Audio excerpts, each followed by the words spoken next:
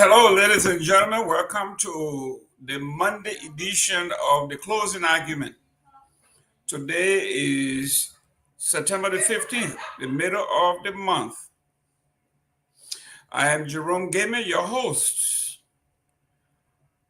We will be talking about a new week and what we have in store for you. As usual, we will be discussing issues, topics of concern to you that are trending in the Republic of Liberia. Real quick, as I promised, next week, we are going to be introducing the Divine Nine.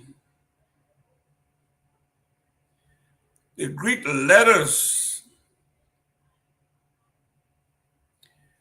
We're going to talk about what is the Divine Nine. Next week, Monday, we are going to begin with the first group. Zeta Phi Beta sorority will be here. If you know any of the Zeta women, they are going to be here representing Zeta Phi Beta Sorority Incorporated. Women of substance will be here to tell us what Zeta is all about, what's their mission, their vision, how long they've been around, and what are they doing to help our communities, locally and internationally. So next week, we're going to begin to deal with the women from the Divine Nine, beginning with Zeta. The Zetas will be here.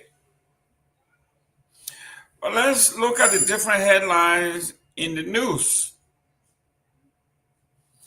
In the Republic of Liberia, as usual, there is no shortage of news. We will give you the headlines, and as the day go by, maybe we will be able to discuss as many of the topics as we can. Right off the top, let me read for you an act to amend the new penal code, chapter 14, section 14.70 and 14.71.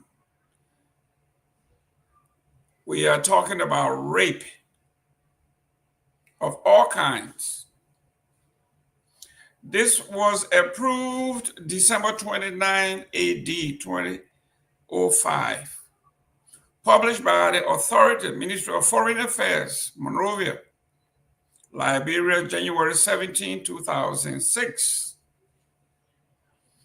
It is enacted by the National Transitional Legislative Assembly of the Republic of Liberia, Liberia National Transitional Government of the Republic of Liberia in Legislature Assembled. Section 1, effective date of amendment. That immediately after the passage and publication in handbills of this act, chapter 14 of the new penal code is hereby amended.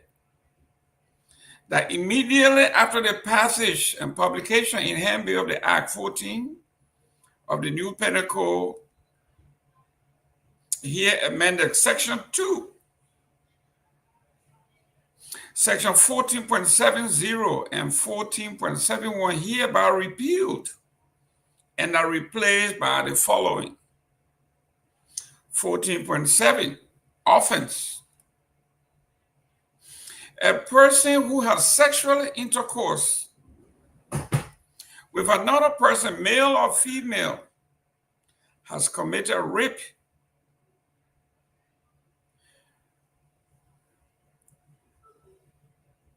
If he intentionally penetrates blah, blah, blah, blah, without the victim's consent, or he or she intentionally blank, blank, blank, blank, blank, without the victim's consent. He or she intentionally blank, blank, blank, blank, blank. With any part of the body without the victim's consent. Then on offense A, section II. Then we jump to section B. The victim is raped if the victim is less than 18 years old.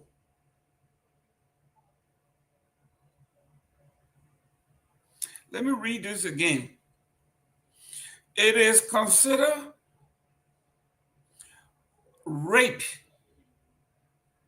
if the victim is 18 years or less. Anybody that is less than 18 years cannot consent to sex.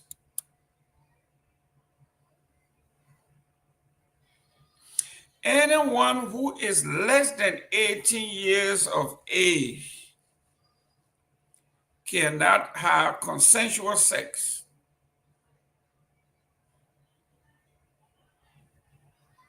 with an adult. This brings me to this article. Deputy Youth Minister accused of rape, misuse of funds, takes leave of office.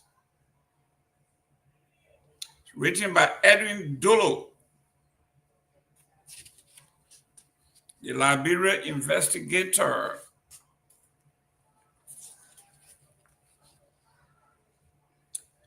Published September 11.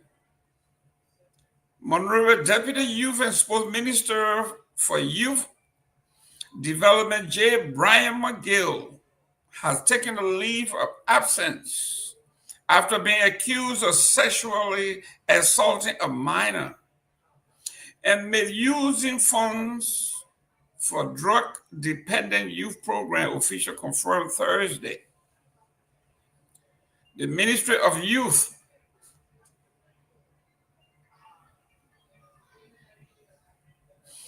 and Sports said McGill requested leave to avoid any perception of interference with this ongoing investigation.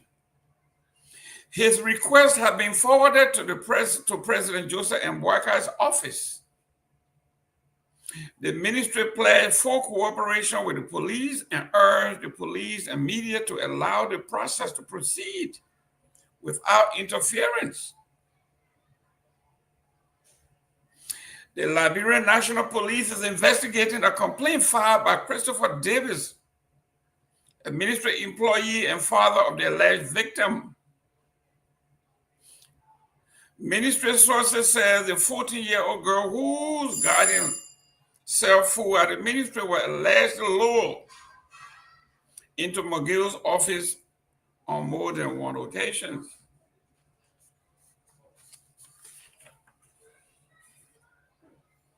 Mr. McGill had denied the accusation in a statement, calling it false.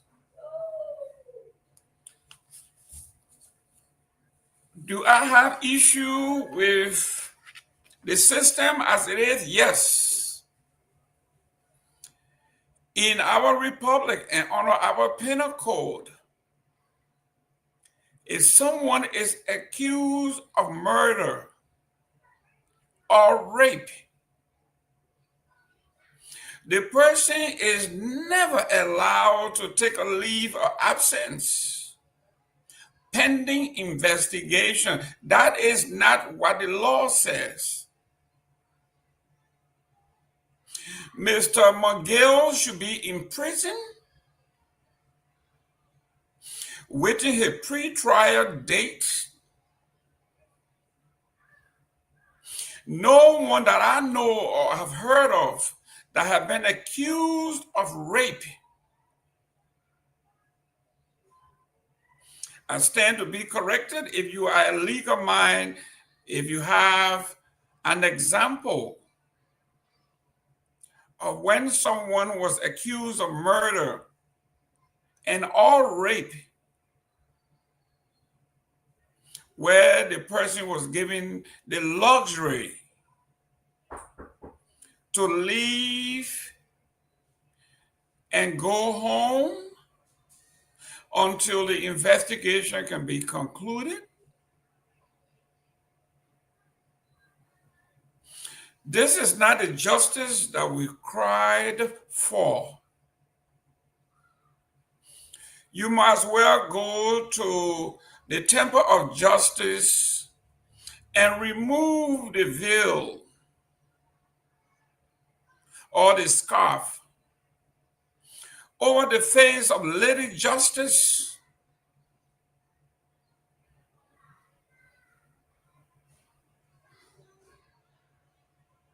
I know it says, let justice be done to all mankind. That the justice is blind or supposed to be blind.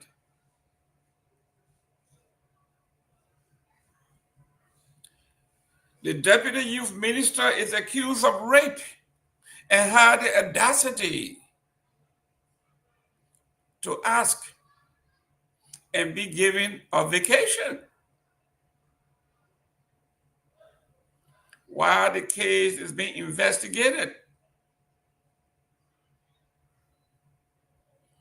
If a Gayman or a Pewee or a Sanvee or a Tomalin was accused of rape, I don't know if the Liberian police will let me leave, take a vacation, go to the United States or go to Grand Bassa, my hometown, and be chilling.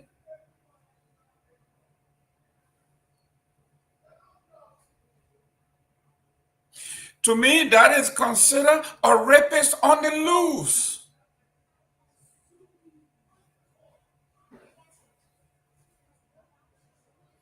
He is a rapist on the loose.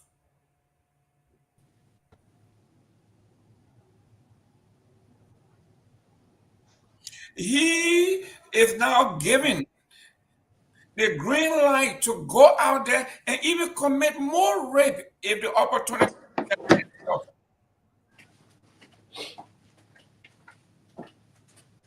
This is why rape or murder, they are incarcerated. I think we have a video that we have cued from the police department. If that tape is available, we will play it while we are looking for it. But this particular case is of interest to all Liberians, all mothers, all fathers, to all women, all girls. If Myean Torgbean rapes you, you can rest assured they will arrest him on the spot.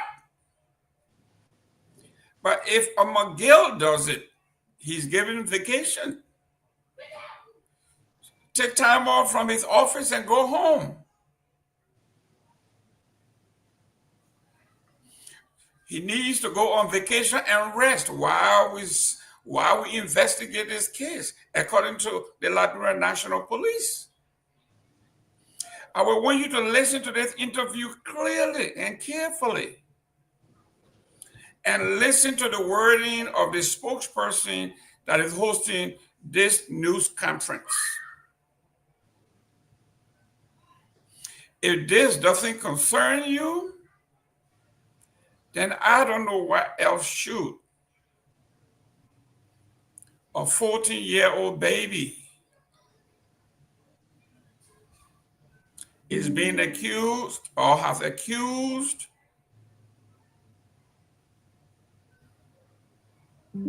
a top government official of rape.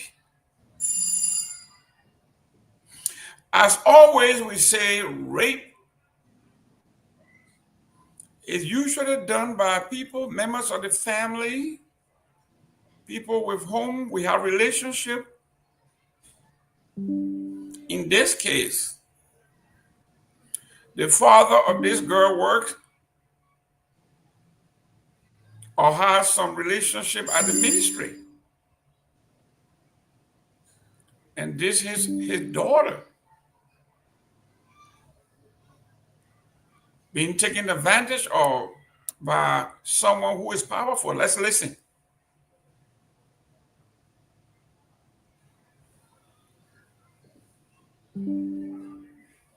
The Liberia National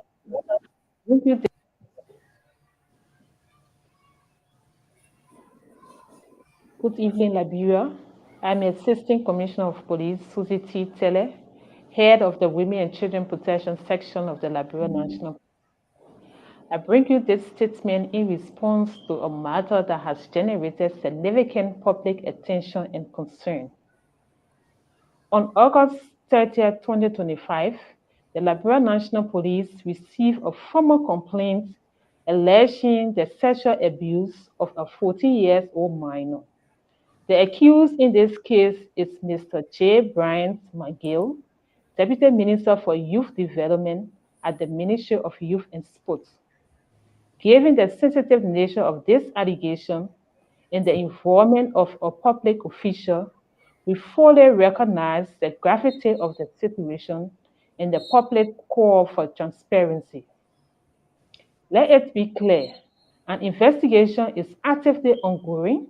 The case has been referred to the Women and Children Protection Section at the Liberia National Police Headquarters, and we are working in close coordination with the Ministry of Gender, Children and Social Protection, the Sex Crimes Unit at the Ministry of Justice, and relevant forensic and social service teams. To date, we have conducted interviews with key individuals, reviewed surveillance footage, and taken steps to ensure the safety and well-being of the victim. The suspect has availed himself for questioning, and additional investigative actions are currently underway. It is important to emphasize that rape is a high sensitive matter, and the Liberia National Police treats such cases with the highest degree of confidentiality. The protection, privacy, and well-being of the victim remain our top priority throughout the investigative process. We are working closely with social workers and medical professionals to ensure that the victim receives the care and support she needs. The Liberia National Police wishes to assure the public that no one is above the law. We remain firmly committed to impartiality, professionalism, and the pursuit of justice, regardless of status or affiliation. We respectfully ask the public to refrain from speculation and allow the investigative process to proceed with integrity and care. We understand the emotional weight this case carries and are treating it with the seriousness it deserves. Updates will be provided as appropriate, and we will continue to act in the best interest of justice and the protection of vulnerable persons. Thank you for your continued trust in the Liberia National Police. Ladies and gentlemen, you just listened to the Liberia National Police. If nothing upsets you, for the police to say the media, the public, should remain mute until the investigation is complete. And to use a keyword, he availed himself. Did the police say mute or exercise patient? So we have to be, and sorry for me interrupting the way. Listen. Yes. Did they say mute or exercise patient? But no one should exercise patience when Jerome. Mr. Pewee, let us not go there. No, I just read. Listen, I just Yes. read the law to you. The law says anyone under 80 cannot consent to sex. Yes. And why you didn't also emphasize in the law is that this case is, it's non-bailable. That's correct. It's non-bailable. That's correct. What also the very law is saying, before one can be, now listen, you have to have reasonable cause to charge the person with rape, because he has not yet been charged. Listen, I'm coming a little bit. No, I don't want to be saying that. I don't want you. Go ahead. Yes, my point. He has not yet been charged, and the reason why I want the Liberia National Police us to give the police some time to do her investigation. We do not give, when you are accused of rape or murder, we don't give you chance. You have to be arrested. But before you are accused or before you are arrested for those, and that's the reason why in the advanced society, like here, you were bare for me on that. Sometimes a murder, not sometimes. In this case, in many cases, in many cases, they will have to conduct investigation and have prima facie. Listen, if you don't have prima facie, it's difficult to move on to arrest, and that's where the police is. No, Mr. Pewee, I am trained. I operate a school. Go ahead. When a case of rape, if you are accused, you will be arrested. If it's bailable, you will be bailed out. If it's not bailable, you will not be bailed out until you go to court. Can you give me a little time? Can you give me a little time? What I'm saying. I don't want you, because the way you coming in, countering me and not allowing me to say what I want to say. No, I'm allowing you to say. I'm going strictly by the law. This is why I researched the law. I listen to the anybody under 18. Yeah, I'm coming there. I'm listening to the head of Women and Children Division of the Liberia National Police, and what I'm saying that, because when you said, they said we should keep quiet. That's why. What did she say? The police. What did she say? Patient. What did she say? She didn't say. That's why I asked you. 1 minute. Myean, could you replay the tape, please? Because it's a sensitive case, and they don't just want to move to conclusion. Let's listen. Mike, can you cue the particular aspect, or you want to play it? Yes, it's about me. I'm Assistant Commissioner of Police, Susie T. Tele, Head of the Women and Children Protection Section of the Liberia National Police. I bring you this statement in response to a matter that has generated significant public attention and concern. On August 30th, 2025, the Liberia National Police received a formal complaint alleging the sexual abuse of a 14-year-old minor. The accused in this case is Mr. J. Bryant McGill, Deputy Minister for Youth Development at the Ministry of Youth and Sports. Given the sensitive nature of this allegation and the involvement of a public official, we fully recognize the gravity of the situation and the public's call for transparency. Let it be clear, an investigation is actively ongoing. The case has been referred to the Women and Children Protection Section at the Liberia National Police Headquarters, and we are working in close coordination with the Ministry of Gender, Children and Social Protection, the Sex Crimes Unit at the Ministry of Justice, and relevant forensic and social service teams. To date, we have conducted interviews with key individuals, reviewed surveillance footage, and taken steps to ensure the safety and well-being of the victim. The suspect has availed himself for questioning, and additional investigative actions are currently underway. It is important to emphasize that rape is a high sensitive matter, and the Liberia National Police treats such cases with the highest degree of confidentiality. The protection, privacy, and well-being of the victim remain our top priority throughout the investigative process. We are working closely with social workers and medical professionals to ensure that the victim receives the care and support she needs. The Liberia National Police wishes to assure the public that no one is above the law. We remain firmly committed to impartiality, professionalism, and the pursuit of justice, regardless of status or affiliation. We respectfully ask the public to refrain from speculation and allow the investigative process to proceed with integrity and care.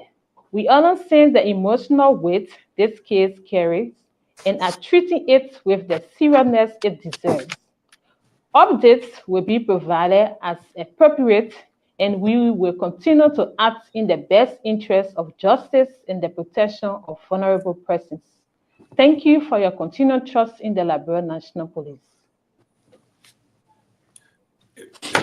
The public should refrain. I think you heard her say that the public should refrain. Yeah, and that they were coming. I started taking note, and I was starting there. I took note. Yeah, that's key point you struck there, and I think just by listening to her, and I believe that she's being sincere and she's a professional police officer. Just by that, the public should refrain from speculative thought process. Now, normally we speculate too much in this kind of a criminal matters. This public should refrain from speculating. She went on by also saying there's active investigation ongoing. Active investigation ongoing. Now, Mr. Gayman, Man Sanvee, I'm a student of criminal justice. Currently, when there's active investigation ongoing, we don't want people to speculate. She went on also to state, she went on to state they are collaborating with other forensic team from the Ministry of Justice, the sex and forensic team from the Ministry of Justice, because they want to collaborate all of the facts. They don't want to mix or anything before they move. That is not the work of the police at this point. What's the work of the police? Listen, the word refrain. Just put it up on your dictionary. What does it say? It says stop. Yes, stop speculating. Yes, stop. That means we are not speculating. No. She said, no. I will come in defense. No, listen to this. Listen to this, Pewee. Yes. She said a formal complaint. Yes. Of sexual abuse have been filed. Yes. Okay. If it's formal, it's not speculation, it's on paper. No. This man should be arrested. Jerome, don't sit behind the microphone. No, he should be arrested until proven innocent. Jerome, don't sit behind the microphone. I am just as you are. And this man has been accused of rape. What's the police? What she was trying to say to us, the public, is that you should refrain from speculating because there's an active investigation ongoing. We are not speculating. A formal complaint has been lodged for the police. The police is now, the only thing you can do for the police now is you can help the police with any information don't speculate. No. When someone is accused of rape, you are arrested. You are never given a chance to wait for investigation. That's after the fact. No. Let me say this to you first and foremost. Before you arrest, you have to have probable cause. We do have probable cause. We have a probable cause. Or complaints have been filed that someone was raped. That is the probable cause. Who determines probable cause? That's the probable cause. Who determines that? A case, she said, a formal case was filed. Just a minute. Who determines probable cause? The law. The Liberia National Police. The law. The Liberia National Police. And the police is now saying to us that there's active investigation ongoing. That is after the fact. The fact is listen, Pewee. No. After the fact, I don't. This man and I, we don't have nothing in common. No one says that. I don't know either. The fact that the woman was raped, the girl, a baby was raped. I understand. Well, if you do, then what is your? No, you don't understand. You see what you're trying to do, and that's why I will not allow. And sometimes it's going to be, and that's why we can always be coward and allow things to unfold. Let's agree someone was raped, but should we, because someone was raped, and that's someone probably that would be innocent? Listen, so that's the problem. So that's why you should leave. No, that is not the. You are making a procedural error. No. The procedure is when someone is accused of rape, that person is arrested. The person is not who accused the person. The first phase of it. We have a case against the person. The police have not done that yet. The police have not done that yet. And that's why the police, the head of women and children, that has been said there's active investigation ongoing. They're working along with the forensic team and sex team from the Ministry of Justice. They're working along with the Ministry of Gender. They're trying to collect and see through all their facts before they move to charge. Immediately if he's charged, he's going to be remanded in jail with no bail. That is clear. But what the police lady just stated here, that the public should refrain. And everywhere in the world is best practice. They will always ask the public to help but refrain for speculating because you don't know yet. Now, before you can move to charge in any criminal case, you have to have probable cause. And that's one of the things the police is now working on. And if you saw what she said, there are additional investigation ongoing. And the additional investigation will be the scientific aspect of it, the forensic aspect of it, and then if they collaborated all of those evidential evidence or evidences, then they will now move to the decision of probable cause. Can I ask you? Can I ask you a question? Go ahead. There were cases in Liberia where we are talking about people who are in detention and have not been accorded the opportunity to appear before the court for the charges against them. You agree to that? Come again with that question? You are aware that there are people sitting in South Beach or on South Beach prison that have only been accused of a crime and have not been given the chance to do their first court appearance.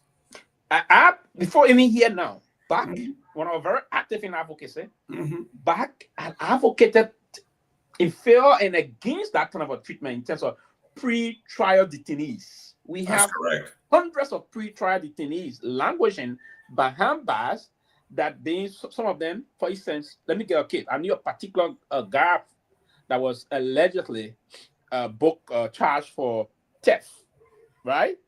He was charged for theft, and then if he were to go to court and found guilty, he would be in jail maybe for 2-3 years.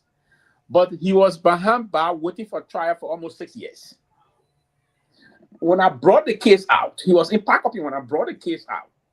When the case went, because when the case went up to the Ministry of Justice attention, they counted Antonio of Monserrato. When the case came out at the time, they bluff Antonio. They said, "Oh man, this slipping your name. It will come." When they went to the case, they saw the case file. The man he was going to be found guilty. He's going to be in jail for 3 years. Now he's been in jail for almost 6 years. They immediately moved. They did a release for him, and they had to put him out of jail. There's hundreds of them also back. I can remember President Weah also freed some of them at the time. When President Weah went to the South Beach and he did a tour of the Ministry of Justice, then advised him on the President Weah also moved to free most of them. The pre-trial detainees we have in the country, they're languishing behind bars for petty charges that the time they already have spent, they would have passed the time if they were even to be found guilty. If they were to be found guilty, right? So I agree with that. We understand this. Now let's go to this. I agree with that. But let's go to this current issue. Listen. And that's one of the reasons. Let me end here. Yeah, go ahead. And that's why in the criminal justice system, that's why we always say it is appropriate. And part of the reason why many of times people get charged and move on before the indictment is done to go in for a sitting for a grand jury, the indictment is done, they go to court and win those cases. The reason behind some of those things is we have not been appropriately charging people. We go with sentiments. We want to push when the public bash a little bit on the police, and the police become more sentimental because of public pressure, and when those charges do not meet the weight of evidence. If the charges don't meet the weight of evidence and you charge recklessly, the person will go and walk free. It's just that people have not been suing back for those kind of things. So that's one of the reasons why they have the police, women and children division is saying there's active investigation ongoing. The suspect have reported. They're talking to him. They're looking at evidence and they're trying to do the basic thing. Listen, if this guy is linked to this thing, I trust the police will not compromise this. Listen, they're going to come out with a charge. If they will charge him, he's going to be remanded. Pewee, you are wrong, dead on arrival, because the The case, That's your thought. And I believe in what I'm listen, saying. the law says you can be arrested for probable cause, not conviction, not beyond all reasonable doubt. But if something happened, and in this case, the victim came and identified the suspect, the parents came and identified the suspect, what other probable cause do you need? The police need her own cause to arrest. No. They say the police. I'm not the one that conducted the probable cause. No. I'm not the one.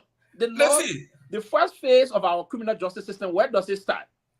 The criminal justice system begins with the Liberian National Police. That's correct. Right? So the Liberian National Police is asking us to refrain from speculating in this alleged criminal rape case and allow the police to conduct her affairs. And the police say there's active investigation ongoing.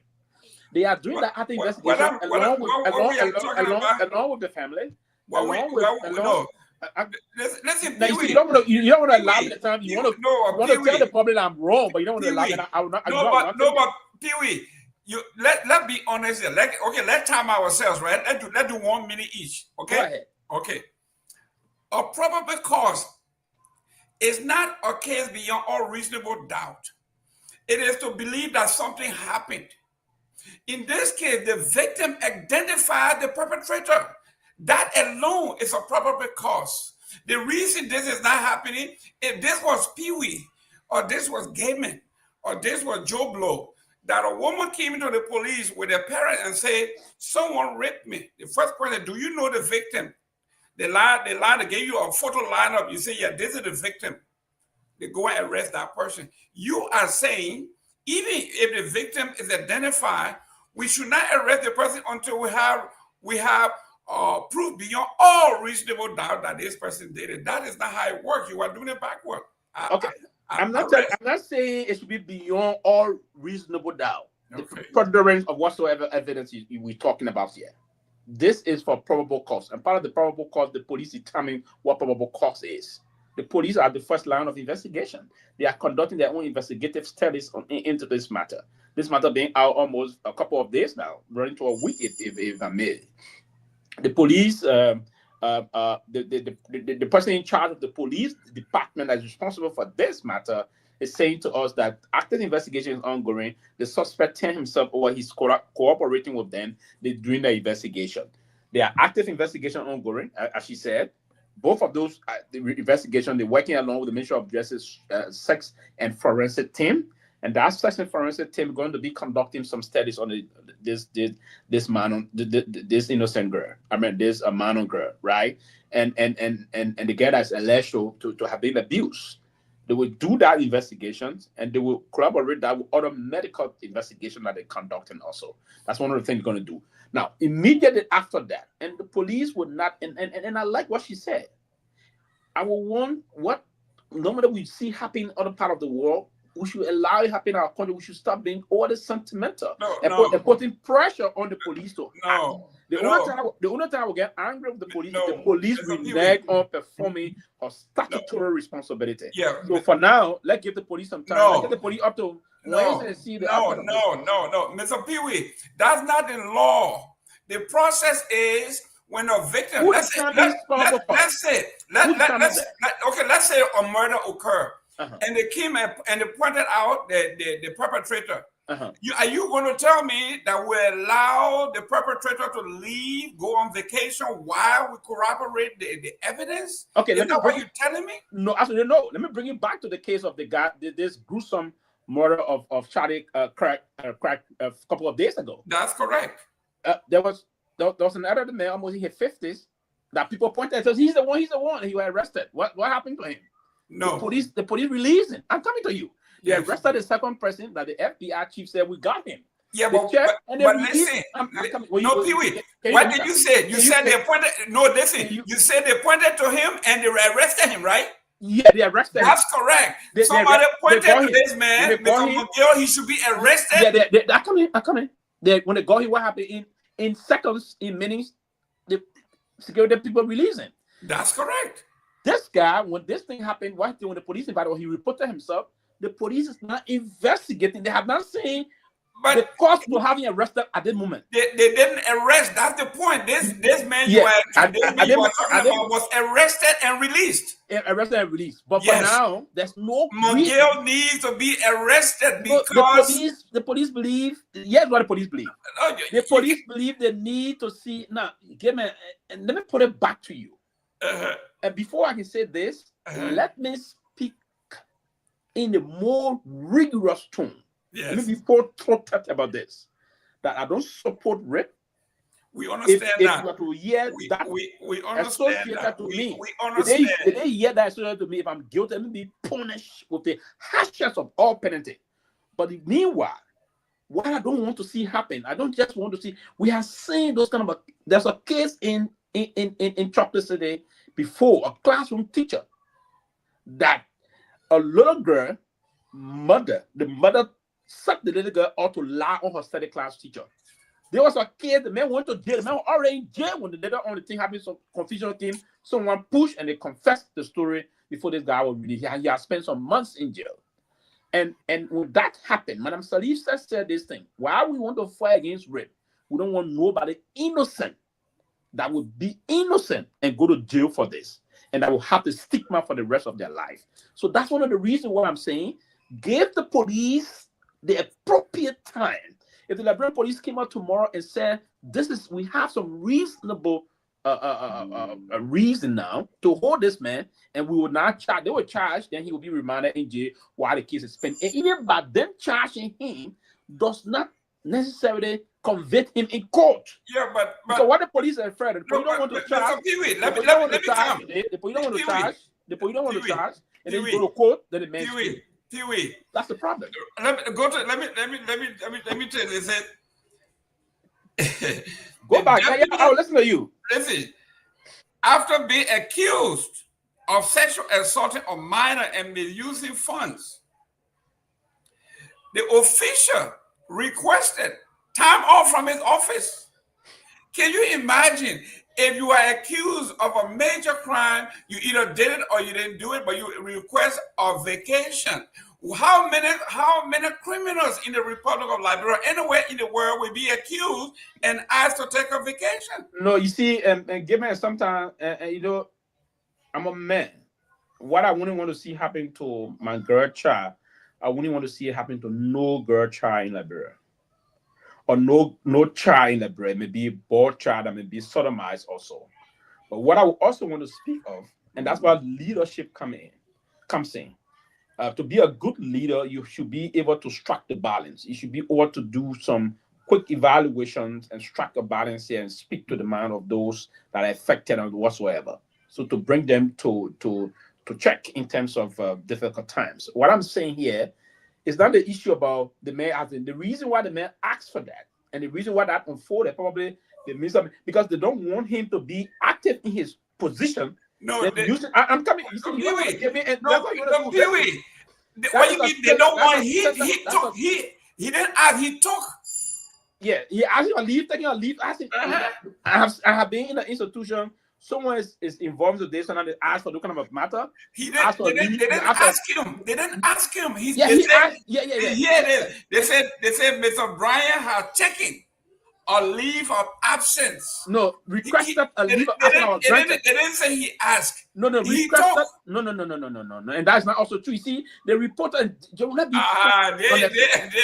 I'm seeing the communication from the Minister of Youth and Sport. You see, today I'm going to be absolutely fair. And I always be fair anyway. I always not on this one. But today I'm not going to be political. Right? The Minister of Youth and Sports stated that Mr. Miguel requested for a leave of absence and it was granted. No. Right? And that's a fair thing. And the reason why it was granted is granted pending investigation from the Liberian National Police. And listen. And I got some insider in the police that is saying to me that the police is trying to be very impartial in this matter. They want to do things and apply the science, apply the investigation. That's one of the reasons why the forensic team has been onto this. The sex and forensic team is on this one. They want to do it from a medical perspective. I don't know how the DNA issue going to react so fast in this matter. So they want to get it if that man, that Deputy Minister McGill, Brian McGill, is he's actually involved into this. They want to get him and nail him in court. That's the intent. They don't want to get him haphazardly, and then he get a good, brilliant team of lawyers that will come and get him out eventually during the time of trial. They want to get him, and that's what my police source is telling me. Say, Pewee, hey, we are taking time to get to this case, and we'll get to the bottom of this case, and if there will be charges, those charges are going to come in, and then we're going to go to court. Those evidence or bulk of evidences, if you will, going to be used to have him nailed and send him to jail for life or many years. So that's the reason. That's one of the reasons why I'm saying today. And we all agree, even in the House when the law was being passed, people started speculating. Do you know that Senator Prince Moy, before was someone said Senator Prince Moy did this, the other lawmaker did the other thing. If you open a floodgate in the kind of case, and they say, well, Jerome was involved into rape or raping a man, then they just get Jerome. You put all of the men, people will start sucking people up in the country, and that's why the police want to stop. And that's why we men that are against this thing, saying to us, why we against rape and we want to condemn rapists, it is important that we balance the scale of investigation to make sure that those that are pinned down are those that are culpable. And those that will be charged, those charges should meet the weight of evidence. That those weight of evidence that will be induced in court that the prosecution will use to win the case and send the person to jail. That the person will never be around our innocent children in the country. That's the reason. But not to speculate and do it. And at the end of the day, is be a perception on a speculation. But then you would again. So I'm not wrong on this one. I'm not wrong. Let me welcome J. Victor Nagbe. Are you doing that, Chief? We will order the legislature. I will order the judiciary, the police. Are you doing that, young man? How you doing? It is good to be with you, my brother Sylvester Pewee. How are you? And what's up, audience members? Why is Telvina so active today? What is she drinking? Slow down, sister. Look, my call to order the legislature, I am now extending that to Sylvester Pewee. We got to order this, brother. I worry about this brother. I think he's going down the deep end. He sat down here on Friday and said the progressive did not like Taylor. Weekend,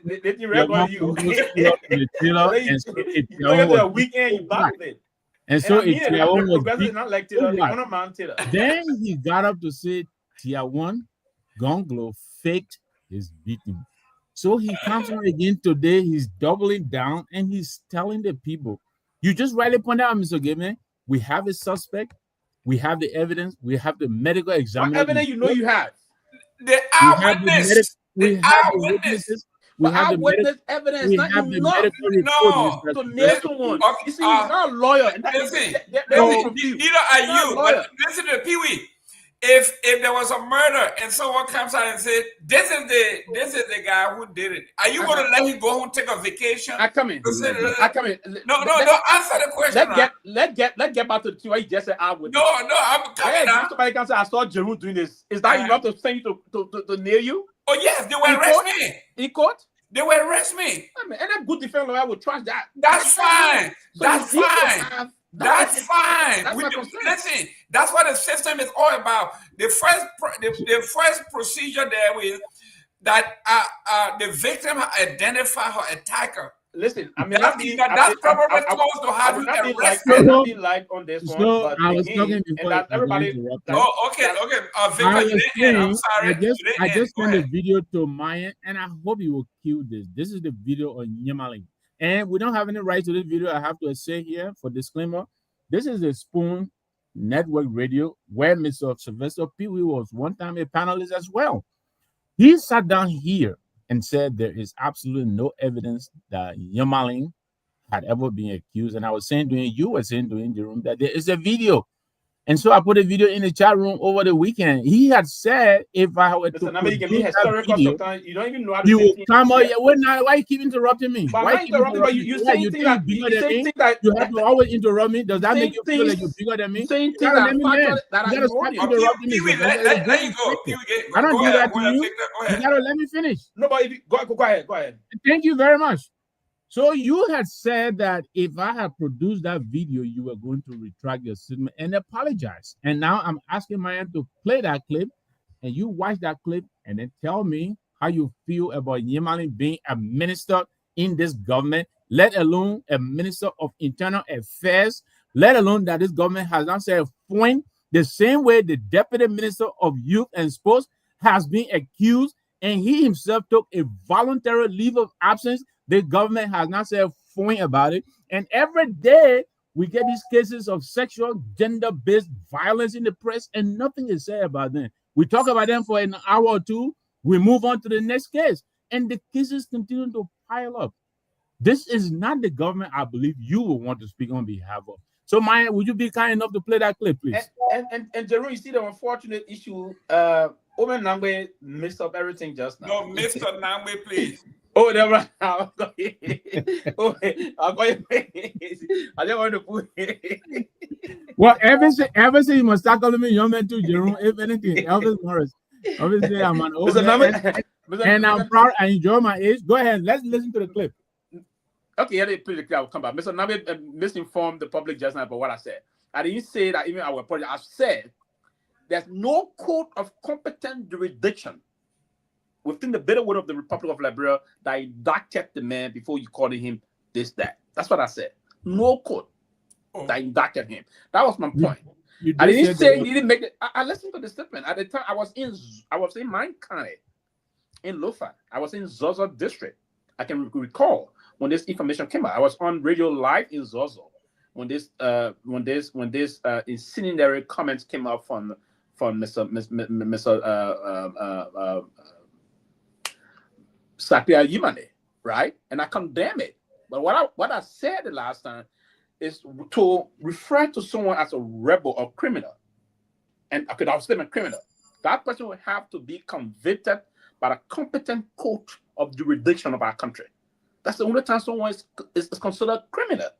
If the person is not convicted of an act, how can you incriminate him into any other matter? That's my position.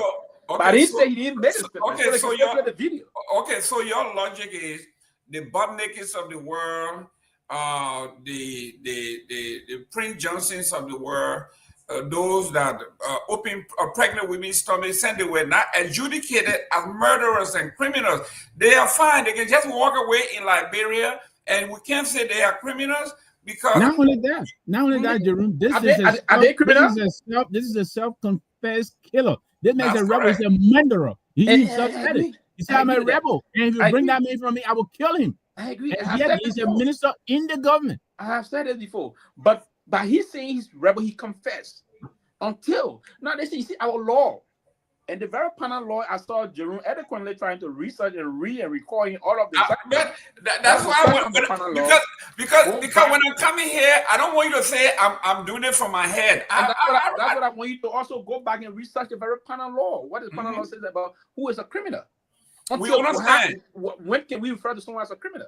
Yeah, but no one is. That's what it said in the country. Everyone is innocent until proven otherwise. Granted. But there are certain procedural steps that are required. If this man is accused, let me quickly clarify this point. If the man is accused, let me clarify and there's evidence and a witness, he shouldn't be walking the face of this earth. Let me clarify something before we move on.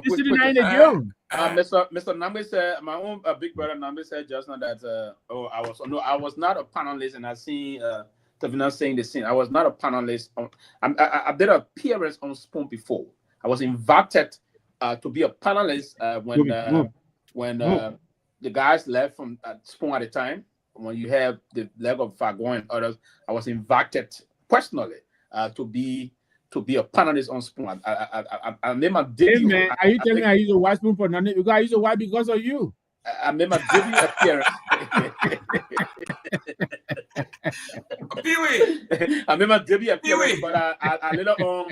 Pewee. Let me ask you. So I just want to say that I did appear. Let me ask you a question. A couple of times. Let me ask you a question. There is this operable word in jurisprudence, not in law, where it says competent jurisdiction Yes, competent. Is the court in Liberia competent?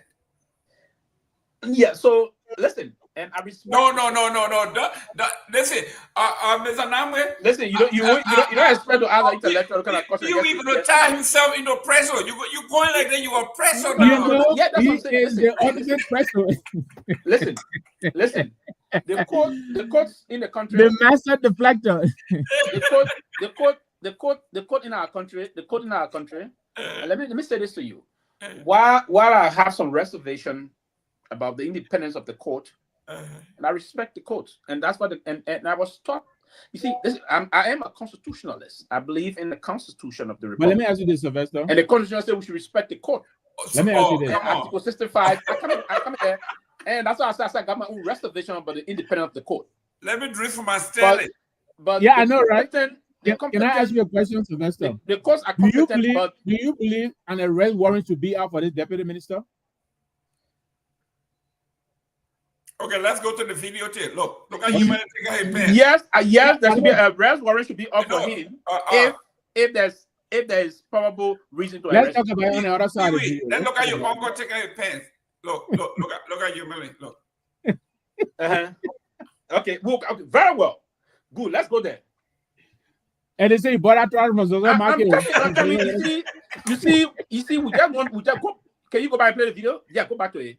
Yeah, play the whole thing so we can hear it. Play, man. And you're right. That's my uncle. It's my traditional uncle, right? Mm-hmm. But I'm not defending him here because he's my traditional uncle. I'm defending him here because these are all propaganda, and that is meant to spree out and smell him. Go back to the video. Yeah, go back. Put it. Is there any audio? Listen to the lady.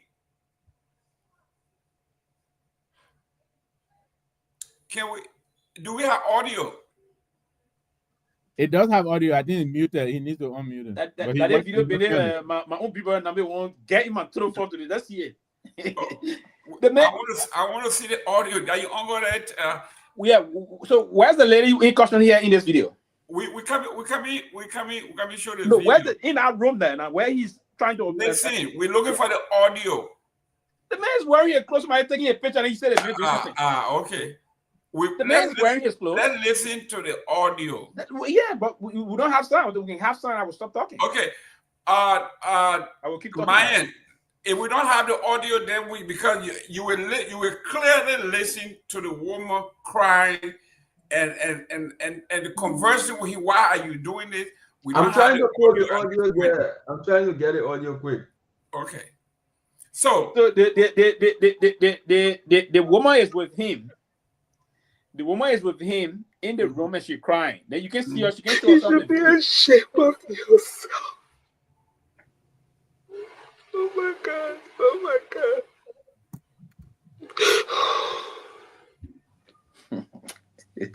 Why did you put it like this? Only medicine here in a raping somebody for what? What is this? What is this? Oh God. But you see, Jerome. Yes. You see the unfortunate thing what we headed to now in Liberia? Okay, what is it? What is the unfortunate part? Listen to that video. You see how he medicine your hand trying to rip. Is there anyone around that as soon as that's somebody voice on that video they just put on I want to indict this man, to implicate this man or something. Okay. When the listen. You done? Let me ask you this. Let me ask you this. You Sylvester Pewee. That's a scam. Listen. Wait now. Let me ask you this. The man of integrity. If someone accuses you and put this kind of video up, don't you think you should do everything in your power to exonerate your name? Of course he did. What did he say? You really did? He did. What did he say? He said, come on, man. Listen, he did. What did he say? It was meant to just smell him. What did he say? I mean, I don't know how far he went about this. He never went anywhere. I don't know how far now he went. I'm going to make a follow up on him on this one again. But when I spoke to him, I was concerned myself. But when I went through the video, I saw that hey, this was some makeup. Someone was trying to indict this man, other thing. If you already see what I did, man was involved into what we display. We will have seen something more graphic than this, and Oh, you're going come to on. beyond. I coming beyond that. The man is in the pants trying to wear his. I mean, it's quite unfortunate. You know that there's a whole setup, and the same thing we're trying to now to do sentimentally about Brian McGill in the Pee-wee, case. Listen, Pee-wee, to come out and can say I the ask police, you? Can and I ask you? It's Is it a crime to falsify document information to implicate somebody in a felony? a big time crime. Absolutely. Okay, excellent. Have that person been arrested? Have that lady been arrested for impersonating? But I thought he was going to court to take out the court. There That's you what he go. said he was going to do. I don't know where he went over there. There Listen, you go. if that's what in my shoe, I would have taken her to listen, because if you cannot prove that I did this to you, I will take you to court. Okay, so he never exonerated himself. He never. I remember he was out of the country when they took him out. This video when he came at the airport, nonsense. they asked him. He was confronted by the media when he entered the country. He had nothing to say, nothing whatsoever. Let me welcome the chief. Tomalin George is hot here today. I'm glad you came on with your water hose to cool because Pewee is burning. I mean, he is twisting and turning and twisting and turning, and there's nowhere for him to go anymore. We have listen. The war is not twisting and turning. Pewee has been realistic. Listen, and Pewee is not sentimental. No, Pewee is not. Pewee is not sentimental. Pewee is not going because of public sentiments or public pressure. No, Mr. Brian McGill is being investigated by the police. Give the police time to do an investigation. The police have said to refrain from speculating, and I agree with what the media wants to know that is not speculation. That is fact. We're speaking to facts. No. That's not fact. If you have facts, there's no speculation. You know that there is a probable cause. The probable cause is the girl identify her victim. Who determines that? Huh? Who determines that? The girl. No, the police. The victim. No, the victim. No, let me welcome Tomalin George. George, welcome to the show. Well, it's good to be on the show. Let me say, happy to be on the show, and welcome to everybody who's watching the show. But I'll have to, honestly, I have to start with Pewee on this issue, because the fact of the matter is that anybody can accuse you of something. We agree. But the police, if by the police have probable cause to arrest that person, and they have the probable cause. Why they say investigating? Because the police is biased. No. The police is biased. This is a crime against government official and nobody. Let me ask you this. When there is don't the police man the podium almost every hour to give you update on the matter? They tell you what they're doing. They tell you the suspects that lie. They tell you all of the stuff they're doing. That's what this lady is doing. She's assuring the public they are aware of the case. They're on the case. They will let us know at the end of the case. I think that's fair enough. But by now, the man should be behind bars. He shouldn't be walking around. No. You can't just put somebody behind bars just like that, Mr. Nagbe. First of all, the ministry of gender is involved. Justice is involved. And so forth, right? And the case is being followed by rights from all over the country. The fact of the matter is that they must check this girl, get DNA samples and everything before you if they have it and you do the DNA samples, everything, you have evidence that this man DNA is in this girl, you're making an arrest. But just by somebody accusing you and saying something like that, look, I'm against. I got 4 daughters, and I will always be a woman's advocate for women and children, because I come from a family of a lot of women, 5 sisters, 4 daughters, and so forth. I'm telling you this, to just say somebody is raped me and you just arrest a person like that, gentlemen, let's be realistic. Let's be realistic. No, but Mr. Gayman. So imagine, because tomorrow if somebody come and say, Mr. Gayman raped me, my arrest you, Mr. Gayman? Listen. Should you be arrested? Yes. Why? Listen, if I am accused, if anyone in Liberia is accused of rape, that person is going to be arrested, unless you are a member of the elite class or the ruling class. Because there are thousands, maybe hundreds of folks that are on South Beach that have been accused of rape that were taken there. And we just talk about pre-trial detainees. That is a problem in the Republic of Liberia. Why? Because they want to take that predator out of the audience, out of the public eye. This man has been accused. The victim has identified him. The father has identified him. And the police can only refer to someone as a predator when the person has been convicted. Listen. So are we discounting the medical I'm talking report? about the perpetrator. The perpetrator has been identified by the girl, the victim. I hear as a school administrator, if a child accuses any of my staff of abuse, sexual abuse. Let me put it quickly. Listen. If you went to Buchanan this coming vacation, Uh-huh. and then someone just say you went in the house or a child 15-year-old came from there and say, "Oh, Gayman raped me." They should that grab you and put you in jail? The police will give her the benefit of the doubt. But if they bring the medical evidence and it points to you, they should grab you. So wait. My question is, so when we have our differences, right? But the police, and I'll be honest with you, right? I respect some of the folks that are the national police who are there. Okay, I respect them a lot. Most of them I respect them. But the problem, for instance, I'm not a fan of Francis Jumani. I'm no fan of his. I'm one of those who even told the Senate, say, you should reject this man. That video show was Yemeni. You tell us a fake video. They was my in the background. Even why did I come to the Gayman? Then the person crying against you. Then that problem trying to avoid that kind of lies. That kind of lie. The man put a clothes on. He said, "Oh, he raped me." Why don't you want that case? Because everybody was a fix on it. Let me frank. Okay. Let me honest with ourselves. If the police get proper cause, and the coming now, once they have done an investigation, so now, okay, we're not making an arrest now. We keep it. There may have been a question of interest.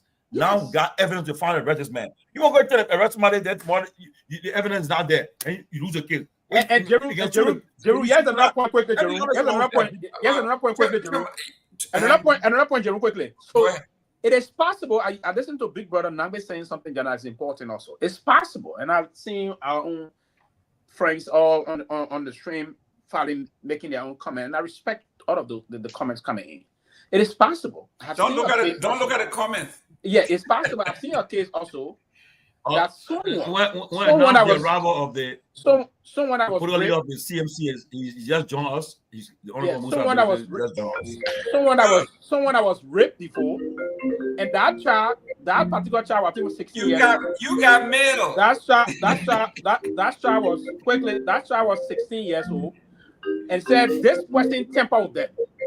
It is possible that person didn't do it, but that child was tempering. Someone else was tempering with the person. It is possible that someone else has been tempering with this child, and someone is alleging that because the medical report will say the person has been tempered with. But who tempered with the person? That's what the investigation should be. Pewee, you try to divine thoughts. Okay, who temper with what? You are trying to divine thoughts. Is not factual. What we are saying here. It's a sensitive matter, but we have to be very mindful. The protocol is when you have probable cause. I will not be surprised if you believe it. I will not be surprised if the day you run to Buchanan, when you start crying, oh, that Jerome. Listen. You see this man. Listen, I know the police chief might be listening. Someone get a bastard, they will nail me and say the man was saying we should arrest. I know they're gonna do that, so I'm worried about it. But what I'm saying here, the protocol Mr. Gayman, not be honest, Mr. Gayman, look. Let me say something, right? Mm-hmm. I was on Spoon, Prophet Key did something to me. A lady, she's in America now. Something that happened 30 years ago. With according to she said she and the person not died. The man just died. Said he was at the time he was in the House of Representatives. She went to Costa my bro on a show to talk about it. Costa said when he looked, he said, but he said no. She came to Spoon to me now. She said this thing happened, and then what happened was this man was in my church in Liberia as the men's president. So I said, but this thing happened how long? 30 years ago. Then I said, but do you file a case with the police? She said, yeah. Where the police? No, she said no. I said, but then where the police? No police case. And then, man, I said, you know what? They charge you on the man. They can't be on a platform and say, Tomalin George did this to me 30 years ago. I said, you want to destroy this man? I said, but you don't have nothing much to say about this man. She would have said the man did us a hawk. So I called the man. The man said, look, I raised her. She stayed with me, but she lied on me. So what happened?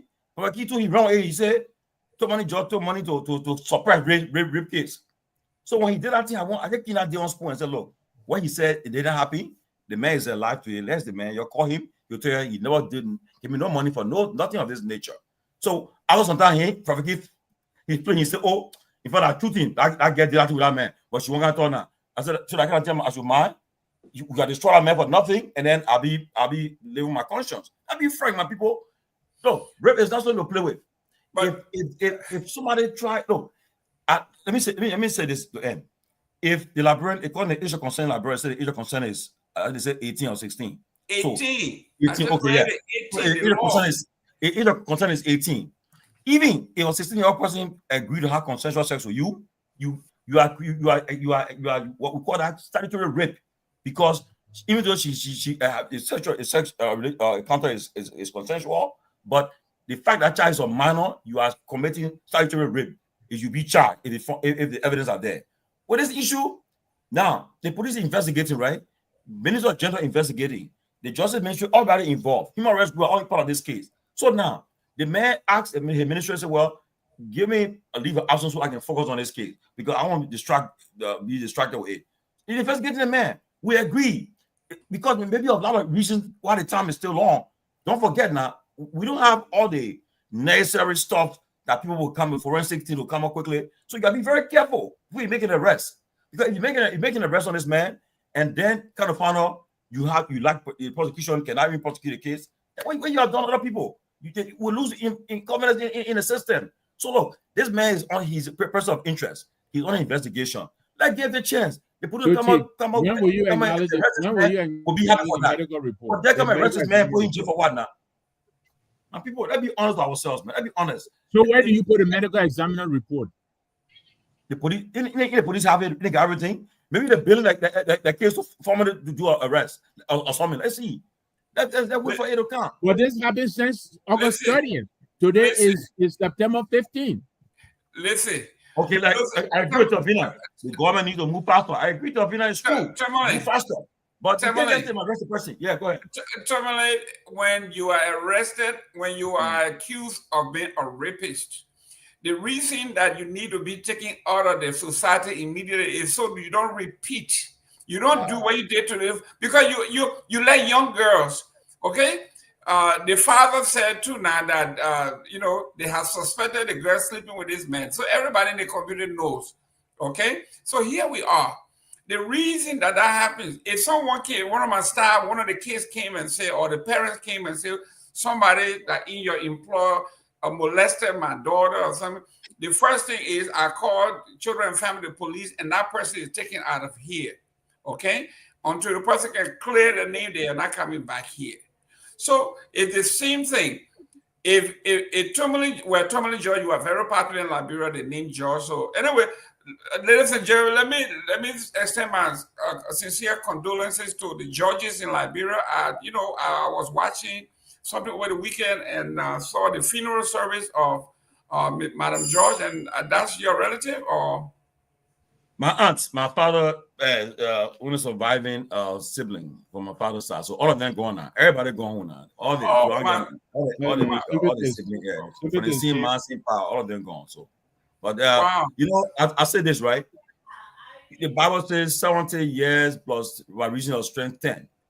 When people live that long, she died 83. You'll hurt you for the memories you guys share together, but you always praise God that the person was able to fulfill that promise, to reach that stuff.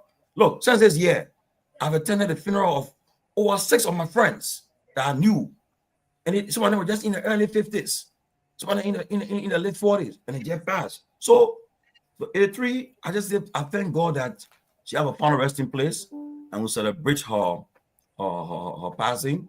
We'll just say thank you, Tovina. I said thank God. But thank you, Mr. Gayman. Yeah, but back to this case, I pray that the police, Tovina, you're right. The police should be faster. Tomorrow we'll make the calls. We'll call Seleke Kromah and ask them.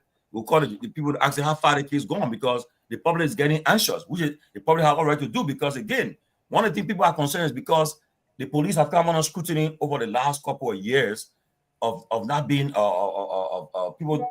Some people have lost confidence in the police. So this is why this kind of perception people will have right now. Okay, it's important that the government speed it up so that the case should be brought to book. If this man should be arrested, arrest this man, charge him. But right now he's a person of interest. I can bet you, I'm sure they are taking his passport away from him. They got him, and to be frank with you, I don't know this man from nowhere. Nowhere I know him from. Nobody here knows him. Yeah. I'm an American. I've been here too long. I know everybody like drugs, so I don't know him. So let's give the system a chance and see what happens in the next. Let me go to the next topic, please. No. Mr. Pewee, that your homeboy you've been working with us so long. Don't bring in. I just kidding. Just a joke. There we go. I'm going to fire by now. Let me welcome Seleke Kromah. Seleke, welcome, Chief. I'm going to fire by now. Thank you, Mr. Gayman. Yeah, okay. Yeah, but on a serious note, Mr. Gayman, there's no. What kind of other people find that? Gee, No. You said something. Is it related to the former CDC McGill? No, man. No. Oh, okay. No. Let me welcome. Sympathy, man. Sorry for your loss. Thank you, Sam. Let me welcome our friends and. But the political leader came there. He's taking a call. He'll come back. He's taking a call. Let me work on Care Radio 95.9 FM. He's talking to a new political advisor. I think he got something to say. The new political advisor, how many packets? Oh, many packets coming. No, you see though, I'm sorry. I don't have I'm in a chat room right now. Many packets coming as the new political advisor to the political leader. I'm in a chat room with many packets, right? And then you coming on an intense fire because I don't think it's the right to affiliate with what you want to affiliate with. Okay. No, it's a right to affiliate with whatsoever, and I agree, and that's the Constitution call for that. But again, if you vacillate too much in a period of time in politics, you are not taken seriously. That's the major thing. But it's just right. It's right, but if you I mean, the man's coming home. The man's coming home. One at a time.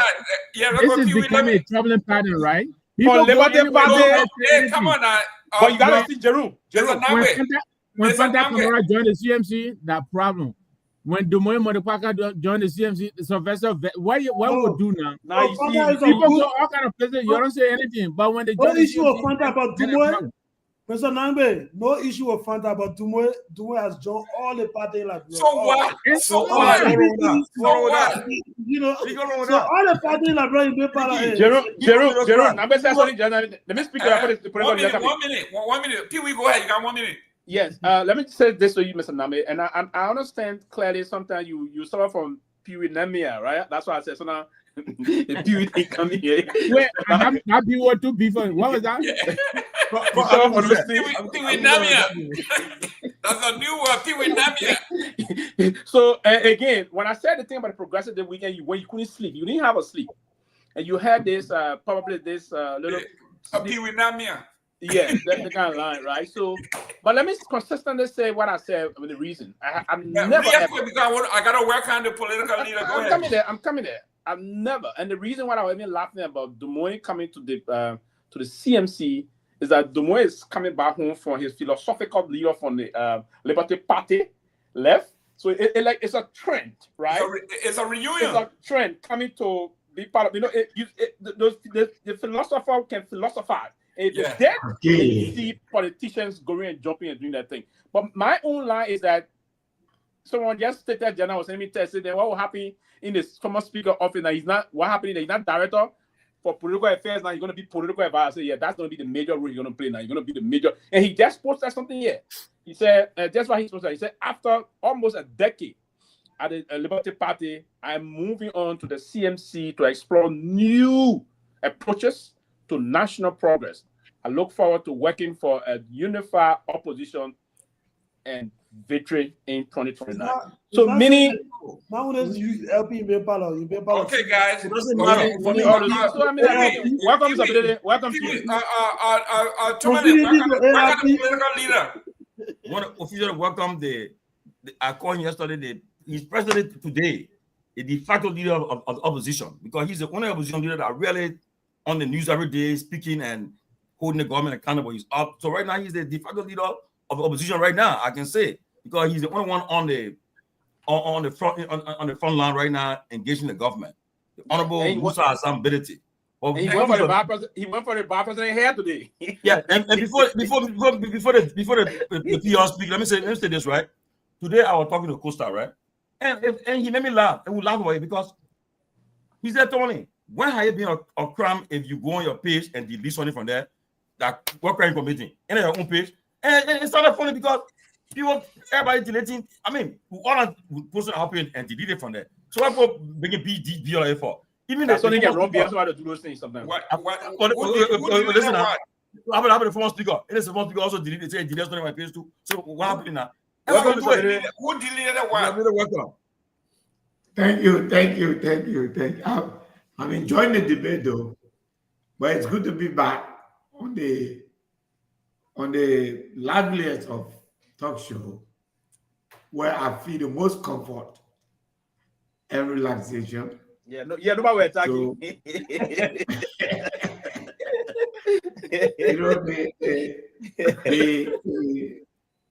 Anyway, I will not use any word from having wizard tonight. I will reserve it for next time. I will come and guess. Come and guess week. I don't know the What he call it? Abula Razan? Abula Razan. You know that Abula Razan. You know they what Socrates said. Well, every child is born with a blend mind, right? So that's right. At the Tabla Razak tendency. Honorable Benedict, welcome. You've been trending. I worried about you. Do you get enough sleep? It's not easy to have sleep in Liberia. It's very difficult, honestly. Because given where we are and what we go through as a country, we can't easily sleep, honestly. So for me, I hear me. Yes. For me as a person, I find it much easier and much more comforting to see that, I am where I am. I'm enjoying the life I'm living because I'm following my dream. And I know that I did not have to be here if I didn't want to be here. So every day I'm reminded of the fact that I want to be where I am. That's why I'm here.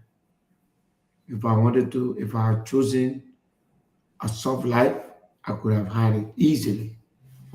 Having won the election, allowed the United Party to pillage our country, get my spoil, and go and sit down. But everything has a price to pay. I'm here because this is where I want to be. So I guess don't sleep, Chief. I go to work in the morning. I wake up very early, but I go to work in the morning. I move around. I have 3 offices. I have my business, which is the first and foremost one. And then I take that out. Once I've taken that out, around 12 o'clock, I go to the Capitol building. Unfortunately, nothing is going on in the Capitol building these days.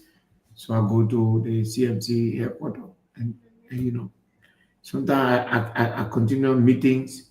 Like today, Monday, I meet, as many people, conclude political arrangements, conclude people who are thinking like us, answering their questions, before they join.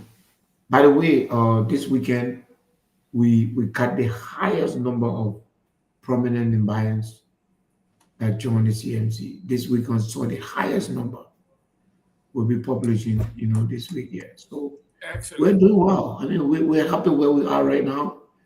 And like you said, we are not happy that we seem to be the only voice. We wish that everybody will join us so that the voice can be louder. Unity Party enjoy that loud voice. That's why they are in power. So other parties, all of us should take, advantage of that. I take note of the fact that the CDC seems to be moving out now, which is good. And I also take note of the fact that the ANC is preparing for business by going to convention. So hopefully I'll be joined by these parties and other parties. I had a very good meeting with Mr. Simon Freeman today. We discussed our politics and the things that we agree on. And we will be doing some stuff together, in the interest of our country. So, we keep moving.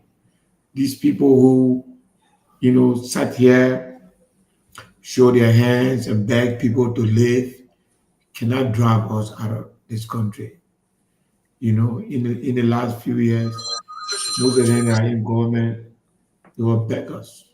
So now that they've taken from the Liberian people, they want to act like they are, so it doesn't bother me at all. It doesn't bother me. It keeps me stronger. Mr. Given, we have a country to redeem, and that's our work to do, and we're determined to do that. Mr. Gayman, I want quickly, right? Yes, go ahead. On my end, I sent you a video. I want you to play it. I want Mr. Why Myean putting that video on, Mr. Chairman Ability. I know you've been firing very, very from all cylinders, and I even wrote your letter from Seleke Kromah yesterday. I responded to it too, and my question is, you have in 2025, you got 26, 27, 28, 29. How prepared are you to sustain this charge, this challenge, this fight of this when you are in against this ruling establishment, the Unity Party? Because there's a video I just am mind to play where I think you declared the vice president as enemy, right? Something like that about who you play. Okay. No, I don't. So Myean, can you play the video? my question My is, politics don't go to the extent of declaring anybody enemy. my question is, how prepared are you for this fight you are going against this ruling establishment and a government where you know that the guys there, you know them, you're a member of them before, you worked with them before, you've been member, you are not a member, but you helped work along with them before, you supported them before in the past, and before you went to the Liberia Party, but you were with them before, so you know the people you're dealing with. So how prepared are you? Because this time it's not Ellen Johnson Unity Party, it's Joseph Boga Unity Party. How prepared are you for the next 4 years? So you have answered half of my question for me. The people that are aware are not the people that are currently the Unity Party, completely different people, different species. But Tomalin, I have been approached by this, and I've been given that choices by the folks in the Unity Party during the speakers' crisis. I was told that I should stay out of it. Otherwise, the government was going to harass me. And that person said, "Oh, I didn't want you to be harassed. Musa, the people are saying you can't be benefiting from the government." And then, I'm like, how am I benefiting from your government? Being a Liberian and doing a business in my country, how does that, make you to benefit from my government? No, I'm a Liberian. I'm benefiting from my country. I'm doing business, and I was doing the same business when President Salif, Robert Salif was running for representative, and I opposed him, and I had just won the contract for the LEC. the president said he take it from me.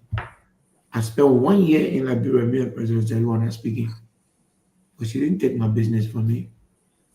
I remember the guys on the board at that time, knowing that I had difficulty with the president, wanted to take this very FPRC contract. At that time, it was just a contract, nothing was happening. They wanted to take it. The late Sumo Kupi wrote President Salif. And then when I took office, I made this contract. Everything has been signed for Musa Berede to build his own things. But I wanted your approval, even though everything is in order. And President Salif wrote him, said, once everything is in order, wow. I mean, he has every right to do business in his own country. At that time, me and her were not speaking. Because of the crisis, we spent 1 year we were not speaking. And that's how Kupi called me and said, my man, you know, you told me your mind and your son got a problem, but this is what happened. She showed me the letter. And I continued my business. Come this very business, most of these, and I'll try to use some of, maybe we need to start paying, having wizard now. But most of the multi-band were all around here begging for money. We're paying their rent, we're buying their gas, we're doing this. It was okay. But you come now and you want to harass me because I don't agree with you. Well, to many people, the very UP people, some people in the CDC, some folks in the in the ANC, who were saying, oh, Musa Berede is what? Your answer has come. I guess by what you see now, I'm sure you can know that I'm braver than some of your political leaders. I'm braver than some of your local leaders. I'm Chief Tomalin. I'm prepared that nothing the CNC is doing right now will stop. You know, when you see the lion and you want to cut the tails, any good man, any thinking man will have a plan to deal with the claws of the lion after he cut the tails. Myean, Kunda have exploited this country. They have exploited our budget. They have, you know, Myean has been Ways and Means chairman for almost 10 years. They have refused to audit the country. They spend it, and I repeat, and I can say that to every Liberian and put that as a challenge. If you audit the legislature for 2011 to now, 90% of the current politicians will go to jail. The few people that I cannot name, those that have been in the house, the few people that I can forcefully name, not to be among those, one of them is Edwin Snow. Because I know he was taken out early, and since then he has stayed off that building.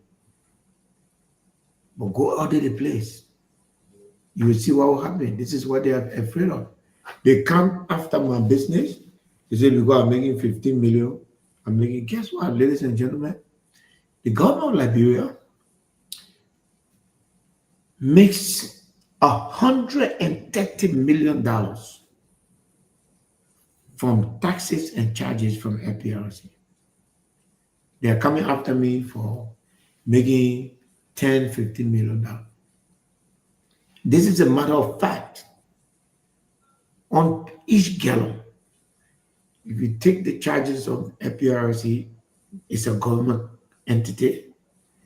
If you take the 3 cents we the private companies give them, if you take the direct tax that they collect from all of our terminal, and I'm only counting the number of fuel that come in the country because obviously the government, they gave away half of the money through duty free. But if the government wanted to save money, if President Bola was looking for someone to save, we are throwing away more than 60 million United States dollars every year from the revenue to be collected from FPRC by giving them out in duty-free and wastage. You come and look at me, I sign a contract with you, and it's a genuine contract. I developed the land, $45 million. That's why I declare my asset. It was good that I declared my asset. So if you go back to my asset, you will see this thing there. You will see my asset. You will see my liability. Because of that thing, I have over $35 million liability. It's in my asset declaration document. You understand? So you look at me today, and then you want to compare. You say, and then you think that you can muscle me. Tomalin, I'm ready. Whatever they bring on to me, I'm ready. But there will be consequences because what they are doing will be exposed, and audit will take place. If audit does not take place, there will be several rallies and protests by Liberian people for that building to be audited. What emboldened them is that they steal the Liberian poor money every year and nothing comes out of it. And now they're happy they're going to go after individuals simply because the worst crime that they have committed, nobody is caring for that. But we're going to change that. That's what the CMC. That's what they are afraid of the CMC. We're not taking from them. We'll fight them. And I'm not afraid. Jeremiah Kung wants to fight. I'm here. Moe want to fight. I'm here. There will always be a winner for everybody. But I'm not afraid. And I'm not afraid to lose either.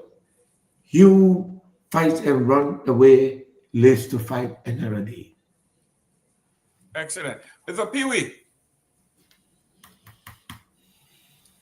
you are muted. Thank you, Mr. Political Leader. It's just like the person you're trying to avoid for general, Mr. Snow. Someone just said to me, Mr. Snow, before Chairman on Rules, Order and Administration, when this controversial tablet came on the purchase, there were a lot of things they couldn't account of this amount, that amount, other thing, and myself followed that closely. So his hand was also in the cookies jar and other things. So the person just shared, and I thought to also bring this up. But I do agree with you sincerely that there's a need for the house to be audited on a more serious note. And I also do agree, before I can just come up quickly here, do agree that all of what you just explained is true. And I think you took the bold step to challenge the status quo correctly. And it is quite unfortunate that you be targeted because you are a politician.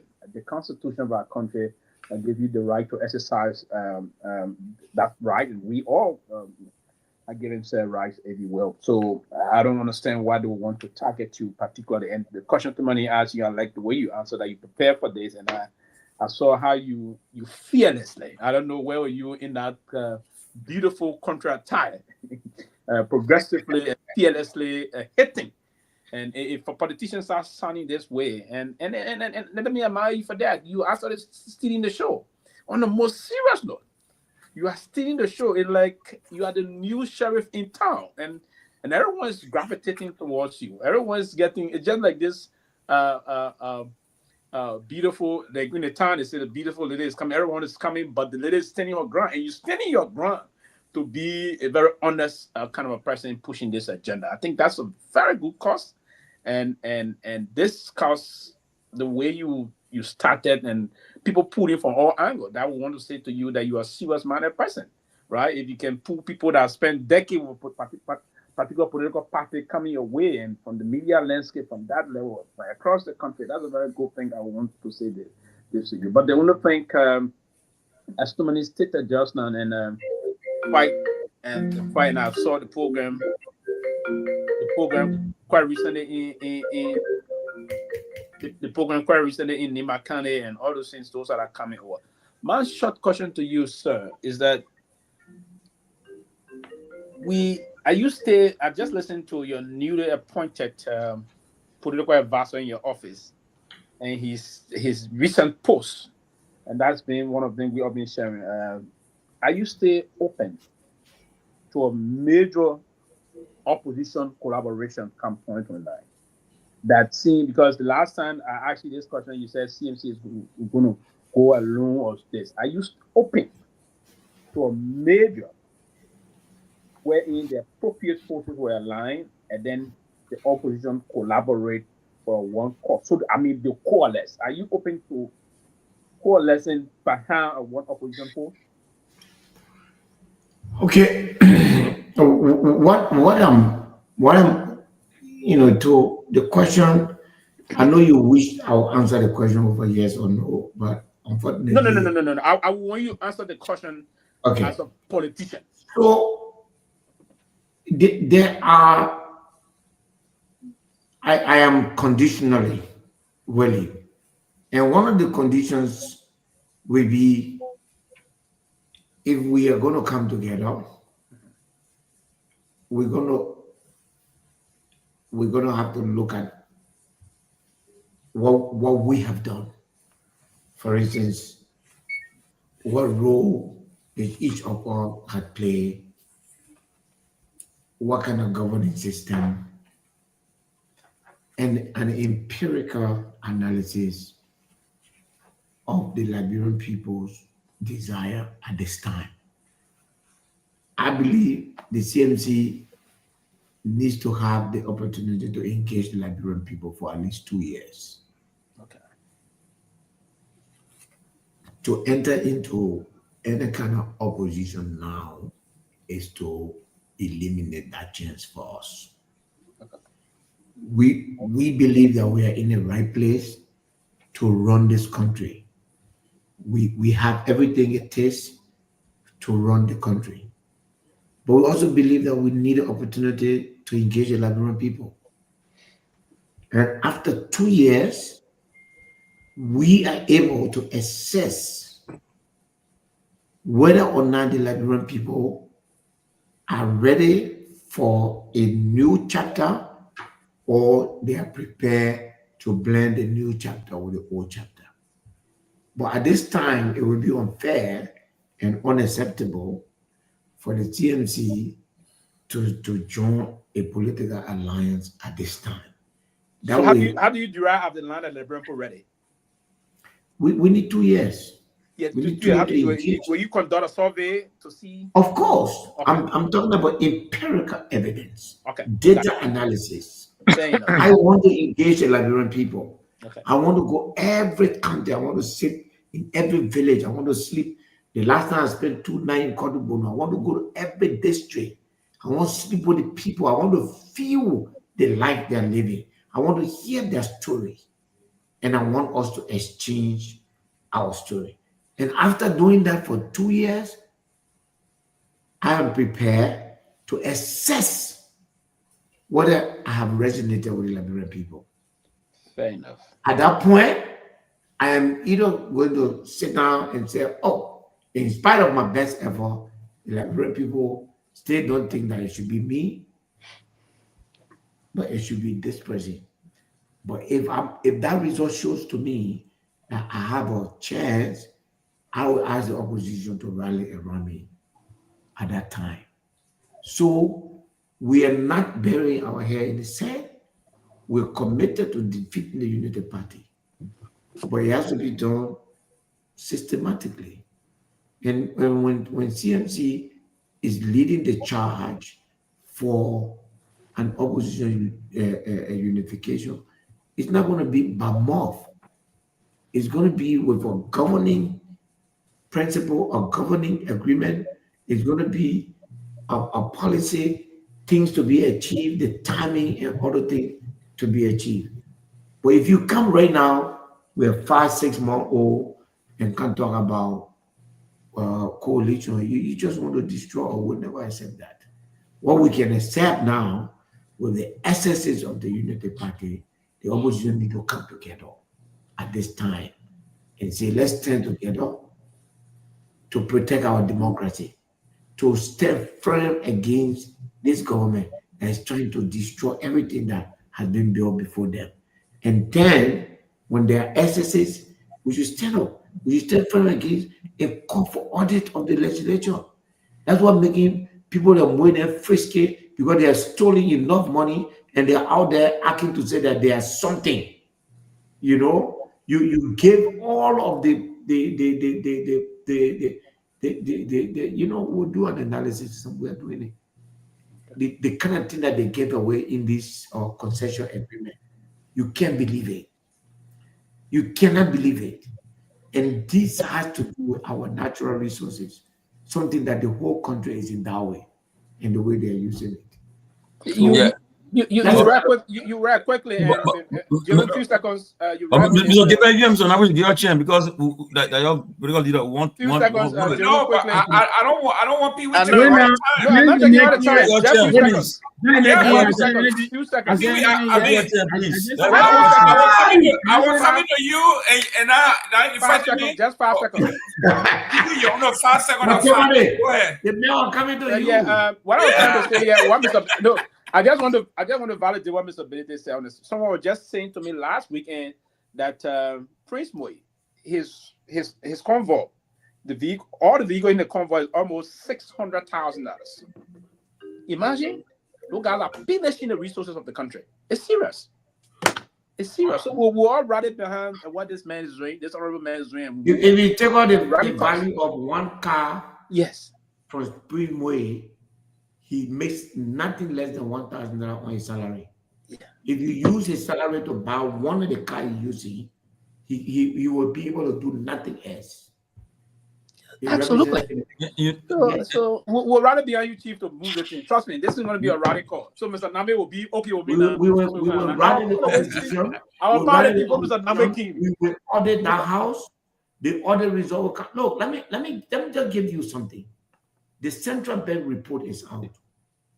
From 2018 to 2023, Emmanuel Nagbe, as chairman of a committee called Public Account. $7.5 million United States dollars. Jesus. It is in the central bank report. I'm going to send it to you guys tonight. Thank you. While on the show here, I'll send it to you. $7.5 million. That is the man who wants to look at me and my business to tell me that I am exploiting the Liberian people. When you are there extorting money from business people, after you fail to extort money from me, then you want to come and fight me. You can't fight me politically because you've been stealing money. And I can say that because I see it in the report. One committee of the legislature in 6 years' time takes away from this poor country $7.5 million United States dollars. To do what? Just in the packets, nothing to do. Look, but Pewee, you ask. I will send a report to you. I will send a report to you now. And I will get you probably question get asked. You see that? You said something. I just want somebody to come in. That's all. Go ahead. Yeah, you said something that makes a lot of sense, right? Look, the audit, and that's the only institution I see that have not been audited. And like you said, and it's not you alone. So somebody said it. They said the main thing about audit, things can happen.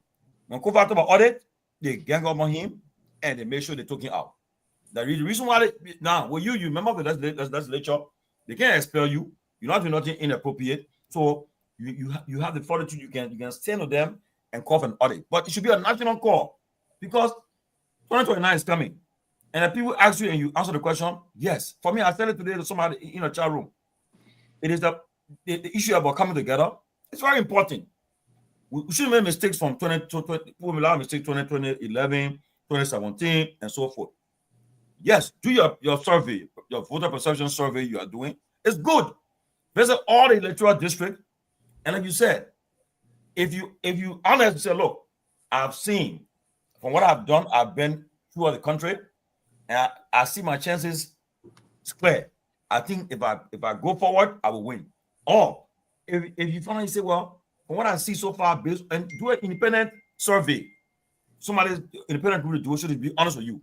Is it independent and international? Yes, yeah, so the facts. I'm not gonna do something here where people feel like it will either be Queenie Parks or Pew International. Good. Or any of those international, almost like an auditing firm. Very to good. Come and assess my capacity. Yes. And that's the capacity of if that report showed that Musa Belede for the last 3 years has done so well, he has merged so much with the Liberian people that they believe that he's the right person. I will ask the opposition to rally around me. That's how you do it. Okay, if that report showed that with all that I have done, I have not been able to crack through, I will take another course for the sake of this country. That's good. I believe that I did that in 2022. People believe that everything I was doing in Nimba, I was not going to win. I won. I'm using that same strategy now. I'm going across the country. Tomalin, we in 2 months, we have registered 63,000 Liberians in the CNC. As I speak to you, we have registered 63,000 Liberians. In fact, we just brought in additional ID card machine today to bring in. So that's okay. That's ID card. That's identity. That's not a vote. But what we are doing, and remember, in Nimba, we have not even launched the ID card system yet. This is from Bon County, Mine, and part of Lofa County, and then Makibi County and District 1 Grand Bazaar. We have not touched Monserrado. We have not touched the Western Belt. We have not touched Nimba County yet. This weekend, those counties will be launched. That's so good. we That's believe in our faith, but we will not bury our head in the sand because this country cannot stay with these guys. So at the end of the day, I think we have a good chance. I believe sincerely in our chance, and it also embedded in the kind of work we are going to do for Liberian people and the way we will conduct ourselves in the next 2 years. yes. So we'll be You know, the only thing I'll tell you the truth, right? I'm happy that you say you bring independent people to do it because one thing I know about from the time I've been following Liberian politics, one thing I know about our people, they love Adika and T-shirt Benny. I tell you about them. They love Adika and T-shirt. That when they say Adika, they will come, they want to see the picture there. I know about them good. So it's good you bring in independent people to give you that. That's why if advice. the Adika was the thing that we're depending on, we'll not be talking about that pool.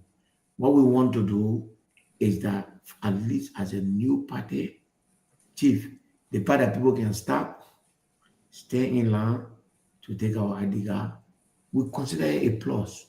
It may not be 100 plus, but it's something. At the end of the day, we will get the facts. We will work and work and work. We'll work all over the country. We will do for the Liberian people what government and politicians have refused to do for them over the years. And we'll ask them that if you allow us and give us power, we'll do more.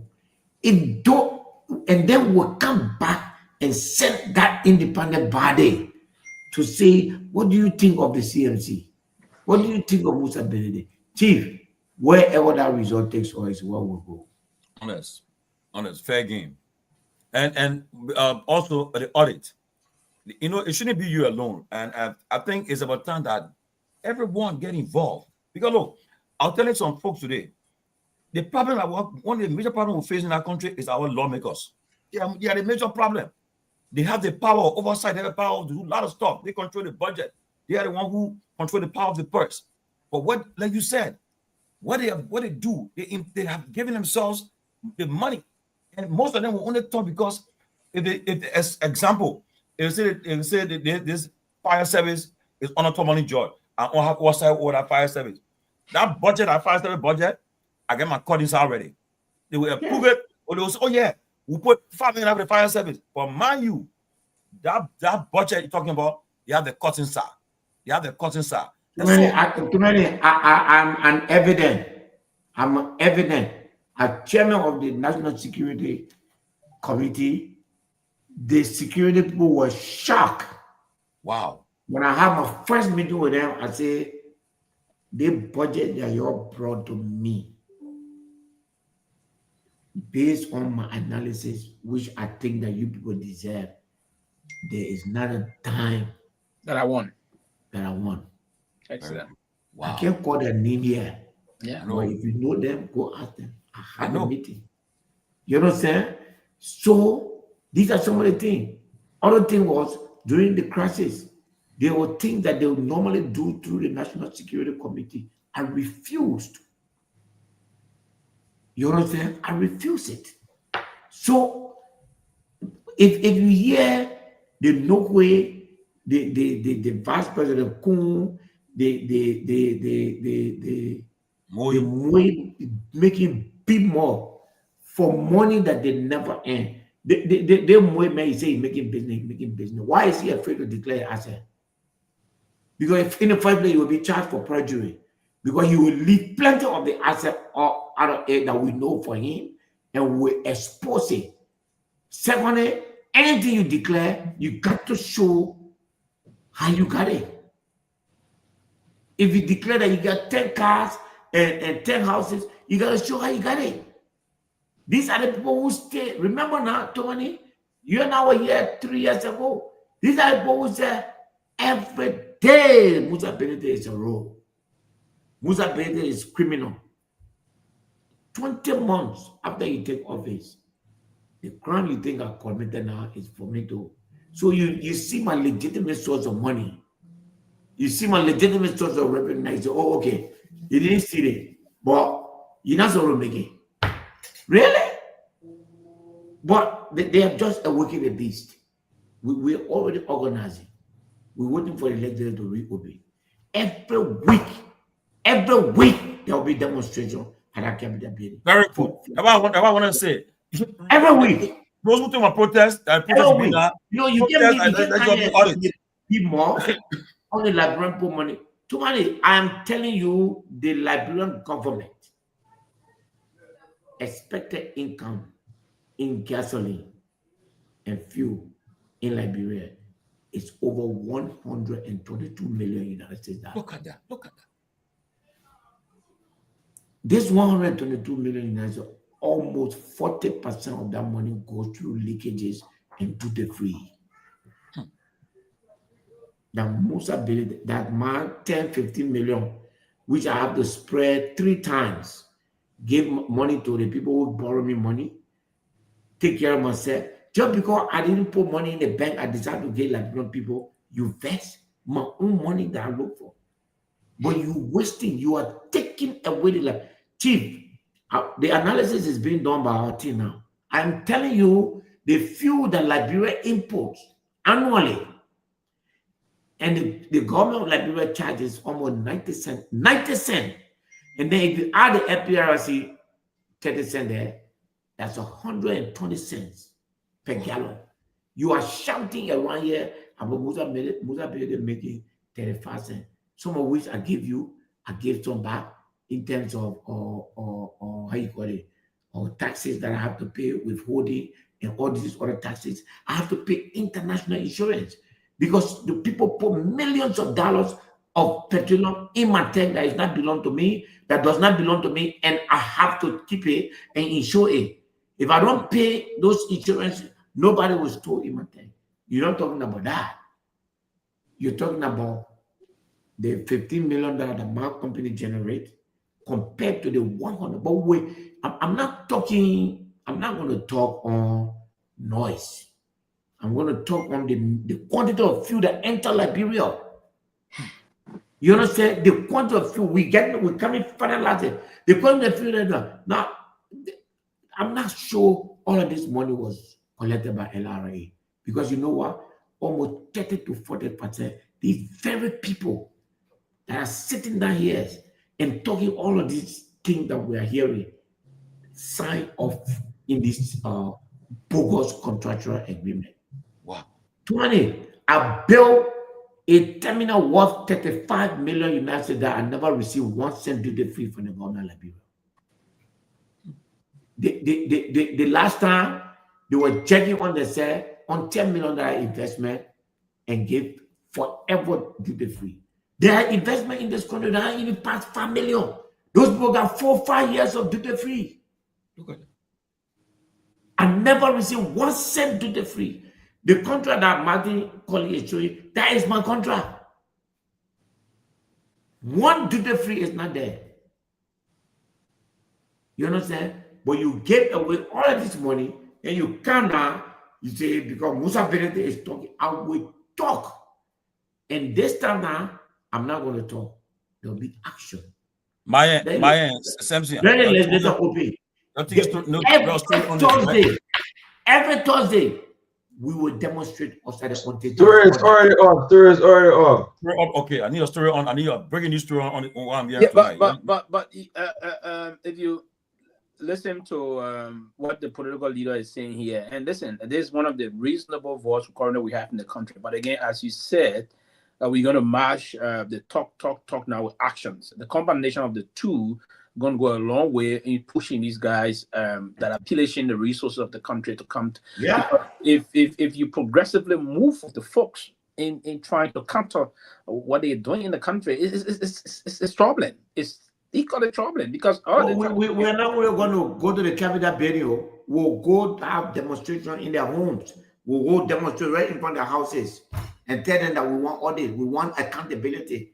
They don't know that we are aware that they got all these stores in real life. There's the Omega market there.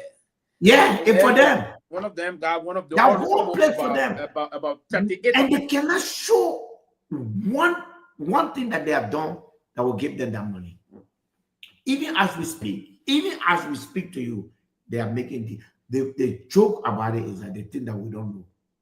Everything they're doing, all that Nyama agreement that you're going around, trying to go underground to we're on everything. The closing argument, we're going to move there tomorrow, even to take a picture of that whole place, and we're going to start talking about it also. Yes, massive. That young who those stores for to relay. If for them, these people that came to the legislature with nothing. See them today, they are the richest bunch of people. But then they want to come and attack me to say, oh, 10 years. Oh, by the way, you gave concession free. There are concessions in this country that gave the Liberian government only about $28 million. Guess what? That same company received more than $30 million worth of duty free. Which means our natural resources is going free. Yeah, absolutely. Absolutely. And I mean, people who can stay here and can talk about I went to work, I used my brain, I work, I got money to come and build my company. I took money from bank, from foreign people, and then you want to come here and make me look like I am this, I am that. It's not gonna happen. Yeah, Mr. Why You want to reduce this price of, you know that they never took anything, no price on it. They never reduced the price of storage. That reduction you saw there is a result of international price. Mm-hmm. They took 11 cents. Instead of reducing it, they put it to, according to them, to LRA, and then they took 21 cents and gave it to themselves. That's what they did. They took 21 cents and gave it to themselves. 0 to the Liberian people. CA chief, 0 to the Liberian people. Then you want to talk about me and Musa Benete. You can't do nothing about me having to do business in this country. I will do business. I'll resume whatever you do. I'm going to take advantage of the law. People say, oh, the code will not do nothing. I got no other option. Yeah, no, the code. That's the only option. Yeah, Mr. Nagbe. That's what the civil law code is there for. We're going to go there. Yeah, whatever. Yeah, Mr. Pewee. Yeah, well, is there any point for the political leader? Well, and your man Tomalin said, I'll call you now, then you make it call again. Okay, if you don't want to tell them, we'll go to Seleke. Go ahead. No, yeah, go ahead. Look, Chief, welcome. It's good to see you, man. How's everything going? Yeah. What's up? I read your letter like Tomalin did, and I'm sure many others did, and you're quite clear on who you believe is behind all of this. You call out the vice president, and I know you're saying it here. You want to be a little bit more specific because I'm sure a lot of people are listening, and the letter talked about the two types of leadership. What is the president doing in Lofa, trying to, although he didn't win Lofa, but now, he's trying to cajole, Lofa, trying to give them the sweets, and now they're falling under his wing. But the vice president, on the other hand, you think, and for obvious reason, he wants to be the Omega, I guess, first among equals in number. He seems to be going after, everybody, including perceived enemies. Yeah, I mean, it is what it is. I mean, we lay out in our letter on Sunday. Clearly, all those who did not support the president today are under his wing. There's peace in Lofa. I mean, it cannot be 100%, but there's a reasonable political tranquility in Lofa County. Nimba is the opposite. There's noise all over the place. The vice president has not been able to get one person that did not support him the last time to join him. One. Not a single person. They've come to adopt.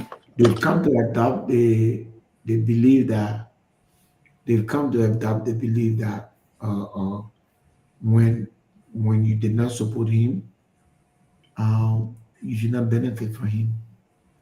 And it's very sad. The vice president did not support George Weah to be president. He supported Joseph Walker. But he ended up with, George Weah. George Weah opened his arm to him, give him everything. They had Nimba County.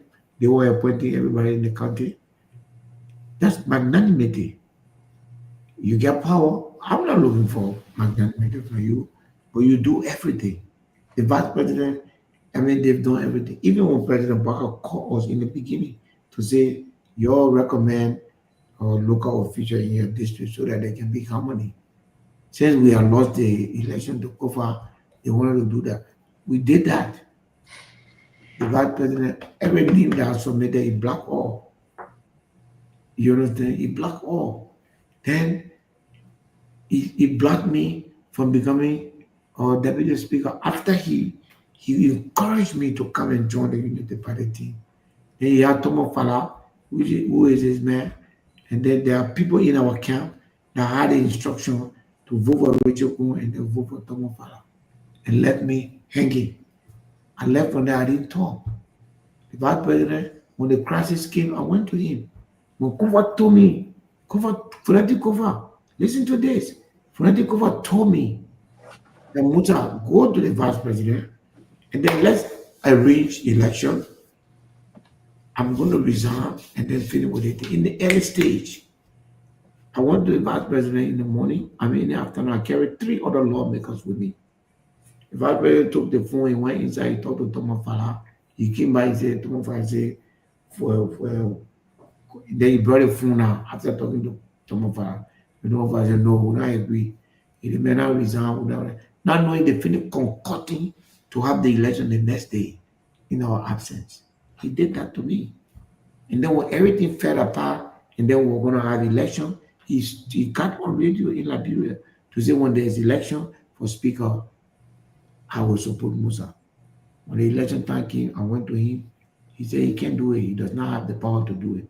But he had the power to instruct the Nimba Legislative Caucus to issue a statement against me. He did that. So what else do I want from the vice president? Then I accepted all of that. For me, when I get defeated politically, it doesn't hurt me because it's part of politics. Why are you coming after my private business? Yeah? Why are you coming after my private business? You know that I'm helping you and myself, our people. The things that you did not do for 13, 15 years, that's what I'm doing for our people now. And then you're stopping me to diminish my capacity to help my people. How do you do that? You have money. You have millions of dollars. You decide not to use it. I make my money and decide to use it on my people. How is that wrong? And then you come after me like this. But I told the vice president, by the way, I informed him. I didn't surprise the vice president. I don't like that. I sent you a message. I said, I'm aware of what you're doing, and I'm going to publicly attack you and I'll call your name. I told him that. Wow. 1 week before I did my post yesterday. I did that. Thank you. Mr. Kromah. Thank you for holding on for you now. Yeah, but Chief. Thank you, Sylvester. Also, and welcome aboard, Sylvester. It's nice of you to finally make I like your background, man. What is it? I said welcome. It's good to hear you finally make it formal. But listen, no. Give me 1 minute. Let me say this to you. You're not starting. You're not starting again. The political leader is saying knows the rest of the story. Okay. Listen, I'm not a coward. I'm not being one. If it's my middle name, Kovawu, if it goes find absolutely you are now. Absolutely, you are coward. Go find it. I'm a testimony to that. You are not a coward. Kovawu meaning warrior. Okay. I don't pretend. Which warrior? Because you Musa Bele say the warrior that can't run. Are you the one that can run or the one that can the fight? warrior that can run, that can capture, that can defeat? Let's go, Kromah. Let's go. Go ahead. Yeah. Again, for me, I don't have a question. I just have a comment to make. Every day you get comment. Go ahead. Yeah, but on a serious note, this is not politics. I remember when the CPP were together, the 4 political parties, they used to have an executive meeting. At the time, the chairman was an executive member of the CPP, Ben Sanvee, and all of the other leaders. Not a single day, Mr. Gayman, we hear the UB people calling Musa Belete criminal. When that formation started, from the early stage of the CPP. But when the CPP went in front, and then this whole issue of political, supporting a side, and who is going to head the ticket, and when the Liberty Party took a stand, and ALP took a stand, and it came up, they started calling, Chairman criminal and all of that on the social media, and they were even pleased to work with Ben Sanvee, and calling him all of the good names and printing, Musa Belete as a criminal, and this is what they do. And the people who don't understand, they follow suit and all of that. So basically for me, I'm just here wishing you all the best, Chairman. We are standing with you. And this belief, I will close on this because Mr. Gayman already complaining. This belief that when Oseku, because recently this comment is coming from, recently Senator Corner did a post, wishing the chairman all the best, and I saw most of them coming on a post, tribalism, you standing with your Mandingo brother, and all kind of nonsense. Seleke can support Abraham, Moses, Elizana, and the rest of the other people. There's no tribalism. But when Seleke stand with Musa, then that's a tribalism. And this is a nonsense we got to get rid of. And people who you expect to know better, and I see Abdullah Katama, a big brother that I respect so much, asking Amara to come and clarify. Amara don't owe anybody any explanation. He's standing with Musa Belete, and all of us, we are standing with him. We don't care anyhow you want to misinterpret it, whatsoever. I'm not from CMC. I'm not a member of CMC, but for the people to target him, because he's doing well for his people and he's disagreeing with them politically, and you say everybody should fight him, that's the only way you can be pleased. And once a Seku say, I stand with Belete, and you say it's a tribalism, then that's something you got to figure out. So basically, this whole thing is politics. And that's what I said that, look, we don't have to speak in everything. And most of us Liberians is that every issue that come on Facebook or on the internet, even if you don't have much information about it, we want to have a say into it. Everybody is a lawyer in Liberia. Everybody is a doctor. Everybody is a security expert. Any other issue that take on the internet, we want to have an opinion about it. So for me, I don't know much about the LPRC issue, but the fact that I know this thing is a witch hunt, because they said they took the charges, the fees, whatever it is, to give it to the government of Liberia, but the gas price is still the same price in Liberia. Yeah. And you see that supporters all on Facebook, Musa Bilede, and this is where you know that it's personal. I saw most of them on Facebook saying, look, ain't saying man, we'll bring him down. So I'm just thinking, if you bring this man down, is it going to provide job for Liberians? Is it going to put medical equipment to the different health facilities across the country? In fact, you'll be taking other people from job because there are Liberians who are working with this man company. But because he's not supporting your Joseph, and the common United Party people who don't even get data, as most of them on free basis, and they don't want to be protecting every nonsense the government push out as a policy. So for me, we stand with you, and we are not afraid to say it publicly. We stand with you. Anybody who says a tribalism, they can deal with it anyhow they want to deal with it.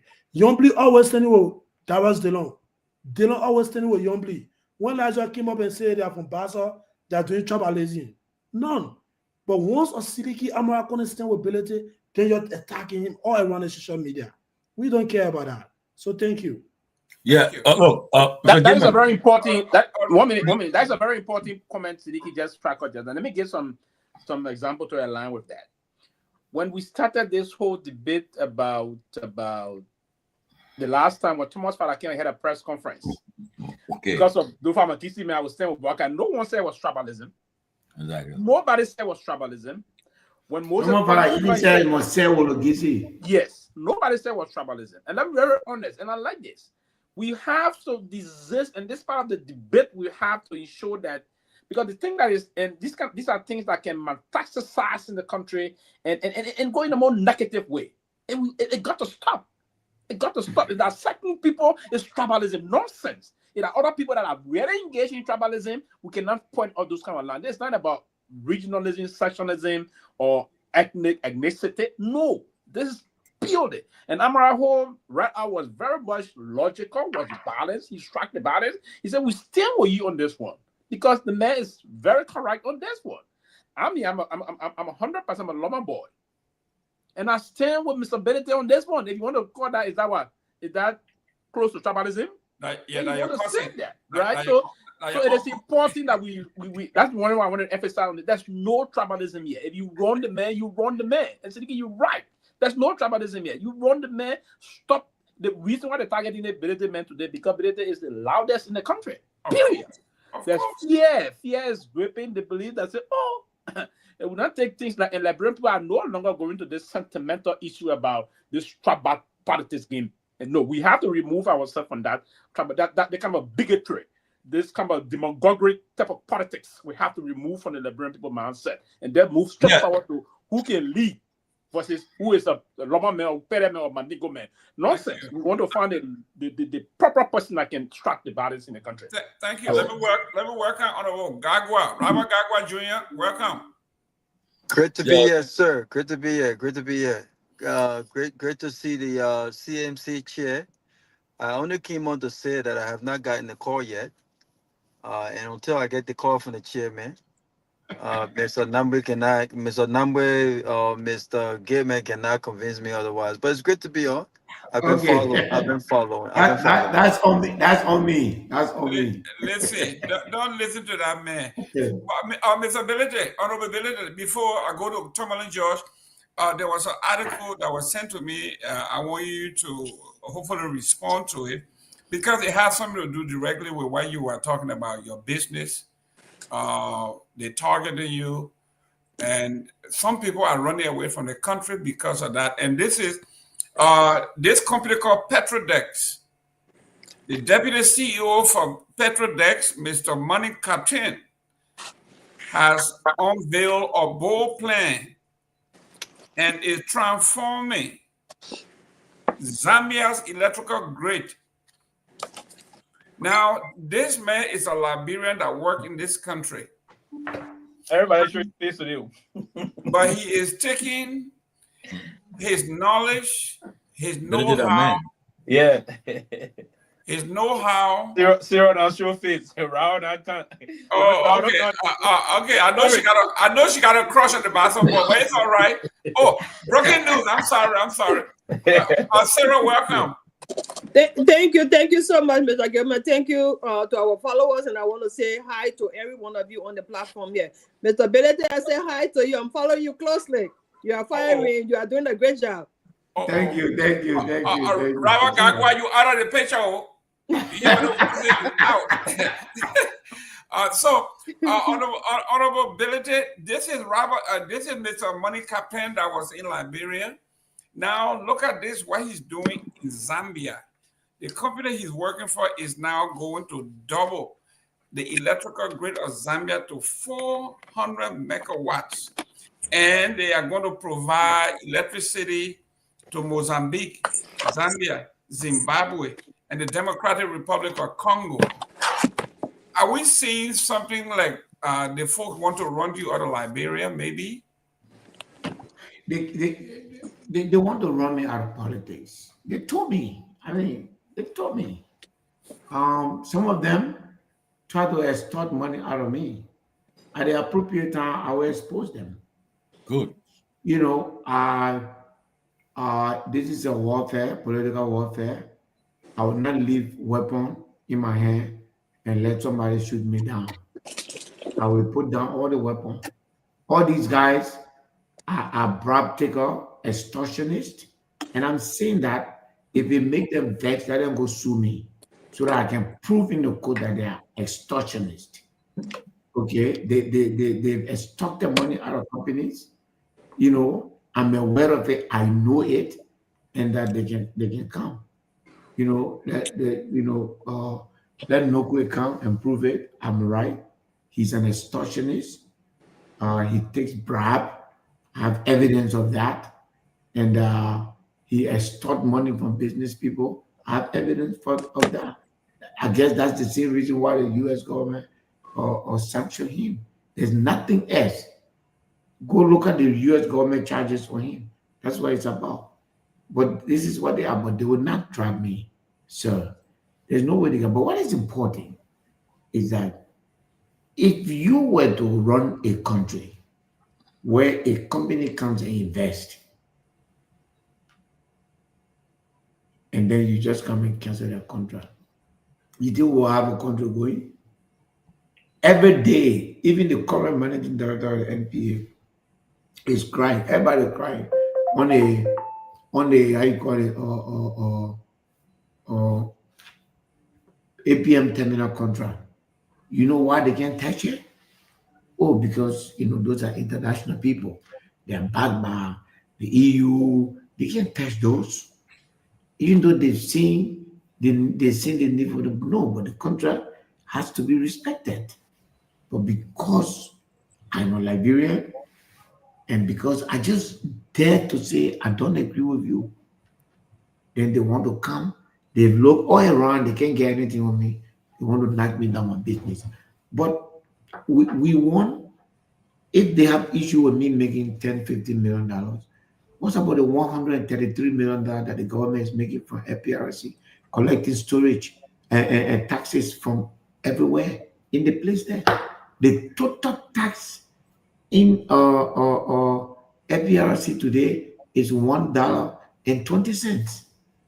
The government library, that's how much.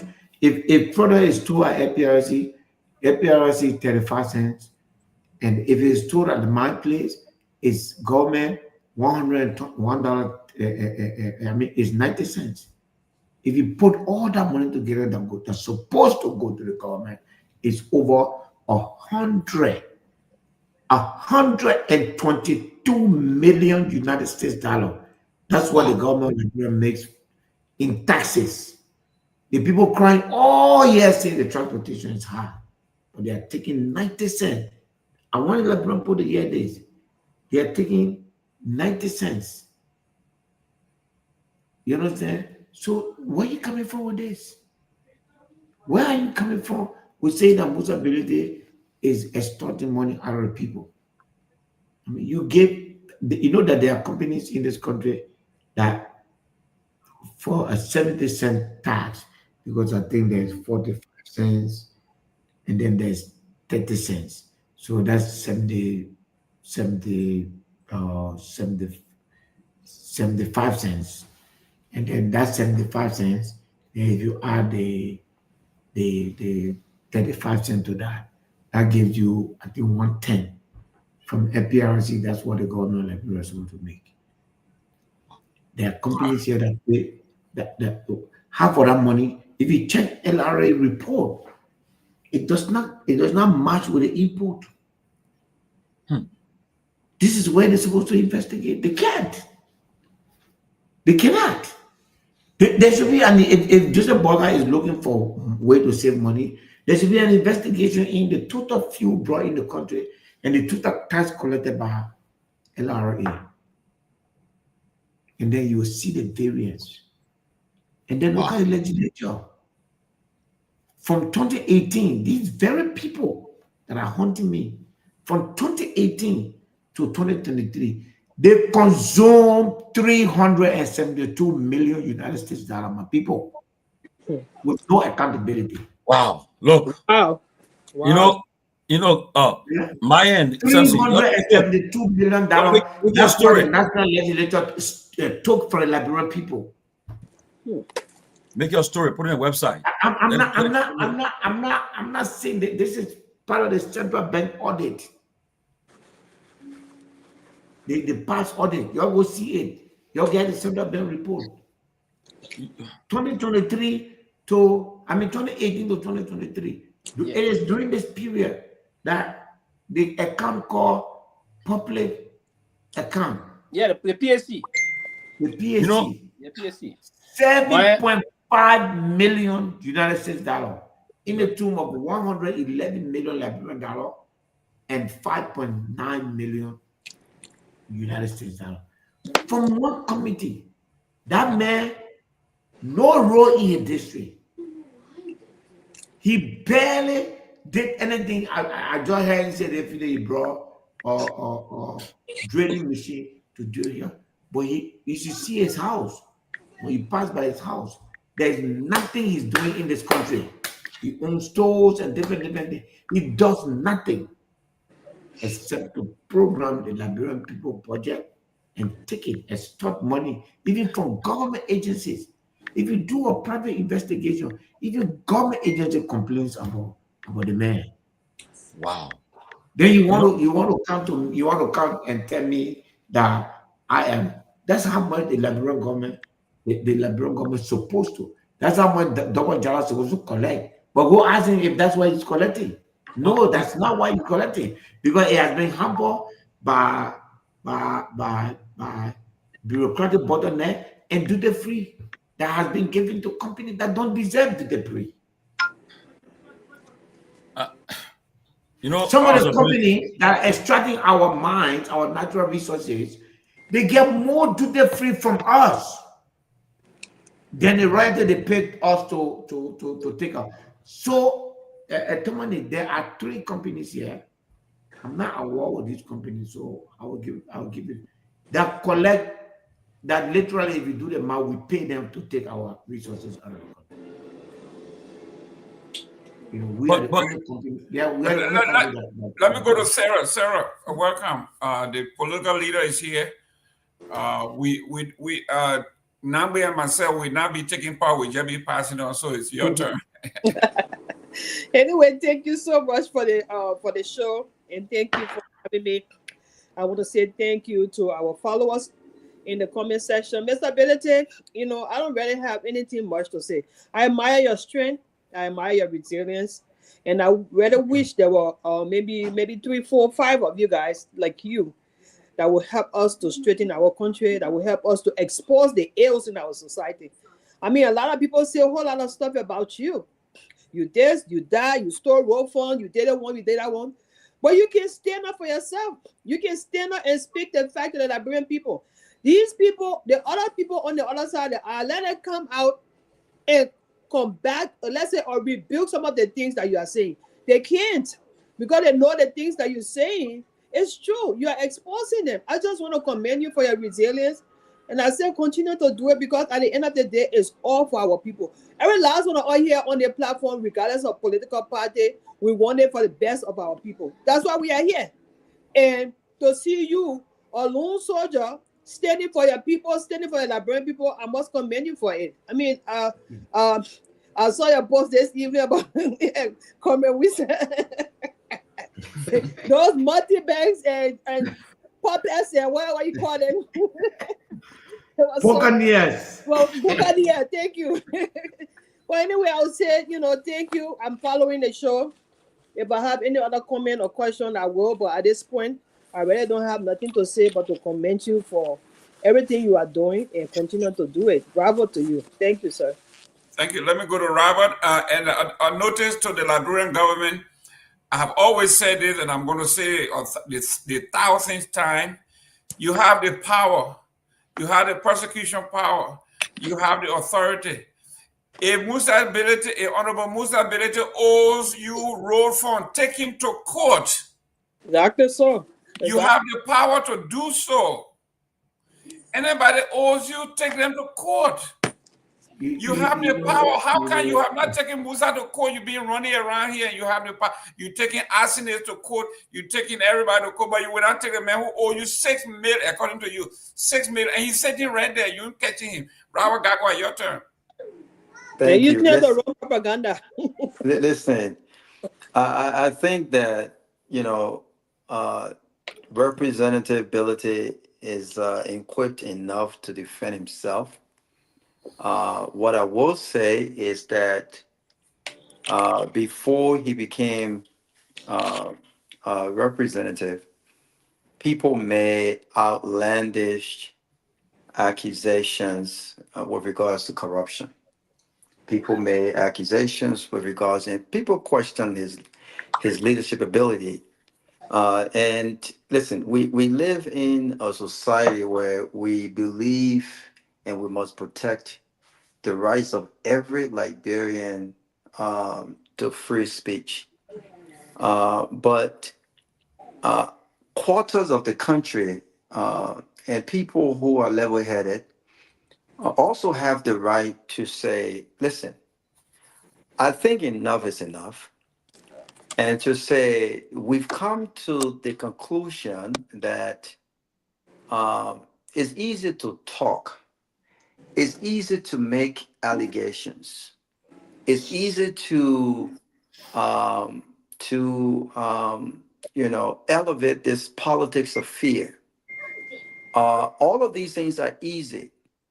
It's a bit more difficult and it's a bit more harder to prove by evidence the allegations made. And I think what Musa has done, and even those who don't agree with him politically would agree, that he's shown that he has the leadership skills to make a difference when given an opportunity. And if you've ever been in leadership in your professional life, you know that, no one is perfect. We've not succeeded or achieved everything we plan out to achieve. But seizing moments actually matters, right? That when you are given that moment or second chance or third chance to change the narrative, it's up to you. It's up to you. Your resume won't count. Your years of experience won't count. What will count is what you can show that you've done contrary to all of the noise. And we heard the noise. Who Musa Ability was. Oh, Musa is this. Musa is this. Musa has shown and proved contrary to what everyone has said. And even those who don't agree with the man. By the way, I'm not a member of CMC. I'm not a member of any political party, though, and I will get to the point that my brother who drinks like CMC.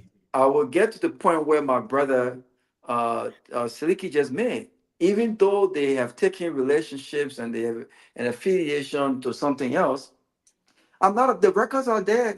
I'm not a member.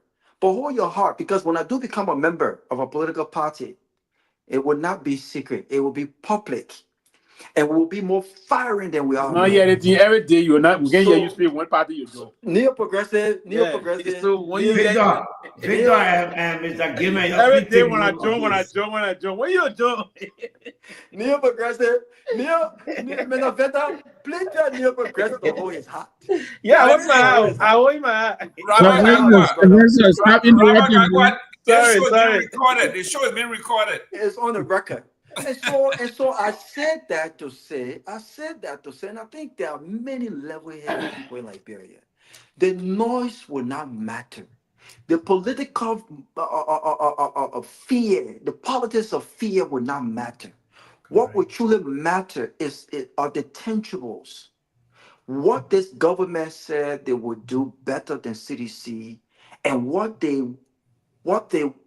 have done, and what they have to show come 2029. That's what will matter. All of this whole musability, ordinary people, musability, this, none of this will matter. Let's come in 1%. Let's come in 10%. None of this will matter. What will matter is, have you delivered? Have you delivered? So, Musa, I just want to say, don't worry about this stuff. But what I will say is this: you must fight back with everything you have, because Fanatic Kofa did not fight back with everything he had. And I give him credit. He fought. He fought. But eventually he succumbed. You must fight, because this is how bullies work. Bullies will poke you. They will throw bits at you. They will come at you. They're looking to see your weakness. They want to identify your weakness. And as soon as they do, they won't stop. So you've got to fight back. These Unity Party boys, and some of them are my good friends, they're very strategic. You've got to fight back with everything that you have. And if the facts are on your side, there is no way you're going to lose this whole talk. One last point I want to make is this. You coming for my big brother, Amar Kone, because Amar Kone said he stood with musability. Now you want to make this thing about religion. You know, I'm not a Muslim, but I respect people's right to religiously affiliate how they choose to affiliate. I respect that. This is what true democracy is about. This is what true decency is about. This is what true civilization is about. This is what true tolerance is about. But when the very Amara Kone stood by the current president in the second round against CDC, no one questioned his religion affiliation. No one questioned the motive behind standing on his right as a Liberian to pick a side, whether it was ideology or whatever. No one questioned that. Put this in perspective. But now you are questioning. You don't care about why he stands behind musability. You're not asking the question logically, why are you standing behind? But you are automatically assuming his standing behind musability is based on religious. You know, this is the mindset. Amara Kone, like you and I, have rights to stand behind who we want to stand behind. The president has stood behind his folks from Lofa County. Look at the government. Look at the demographics of the government. Oh, have we said we don't want no Lofa government yet? How many Christians are stood behind Christians? Liberia is a. We need to stop this BS. It does not get us anywhere. And come 2029, we will support candidates based on their ideas, based on their vision, based on what they have delivered, based on what they have shown. We don't care about who they worship. We're not electing people to worship who they want to worship. No, this nonsense must stop. Because you know what? For all I have known, Liberia have elected the native, Liberia have elected country, Congo. Look at where we are. So we don't care about your religion. We don't care who you worship is between you and your God. We don't care about that. What we're going to care about is the substance. What can you deliver? How equipped are you to change? And what tangibles, what are the things that you can show? Not what you tell us. People can talk. It's free. So this nonsense must stop. Amara Kone is an intelligent man. He has the right to stand, fall, get up, knock his head, by whoever he feels that necessary to knock his head upon. This nonsense about religion, nonsense must stop. It must stop. Thank you. And level-headed people must fight So, Mr. Gayman, 1 second, please. No, 1 minute. Let me welcome Mr. Gay. Mr. Gay, welcome. Thank you, sir. Any question for the political leader? because there are people in the comment section saying we are basking in Musa ability's glory. We're not asking tough questions, but if you got tough questions, send them over. Come over, bring the question. Man. How can we? If How the can we chief ask going the to show tough you, say, question? yeah, man, Musa had the same. I But mean, wait, people the wait, same question wait, we asking. wait. Listen, Robert, Logically, go ahead real quick. logically, how do you expect us to ask the tough questions when you limited the discussion to religion? We should be talking about this, the logic behind why Musa Benedict, why Amara stood behind this person, why Musa Benedict have chosen what he did. We should be talking about these things, but how can we talk about it But when the Robert, give me very the people who opportunity question now. the tough questions have limited the conversation to religion? You said 30 seconds. Thank you, Robert. Go ahead. I mean, Mr. Gay. Yeah, thank you, Mr. Gayman, for the opportunity. Do I have an echo in my background? You got too much echo. I know what. Yeah, too much. Is it the warehouse? It's all right, Yeah, man. Push yeah, it, because go they're ahead. doing some maintenance work at my He's in the cubicle well. location. So. Man, push it, go ahead. I have to come in the storage room CMC here take to you talk anywhere to you you guys are. today. CMC will take you Go anywhere. ahead, Mr. Gay. Yeah, I'll lower my voice, then the echo will not be too loud. Okay, go ahead. Yeah, I want to say thank you to Honorable Benedict. You know, having a conversation with him all the time is very fascinating. He's a very energetic man. So I found it very, rewarding having an exchange for him. So Honorable Benedict, I just want to know, every time you come here, I have not had an opportunity to ask this question. I meant to ask it many times, but I've forgotten. Which committees are you serving on, and which one do you chair? Now, Currently, yes. I don't know. You're not serving on any? When the speaker, something happened. Anthony, you okay? Go ahead. I mean, Are you? internet. He's at work. It's all right. Go ahead. Okay. So when Kofa left and when Rachel Kun won the election, I was removed from I was heading two committees. One was the committee to review all the concessions. And then the other one was the committee on national security. But the speaker came in the chamber and announced committees, and I'm tired of asking him to publish the committees. Since we need to flog the little child. We don't have this school. Who's talking? Anthony. Anthony, mute yourself, sir. Go ahead, sir. Yeah, go ahead. Yeah, so I don't. Did she say anything to you after school today?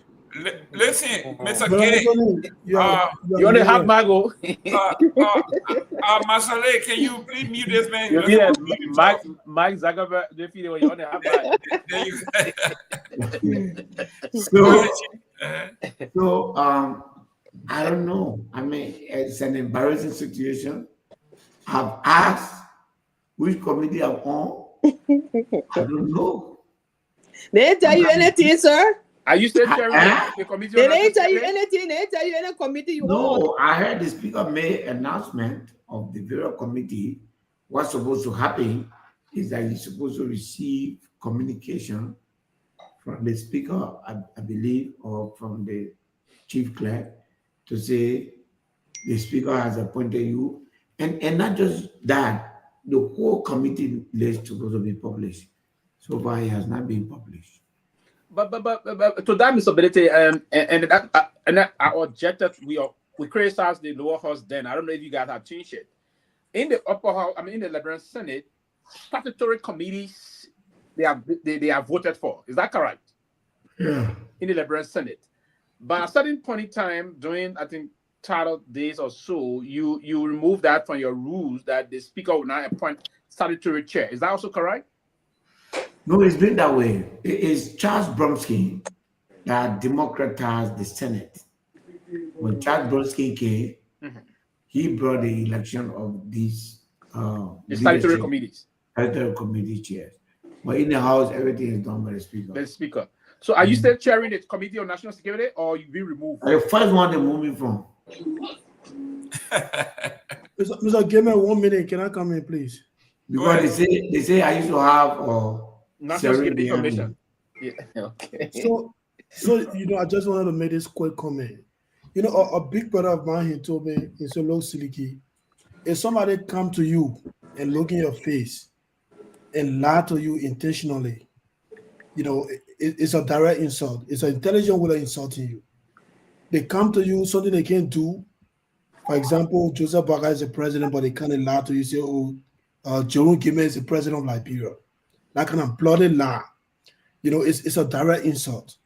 And I've said this to say that one of the main things United Party came to power, they lie to the Liberian people. They say, Ellen refusing to support Boakai because the day Boakai win, Boakai is going to persecute Ellen.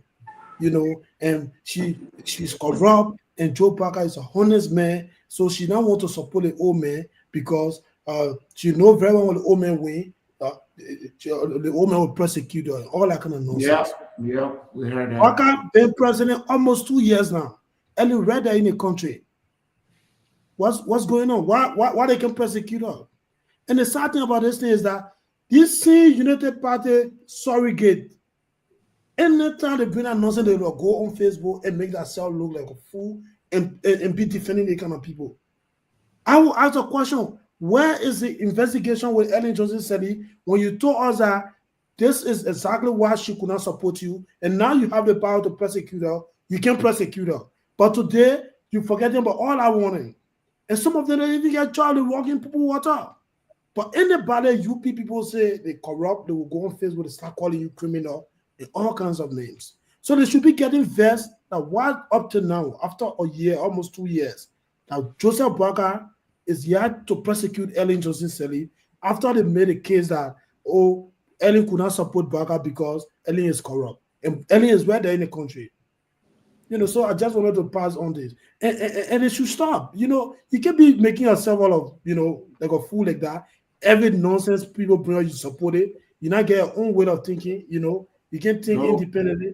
People will just push you to just be saying all kinds of nonsense on Facebook. Thank you. Hello, everybody. Dr. Peabody, welcome.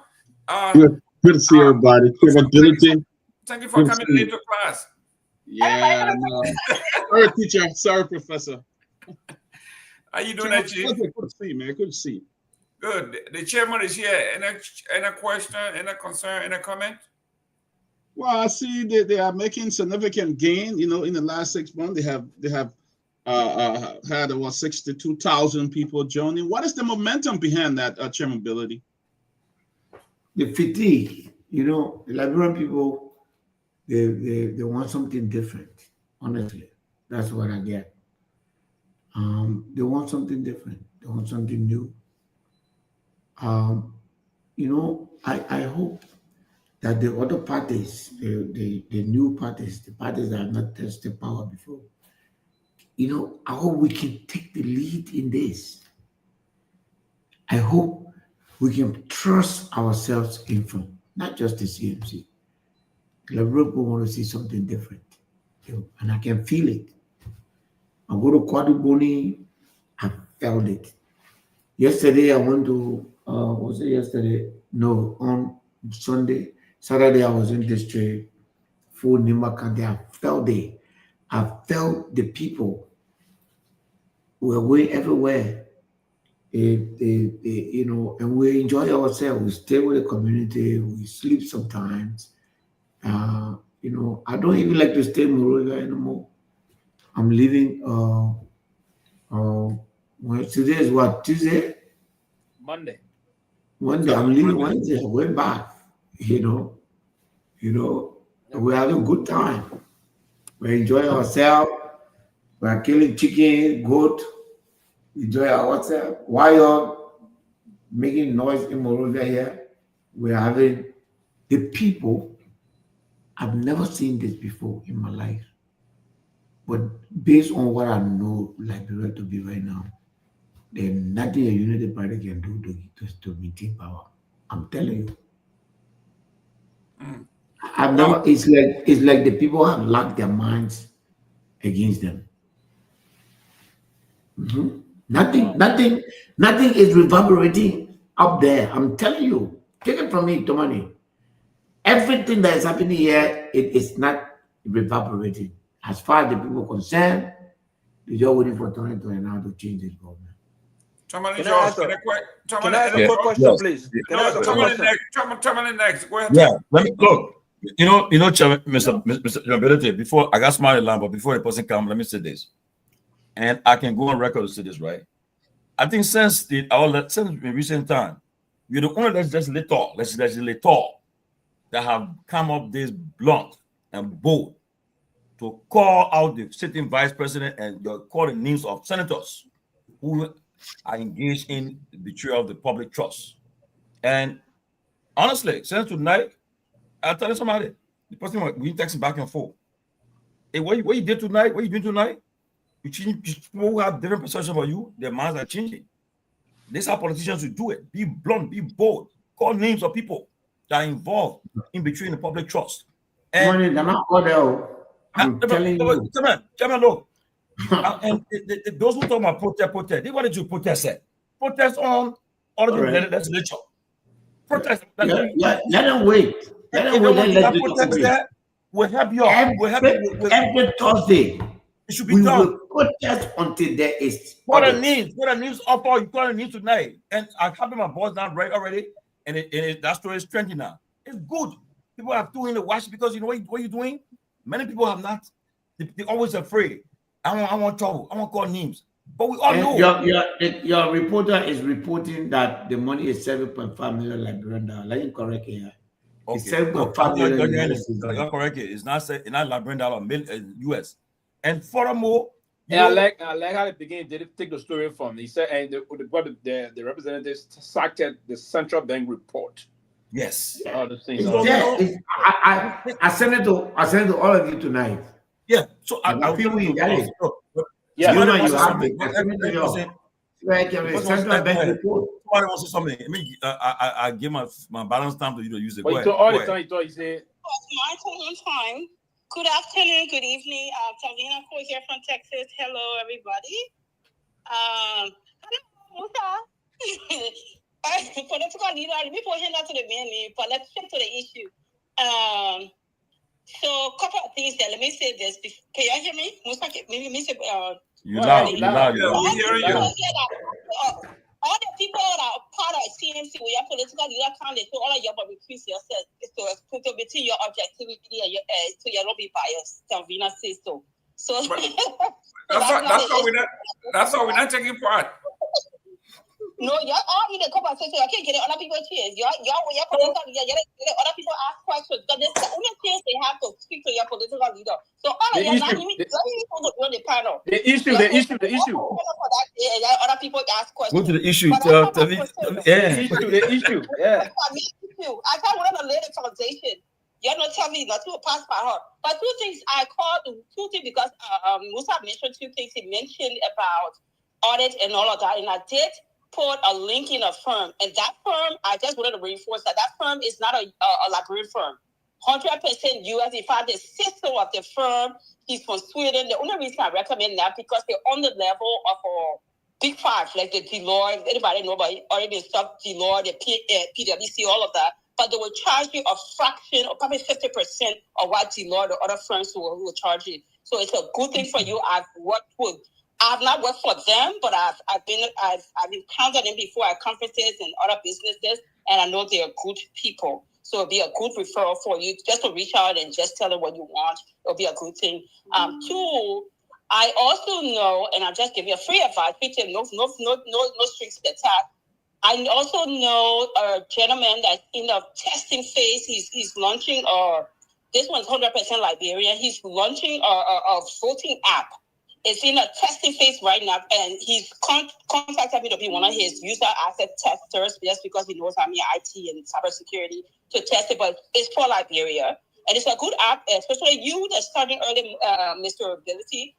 you use it as a tool, like you go in the counties, using it to guide your election process, or just to test the water. Just for example, to say, if election were today and you put these people on the ballot, who are you going to vote for? And you use that information to drive your planning and all of that. He's 100% Liberia. He's in Texas here. And so I'll be happy to give any of your people then his, but it's in a testing phase. He's about to launch it, but he's testing it, getting the box or like any other application for you. But it's a very good tool. He's starting early, and I think it will be a good thing for you guys to promote it, test it, test it out, let him do a demo for you and stuff like that. But I just want to throw it out there. So that's all I have to say. Y'all have a good day. Thank you. Thank you. So, I think I got the link. I will check them out. And then visibility. We want to convince ourselves as a party and first challenge ourselves. So we're not here to bury our head in the sand.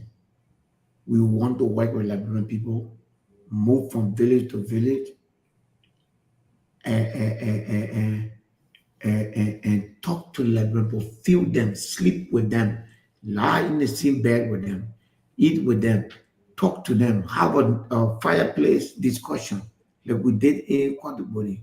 We slept in the evening, we had a fireplace discussion. After 2 years of that, we want to bring in a company that will do an investigation and say, at this point in time, will you consider the CMC to head this country? The outcome of that poll, that analysis, will determine any further political action to be taken. Excellent. Can I ask a quick question real quick, please? Mr. Gayman, let me ask a quick question. Go ahead. Thank you. I'm not sure if this question has been asked, but I've been wanting to hear his thoughts on this issue. So, two things. I want you to share your thoughts on, since as a representative, what are your thoughts on the issue of rape in Liberia? Because I think it has become it's become an epidemic. What's your thoughts on that? And what plans do you have, both as a representative and as the political leader of CMC? What plans do you have, let's say over the next month or two, to really address the nation on a way forward with regards to dealing with this epidemic of rape in the country? We just heard a story about the Deputy Youth and Sports Minister allegedly raped a 14-year-old young girl, and we didn't see no serious action from the government. In fact, he had to put in a leave of absence, which was accepted by the Ministry of Youth and Sports. Secondly, we know that your party have already responded and issued a statement on this whole headline news with your global chair. I want to ask you this question, and it's up to you to answer or respond or not. What led you, as a political chair of the CMC, a lot of people commended you for that, right? What led you to believe that it was important that just based on your own character, based on your own movement and how you carry yourself, to issue a statement denouncing the deportment of your global chair with the interaction on Spawn with Jackie? Because I think the easier political path would have been defensive, right? I was surprised when I saw that. I didn't think that. You want to answer the question now? No, I'm not asking a question. I'm just saying I'm laying the premise. I didn't think that, it was that serious to abandon her or, dismiss her, as some were calling you. But the statement was very strong. And in hindsight, I think it was important that the statement reflected the party and the political leader. But what motivated you to say, you know what, this is the right thing to do with regards to that statement? Thank you. So on the first issue, the CMC, the moment we are declared as the winner, which has a transitional period of 90 days or thereabout. We will immediately work with the government, the outgoing government, to put in place a DNA testing center in all 15 counties. That will eliminate immediately the possibility of false accusation.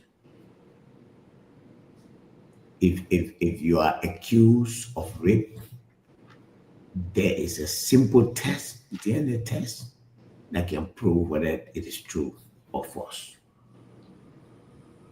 Before we even go anywhere, we don't have that, and I believe the law puts innocent people in jail, and also it let go criminals, perpetrators, and therefore we need to distinguish them. The current law does not cover bail. However, it means that if someone comes tonight under the current law to say, "Rabble with me," the law say you are guilty until you prove that you are not, and that's not fair.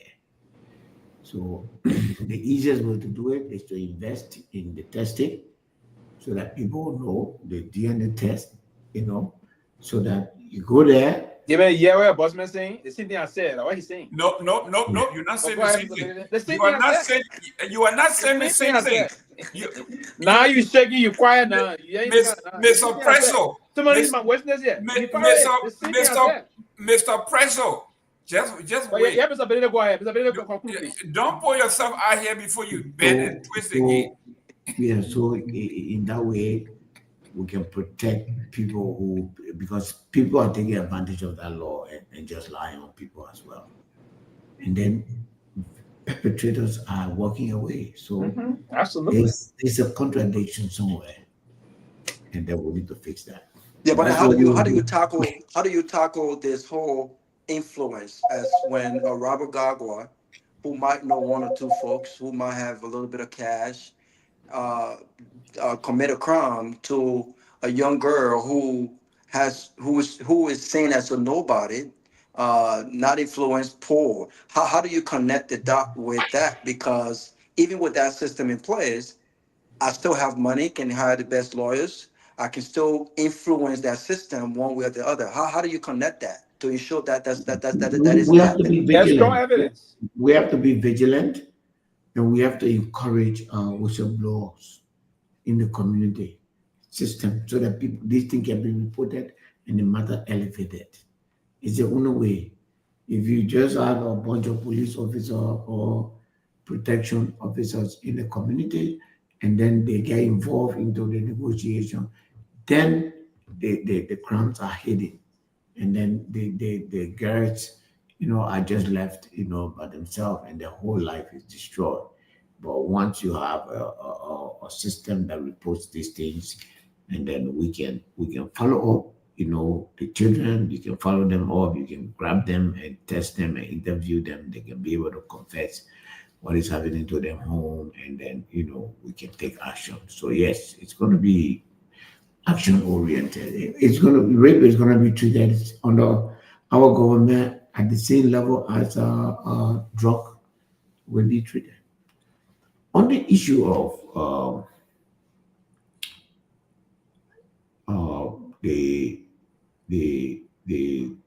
global chair and Jackie from the United Party, we have said what we thought that we should say about this matter, and that is the extent to which the CMC, will do or say anything. Their varying view. Even myself have my personal view on this matter, but as far as the institution is concerned, Dr. Francine is our global chair. We have confidence in her, and we have no intention of removing her. But do you still stand by the statement that she should apologize? We never asked her to apologize. What was the statement? Apologized. What was the statement about? But the statement explains itself. They apologized. She wasn't the one that apologized, or they didn't tell her to apologize. Well, the CMC apologized on her behalf. Right.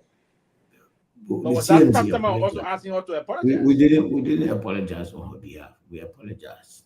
Okay. I can't Mr. Ability. People say we're not asking a question, but I think it's about time that we push you a little bit on this one. That is the extent to which yes, we just want to know. So, we're thinking alike. I wanted to push the CMC leader a little bit. So CMC did not apologize on her behalf. Why did he apologize? On whose behalf he apologized? We on behalf of the CMC.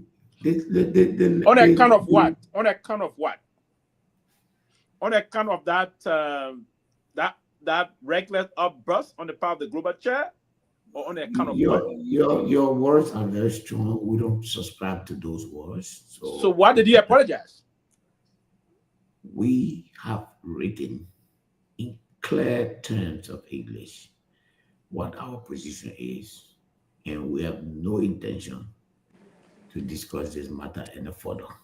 Yes, sir. So I read this rule, the 48 rule of power said the boss is always right. So that's the one. So the boss is always right. So I rest my case. I'm just gonna actually go online to buy that book. I saw you age just now. Yeah. So the chief is always right. So I cannot challenge you. The issue was dealt with, I believe, minute.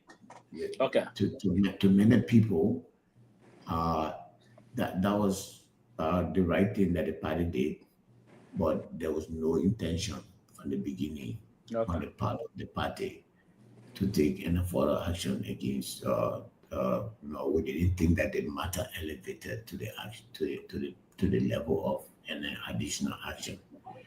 We as a party, we recognize our strength individually. We recognize our strength as a party. The standard that we held our chairman by was not a standard that Unity Party set. They don't have standards. It was a standard. It was a CMC standard. We were just trying to uphold our own standard. We're not trying to somebody else's standard. So we just said, based on this is the party's position on this matter. And I think it was important for our people to know that we can sometimes do this. So I was going to say, Mr. Honorable Ability, is that why the global chair is not on Spoon anymore, or because of, did you guys stop her from going there at all? No, the global chair makes her own decision. So sabbatical. Okay. She makes her own decision. Who's that political what I want now? He said, how? Wow. She makes her own decision on what she wants to be. At the end of the day,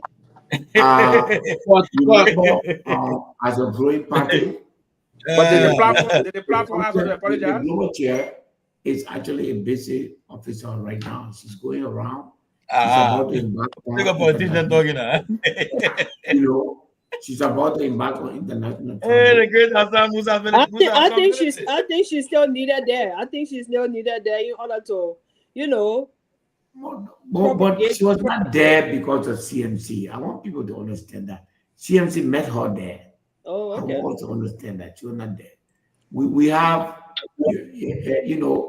we are properly represented. But as a political leader, do you think it would be fair for her to continue there, or you think she should spend more time with the party activities globally? I've never ever judged the personal decision of people that I associate with. Never.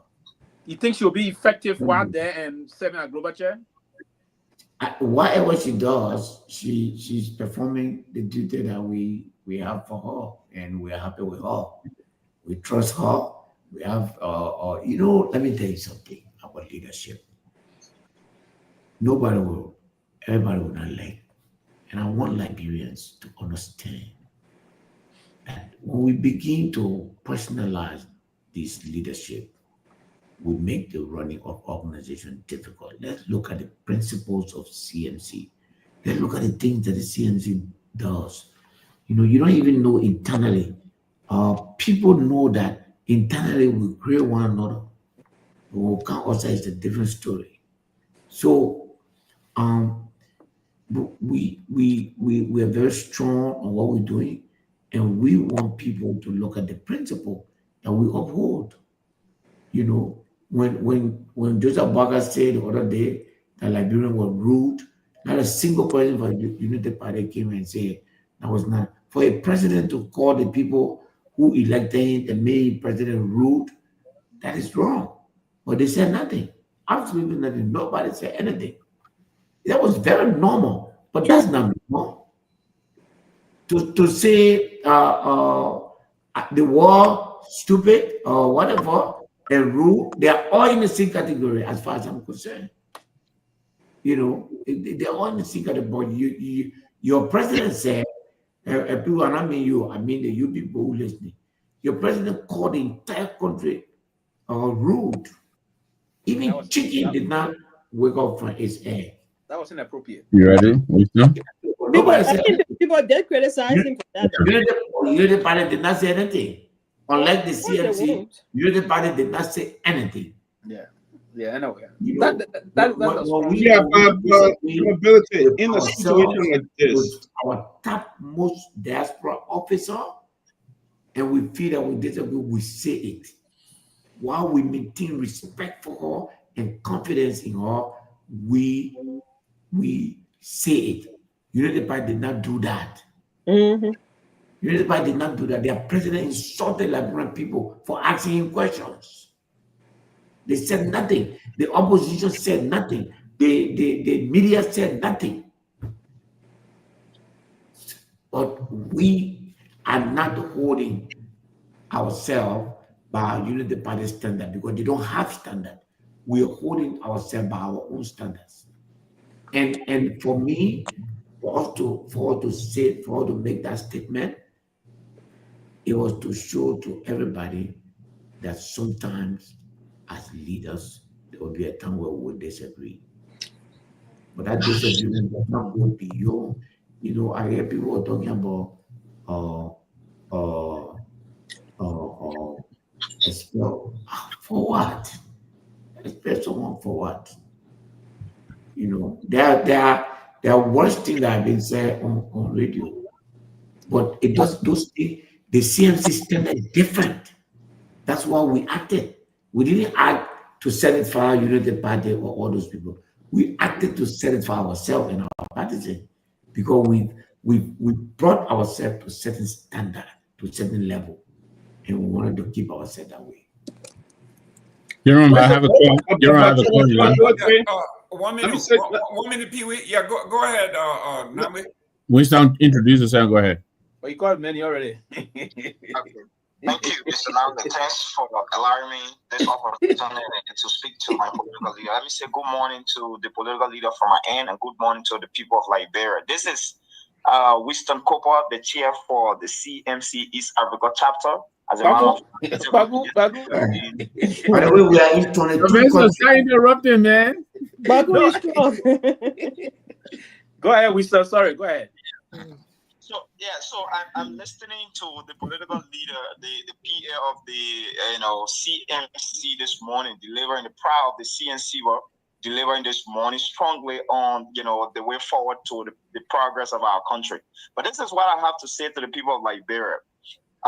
Musa Hassan ability have proven beyond to the people of Liberia that the peace, the progress, and the way forward for Liberia is not about religion. That is on record. Musa Hassan ability has proven to the people of Liberia that he fought for accountability and transparency in the House of Representatives has been something that has been on record. And Musa Hassan ability today, what we have followed on the social media, standing tall to speak to the people of Nima County, that we have to grow beyond this thing where we will be as a county, we will be loyal to an individual. He has spoken about it. He has enlightened the people of Liberia, the people of Nima County minds on moving forward with unity. That is all right. So I just want to let the people of Nima County know, to the people of Liberia, to know that this is a new face, this is a new institution, and we are bringing different game. We are not going to preach the same old politics. we are bringing tangible to the table. We are bringing tangible turning to the nine. So thanks to the political leader for the level of work done. We are doing our best to make sure that the message rests with the people. He's been doing visiting from county to county, and he has our support. We are with him, and we will do all we can to deliver, to push the message from village to village in Liberia, from town to town, and in the diaspora as well. Thanks to you guys for the opportunity, and I look forward again to having time where our chapter will be. Is that Wisdom Koba? Yeah. Thank you. Mr. Nagbe, Jerome. Someone just says CMC is very powerful to be frank. You say Wisdom Koba, Mexico. So we got the East Africa, other things. We will soon start hearing the North Korea Afghanistan chapter. So that No, but surely we have a chapter in China. we Dubai. We have a chapter. The fastest growing chapter is the Chinese chapter. Yeah. We don't interfere in local politics. Anytime we find Liberians in North Korea, we'll find the North Korea chapter. That's correct. We have no problem. You know. So it doesn't mean that when you live in North Korea, so you are acting like the North Korean government. No. Excellent. But the reason behind, I want to be the reason behind why he's saying this. Why he's saying this is that the party is the fastest growing party now since cities were founded. When cities started, I started, right? And on the Pewee. Yes. We are present in 22 countries. Yes. Besides Liberia, we have membership in 22 countries. No, but the record is set in the diaspora. You don't set it yet. No. I come in. In the USA, they're even close. We know this. So listen. CDC has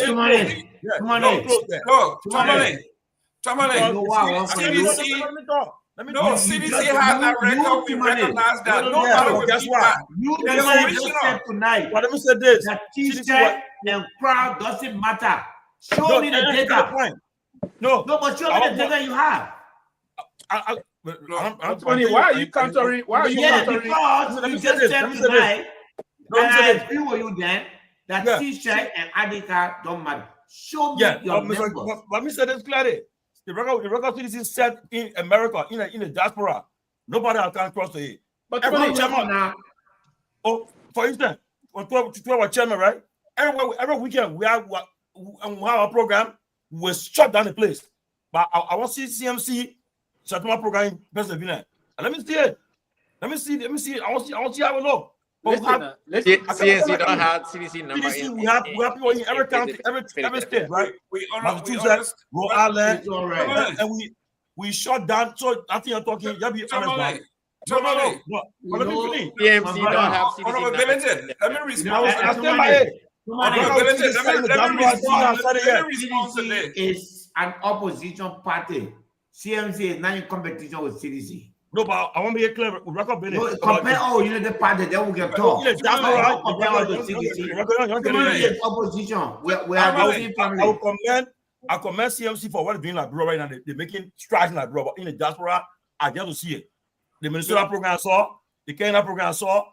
Let's be frank. Let's be honest. I like that response. Say that as many times as possible. CDOD is in the opposition. You have no opposition. Listen. Robert, you're waiting now. Come on. We are not in competition with CDC. Listen. We are in competition with the Unity Party. We want to take power from them. If CDC got more people than us, kudos to them. I said the person who want to have more president, the person who want to do better than is not the CDC. It is the Unity Party. Well, we're talking about let me say something here,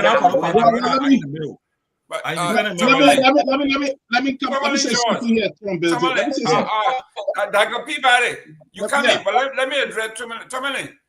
You guys are the original, right? Ain't nobody can compete with what is original. You did an excellent job. Thank you. What we are saying here is it's a new paradigm, new things, we're working new things. That's it. Nobody can compete with CDC. What you guys have done is historic. What CDC did is historic, and we can't revive the history. Nobody can take that away from you. Go ahead. No, go ahead. No, go ahead. Mr. Gayman. I have a question. Program is very crucial. It's crucial. You guys got to read it. Do something to September 27. I have a question. Let me split it. Let Dr. Peabody come in. Come in, Dr. Peabody. CMC is moving very fast. They are getting message across there. People are getting it. But let me say that there is a need to place strong emphasis on the code of conduct by some of the people that you have selected to get out there and spread the message. Because the code, if they don't exhibit the kind of courtesy that we give people the attention to listening to them, then it will be a problem. So I think there is a need. There is a need that you place strong emphasis on the code of conduct, and when you get there, let them represent. Because just like you, with ability, you have a very strong, like somebody described you. They can say anything about you. You right there, and you defend it. You're not even going to create any kind of issues and stuff like that. They say it, and you take your time and respond to them. That's what a leader is. When they are exploring, you are taking control of situation. I think there's a need for you to pass down your character trait to some of those people who you have put in leadership. The global chair will learn all that. She's still learning. Yes. Bro, you're doing well. I give kudos. Thank you. Jerome, I have a caller on the line. The global chair is my leader. I'm a political leader of CMT. I have explicit confidence in my leadership in the diaspora. All that thing you're talking tonight, Tomani, that's tabata for me. The chairman said the people can insult that way. Every time it can affect. No, you see, for me, let me explain this to you about CMC. And I take into consideration the point you have. But nobody will be the most ability. If you come and attack me, I may not attack you, but the CMC has someone to attack you. If you want peace, we'll give you peace. If you want confusion, we'll give you confusion. We are not a party. You see, we're not too far from the ordinary people. We are not a party that will make ourselves like, oh, we are different, we are civilized, we are a Liberian party. We are a mosaic. We are a mosaic. In our party, the same way people that in a ruling party today, some people that bounce crumble, we got people that can bounce crumble. Some people, but you know, you can't give it to us. You got to give it to us. You're not being tested. Even me, we are the only party in this country. Go check all the record of all the people. We at least held ourselves accountable to account. Even the time you were in CDC, there was no way you were accountable. The Unity Party by a pass mark. Thank you. Chief, I got someone in the call. All you wanted for me is to come and what I wanted to do was that something happened. We had a position on it. Hold on 1 minute. Hold on. You're not feeling with one matter now. You want to use the party protocol. I've been holding before your call. Okay, you coming next. You coming, Victor. Okay. I like what you're saying. No, go ahead. Tomalin, I got somebody on the phone. I got somebody on the line. Yeah, go ahead, Chief. If everybody beat them in, they will cost us every day. You call those who got people to cost you. Musa. Yeah, honorability, you got a caller. Go ahead. Hello. I wanted to go ahead. I'm not audible, man. Yeah, you sitting up. And I also want to thank Tomalin this. How do you compare a party that has been established for 2 decades without a political party that just been established for 6 months? They're not in competition with CDC. They're all in opposition. Hold on 1 minute. Two questions. Mohammed, hold a second here. Hold on, Mohammed. Jerome, Yeah, go ahead. Go ahead. Call over. Go ahead. Hold on, Mohammed. Hold your thought, yeah? Don't lose your thought. Well, Tomalin is not giving me a chance to talk. Go ahead. Go ahead. You can talk now. So what? Here is my advice on nobility. What you should say to the Nima people is very simple. Jeremiah Kuhn has been in power for 50 years. He has taken more from Nimba than he has given back to Nimba. The reason he's fighting Musa Belete is the man who has been there for less than 2 years, he has built bridges that worth more than $2 million compared to what Kuhn has given by. In fact, collectively, all those who are serving the Nimba legislature from 2006 up to present are given back to Nimba. So they fear him that he's changing the politics, he's changing the leadership style, that do for your people first before they do for you. So that should be his message to the people, that they are fighting me because they don't want me to build your bridges. Just tell every community go there. They're fighting me because they don't want me to build your roads. I think that you should just show that distinction between the old politics represented by Kuhn and the new politics represented by Musa. That's all it should be. Simple. Thank you. Okay, Mohammed, go ahead. The honorable gonna go to bed, or it's late in Liberia now, I believe. The man thing won't go. See, when I draw crowd tonight, you see the crowd. The men I draw crowd by coming out. You see, so the honorable, how you do it? My name is Mohammed calling for the state of Minnesota. Who's that? We can't hear him. Hold on, Mohammed. Hold on, Mohammed. Mohammed got a button phone? Yeah, hold on, Mohammed. Hold on. Okay, try again. When I gotta describe the man for He got Nokia. So I just want to say this to somebody. This was founded 2 decades ago. You compare CDC to a party that just been founded 6 months ago. We are not in competition with CDC. We are all brother. We are in the opposition. We want something that the UP has. That's what we are fighting for. And we are professional people. So you don't expect us just be all over the place, making unnecessary noise for nothing. Our goal here is to capture the leadership and do better and bring the change we are all been yelling for. You talk about the Minnesota program, it's not about the number, it's about the substance. It's about what we achieved in Minnesota that day. That is what it is about. It's, the CMC is well known all over in the world. The CMC is well recognized. We will respond if our political leader is attacked or if people send mixed messages out there about the CMC. We are ready day and night. We are standing with him. We have our support, and our message is resounding with the people of Liberia. That is our goal. We are achieving our goal. So we are not in competition with CDC, my brother. So to those of you that say that, oh, our global chair, we should have done this, we should have done this. This is the first of its kind for a political party to come out publicly to look at their official, what they did, to say we apologize. I challenge any of you guys that are on this forum to show me your political party, a member of your political party makes such a statement, and you stand with them. The political leader just make an example. The president came a few days ago and insulted the entire Liberian community. You guys didn't condemn it. Nobody said anything.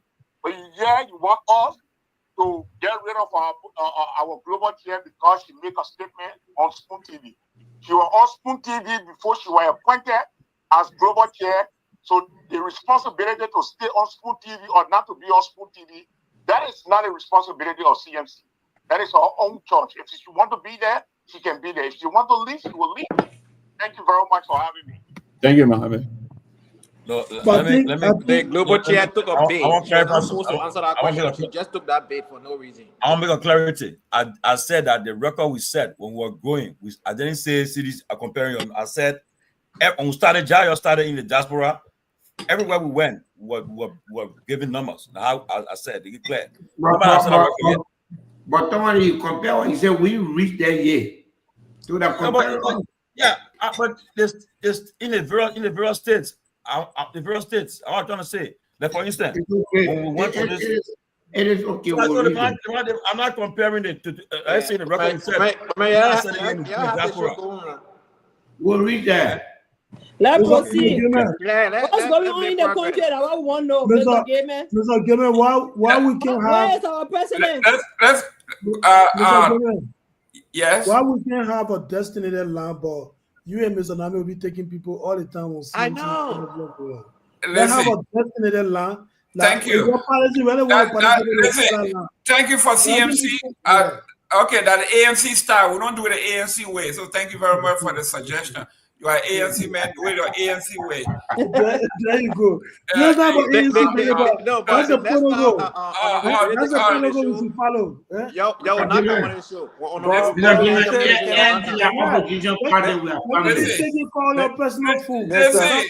Mr. Gayman.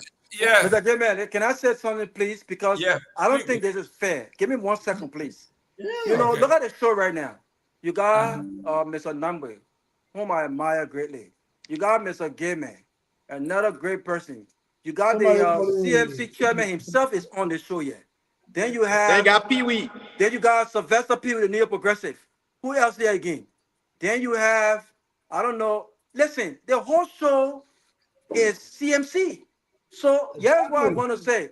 So the other partisans out there, and come on the show too. This is Musa Belete. This is Musa Belete. I don't know how many times appearing on the show. Then you have, come on the show. Then you have Robert who be CMC. No. It can be CMC. No, Robert, not let CMC. I'm begging you, yeah. But listen, guys. We got two ANC here. We got Kromah and we got Gay. Then we got two CDC. We got Sarah and we got Tomalin. So what's the big? I said, no, I said because on the show I'm for no party. Because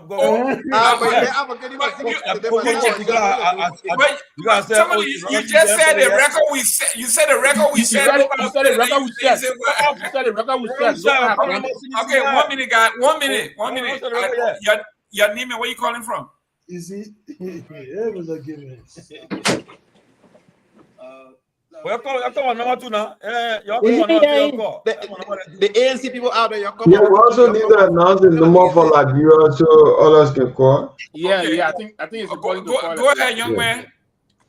Okay, so if you want to put in your calls, you can put in your calls 0777-649-986 for Truth FM, and also for Kia Radio 0777-959-959 0777-95. Yes, go ahead, young man. Go ahead. So we have 0777-649-986 for WhatsApp line is +231-777. So I'm not going to hide my hand. Okay. But I wanted to ask Mr. Billity, who is the political leader of the CMC. I mean, the strategy of doing, as Mr. Nyenwolo said, doing public work jobs for the Liberian people, right? Where you're building bridges and trying to build infrastructure in villages and things like that. Is there a precedent for that strategy working in the political sphere of our country where a man with means can go around building bridges, building wells and pumps and win a national election? I just wanted to tell us if there's a precedent for that. Thank you for taking my call. That's my question. Well, I've never won a national seat, but I try it at the district level. Now we're taking it to the national level. But what I can tell you, the idea behind it is that for the over 100, let's say about 20 years, 5 election cycles, everything that has happened in this country is politicians coming to Liberian people and say, do this for us now, and we'll do this. So we wanted to change it a little bit. If the country needs 500 bridges, at least do 10%. So that you can tell us, look, even though we don't have power, we've done this. If you give up power, we'll do more. Instead of going with empty promises, we don't want to go with empty promises. It worked for me perfectly. My district is the most difficult district in the whole of Nima. As popular as Prince Johnson was, he was never able to win that district. That is the strongest point of the United Party in Nima County. Okay? United Party has always won that seat. And they have won the highest number of votes in that district. As the fiercest critic of the United Party, I campaigned in that district and won by a margin whose difference was higher than the last margin the last time.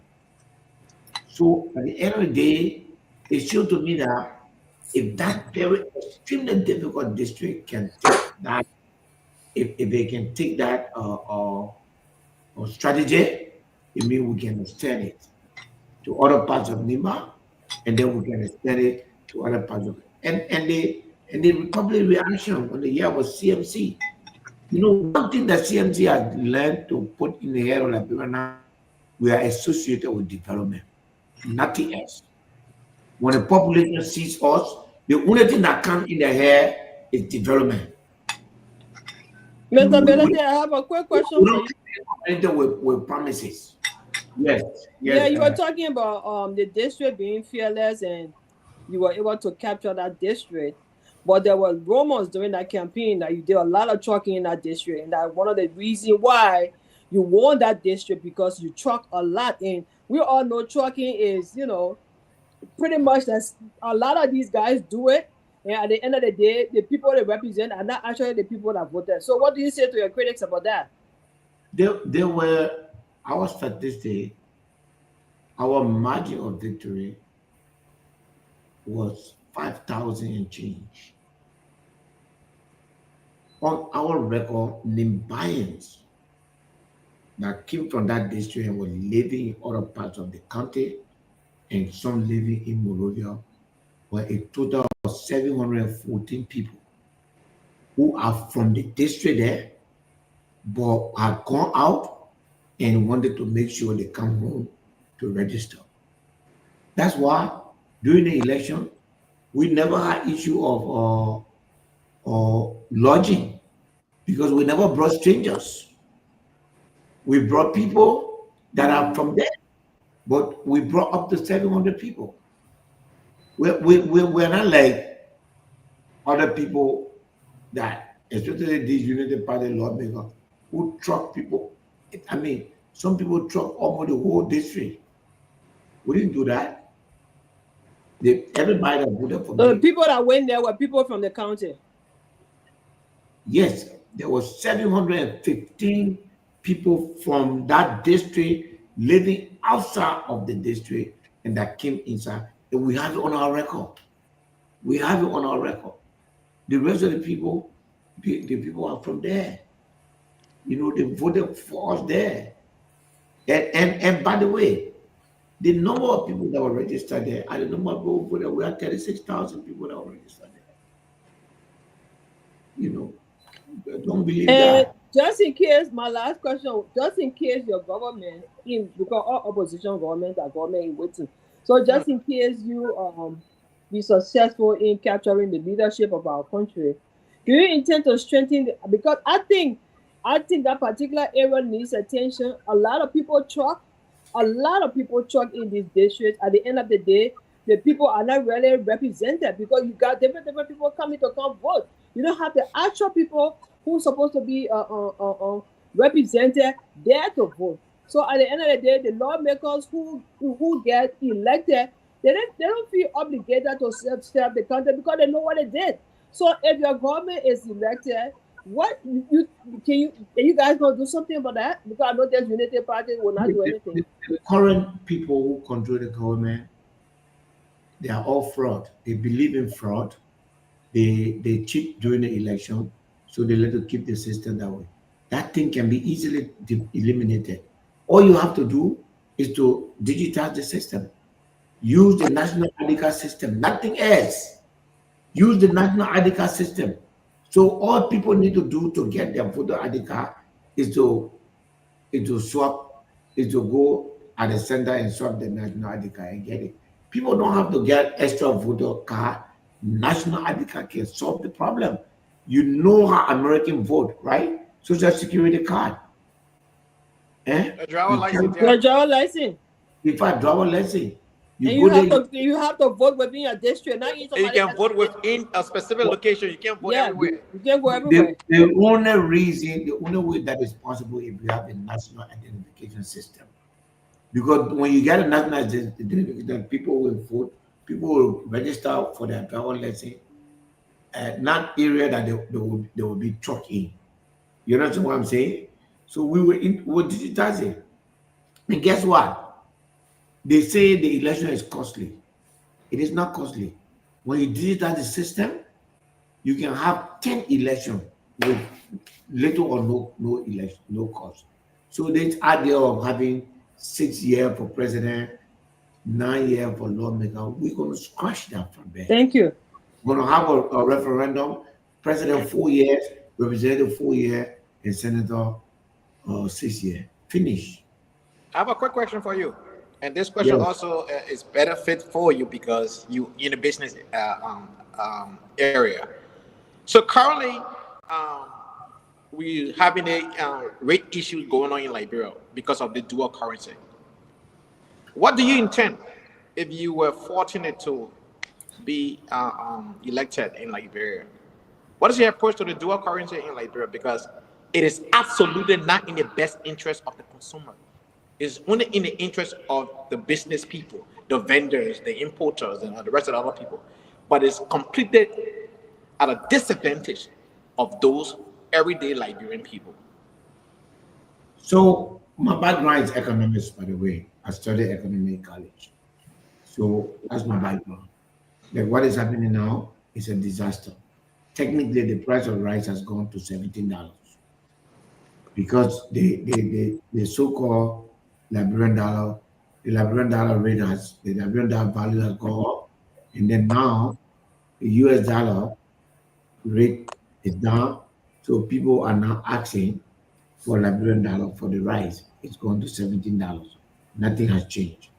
The only thing that can change and strengthen your currency is agriculture. The strength of the currency is what you are able to produce. We as a country, we need 350 million United States dollar. That's what we require to bring rice in Liberia every year. So the moment that demand goes down, you go back to the main theme of economic supply and demand. You understand what I'm saying? So if the demand for the United States dollar goes down because we are producing our own rice, so we need less money to go for rice.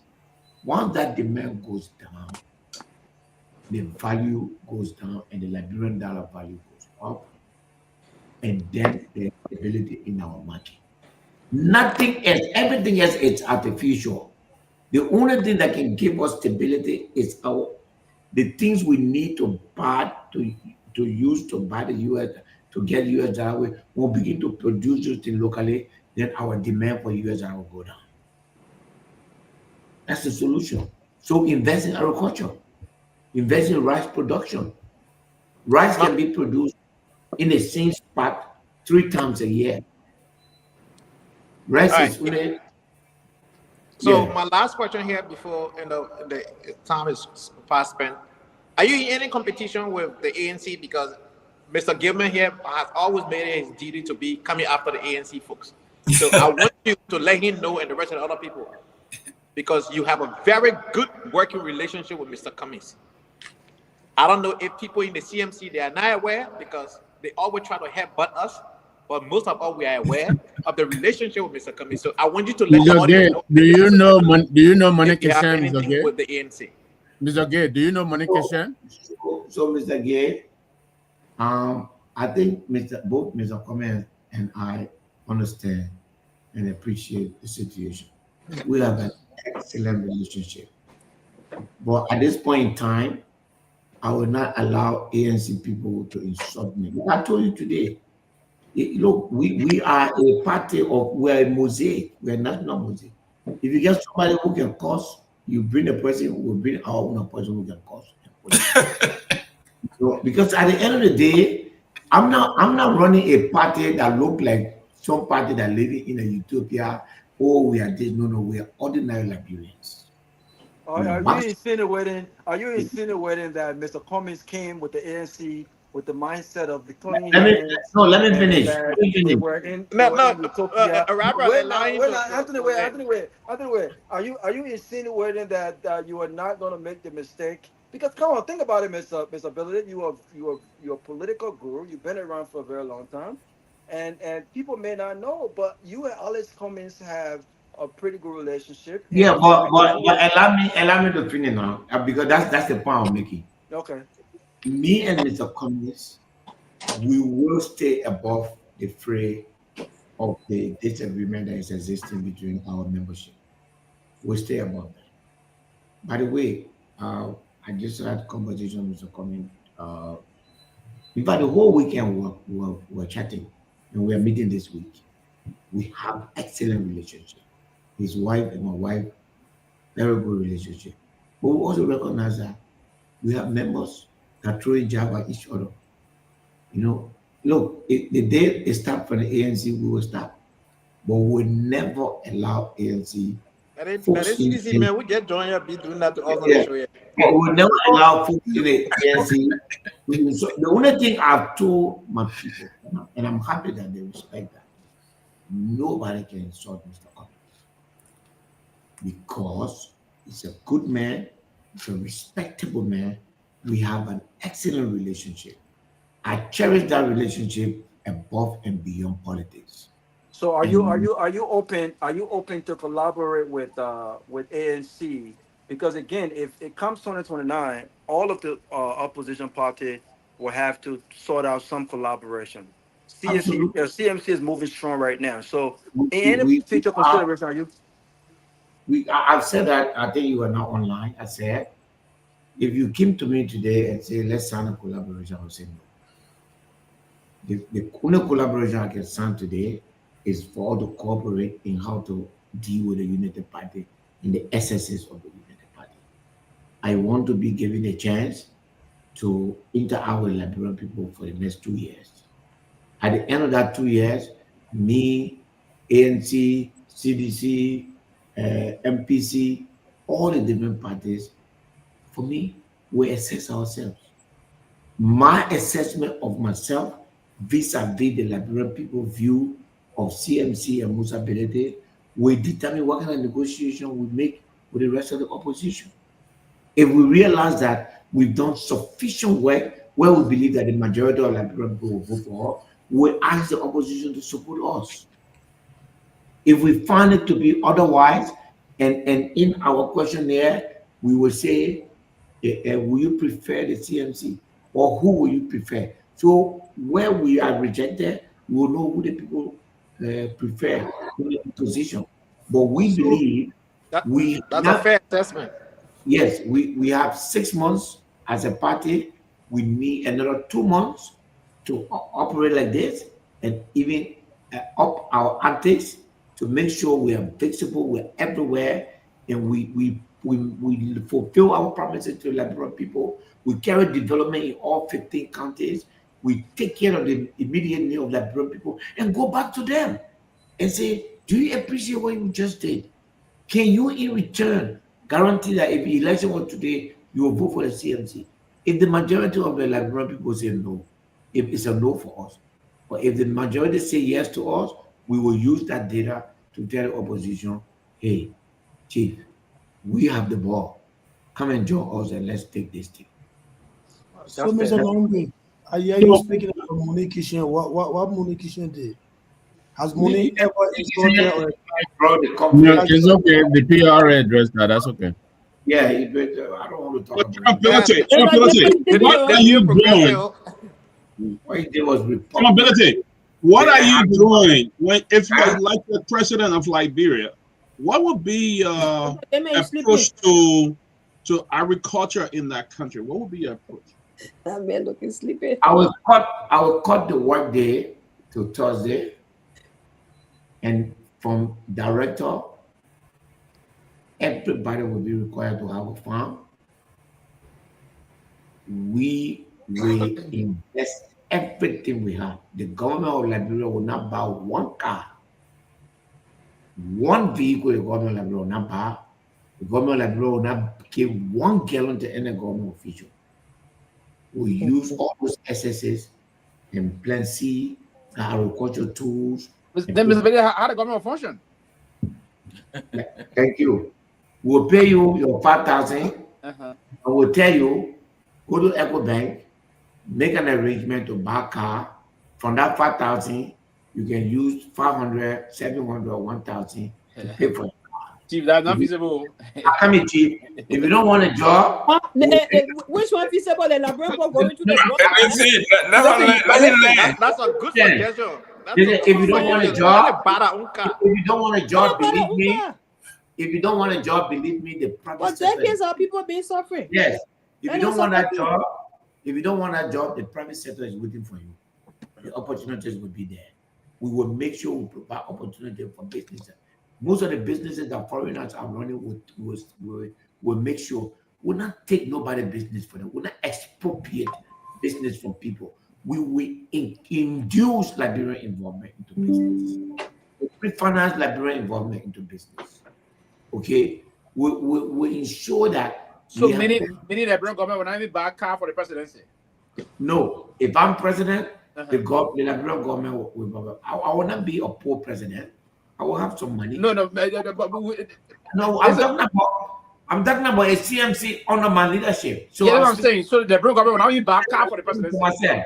So I will not use the Liberian people money to back out for me to sit for the presidency. For the presidency. So that means the Liberian government will not back car for the EPS. No, no. The EPS is the. But because I was pushing the officials, Mr. Bennett, the reason I'm saying is sometimes I'm not talking about police. I'm not talking about security. Pewee don't support it, man, because you're not getting new car. No. Security is the responsibility of every Liberian. There are some technicians that are working for the government. No. I'm talking about government officials that are appointed by the president.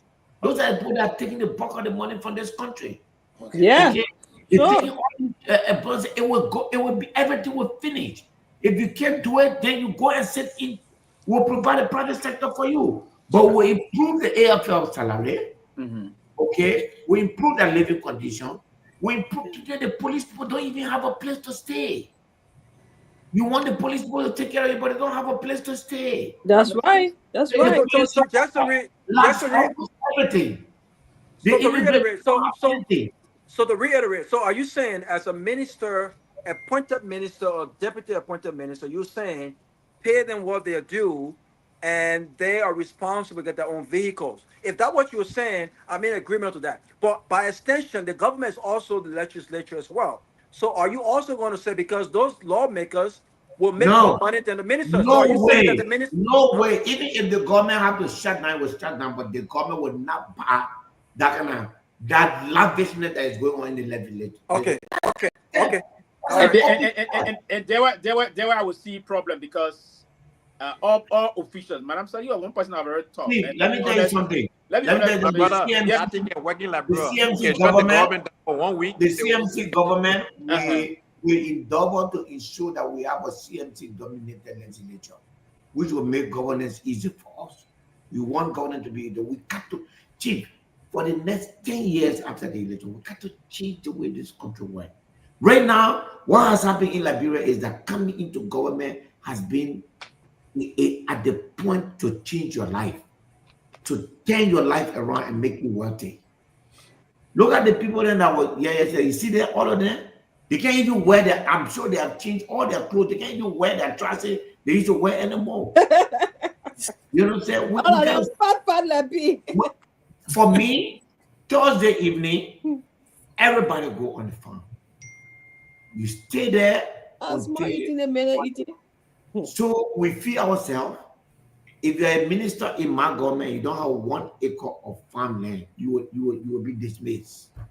Your contract, every minister, every government official will be appointed with a contract. And you have an obligation under that contract. Take that into consideration. We'll have the agriculture bank. The thing I'm telling you will save over $150 million. Put that in the agriculture bank and let people borrow money to go make farm. You will see what will happen in this country. How much will you put in the budget for education? I think the education, first of all, it needs fixing. Education is like a black hole. You understand? Putting money in education right now is not the solution. The solution is to fixing it. The first thing how do you intend to fix it? Very good. Immediately, what we used to have, we used to call KRTTR. Then we used to have ZRTTR. We need to KRTTR. Yeah. Yeah. We need to create at least 5 of that in the 5 zones. We need technocrats for that country, man.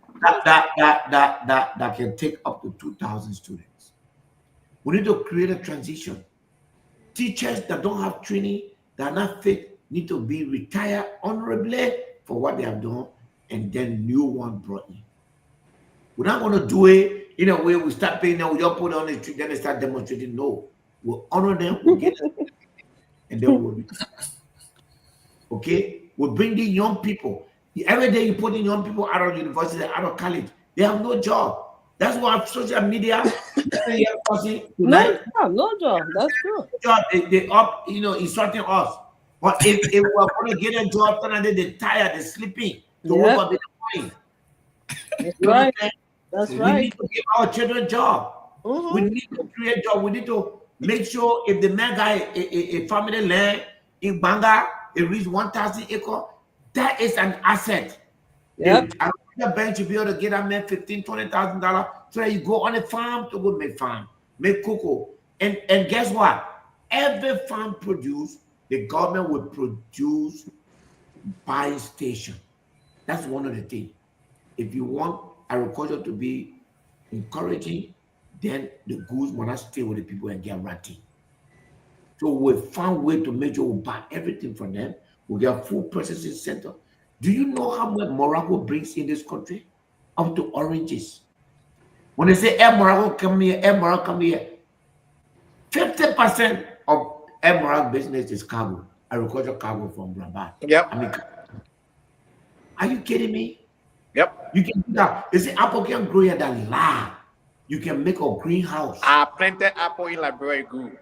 But not when you did that, when you say you grew in Africos. Gee, you can recent time in 2020. When you did that, when you grew in Africos. I Liberia got a tin land, man. The political leader got to go to bed, y'all. When I have a group, I was like, you interrupting the political leader. We have a political leader, y'all respect it, man. No, we respect it, member. At the end of the day, everything everything they say we cannot grow. Let me tell you something. Greenhouse. To fix one greenhouse or 1 acre worth of greenhouse, it's about $27,000 to $30,000. You going to bed? You can produce apple. You can produce. Also, that means apple only grow on a normal circumstances there, right? Yeah, because it requires certain number of light. But I mean, you grew apple. So when you make one apple that he grew one. He grew one. When you make I got somebody on the phone. I hope y'all can hear him. Okay, go ahead. Go ahead.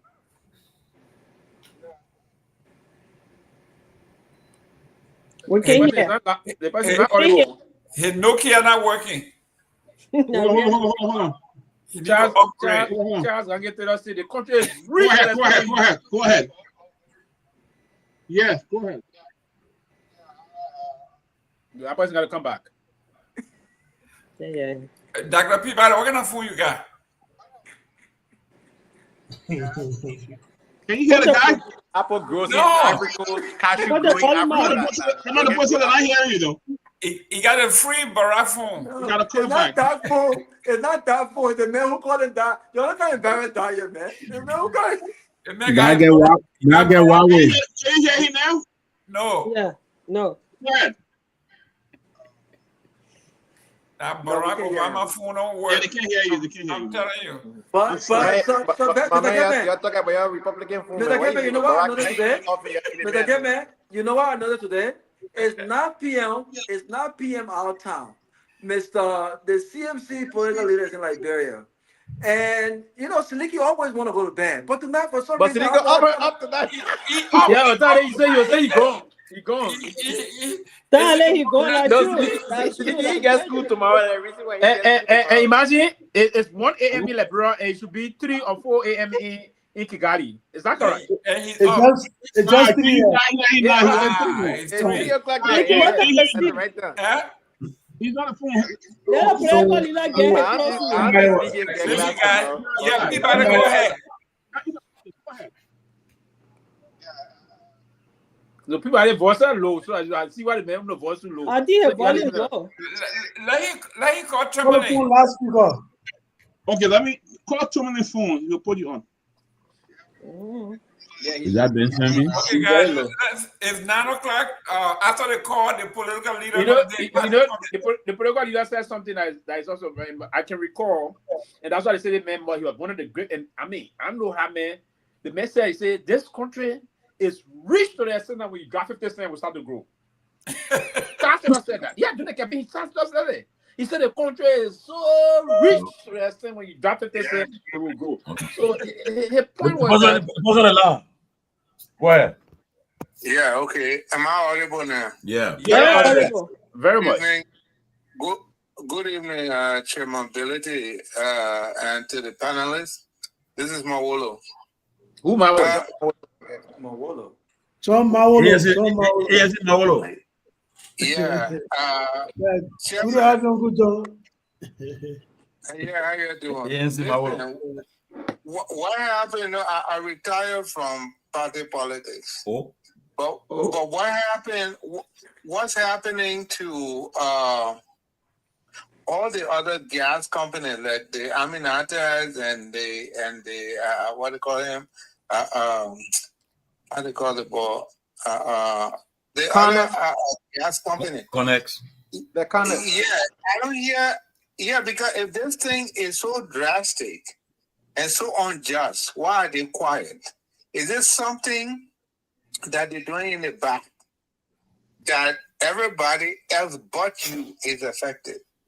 And so if that's the case, that's something that people need to know about, because there is no way they can take out that much money from everybody and everybody gets quiet. That's right. And unless they donate to you alone.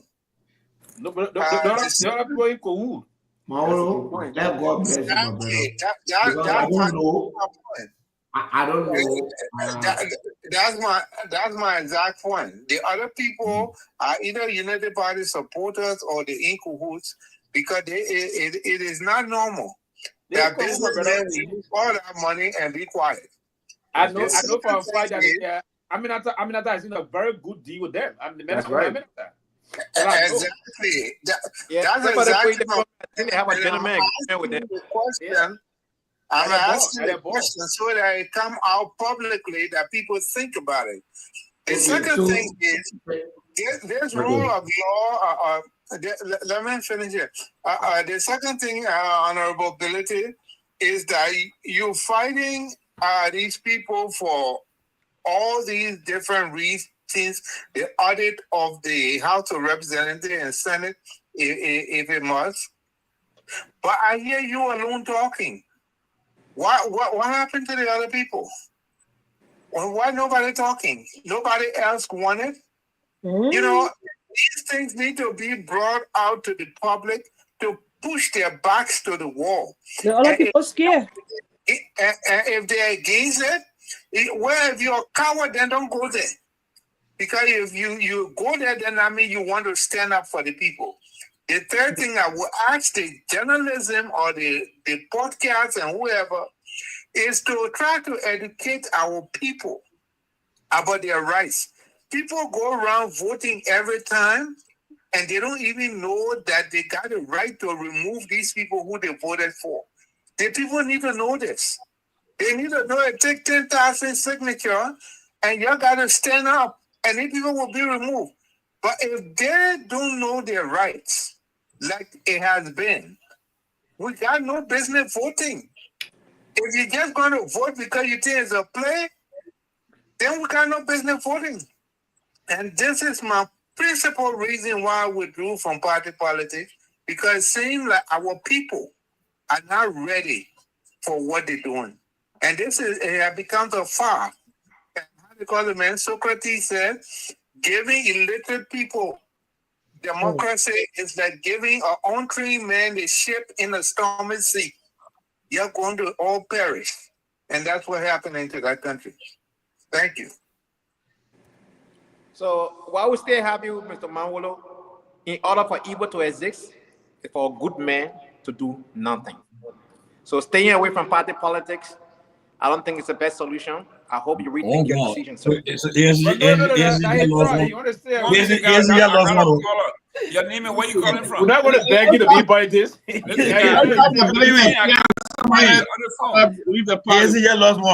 Go ahead, guys. It's not fair for you to make it all an ANC issue. It's not an Don't ANC make it all an Honorability, we got a call for you. That make you book up in Hey, guys, come on. Listen, guys, listen. I got some on the phone for the, got a question for the political leader. Go ahead. Let me say good morning from my end. This is Pewazi that I'm calling you from South Korea. And I just want to ask Mr. Ability, my dear brother, and and also a Liberian. So I want to know from the CSC perspective, what have you done? I'm not being in trouble here, but what have you done now? What have the CSC done in bringing in the fuller Liberians over to your party? And for us here in Korea too, we want to hear from you. What do you have to offer the Liberian people to convince us? We have over 3,000 plus Liberians living here in South Korea. We want to know from you. We are not asking for you to organize a political party, but just to come and tell us what you have to offer the Liberian people, the genuineness of you to offer the Liberian people, so that we can trust you and vote for you come 2029. Thank you very much for my time. Thank you, Mr. Gayman. Okay, so let me answer those two questions so that we can go. Starting with John Maulo.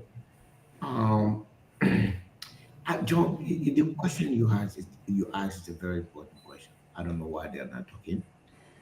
I think the government did reach out to some of them and send some signal that, don't follow Musa, this year, there's something not right, but they're not, so I'm alone, I'm fighting. Some of them are trying, I'm aware that some of them are trying to, resolve the issue. And some of them just don't like to be in a fighting. They don't see business as a place where you can fight with government. I think there are several reasons. I see it otherwise. I see the right to do business as an inalienable right as a Liberian. And anybody who tries to deprive me of it, I will fight openly for it. But that's a difference of view. It doesn't mean that the other importers, I think everybody's right. I can guarantee you everybody's right. These guys are ruthless. Their intention is to take that money and use it the way they want to use it, and that is all that is happening. So I think John. I think it's important that you know that. The other thing, I think it was the question with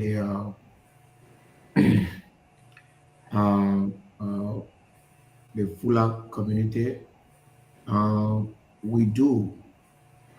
We actually are preparing right now to appoint one Fuller person as vice chair. He's from Maserado. And also the chair of CMC Europe is a Fuller person.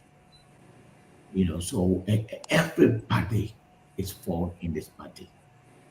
If you go any part of Liberia, in any region, the chairman is from Lofa County. The global chair is from the west. The USA chair is from the southeast. So we have our party spread. Right here, you see Mr. Nagbe, the nigga tell you where he from. And you see Mr. That's not Gayman. easy enough. Get at me. So we're spread all over as a party. So for me, it is important. And as I heard Terry say, where we are going to get land from land, nothing is in abundance here equal to land.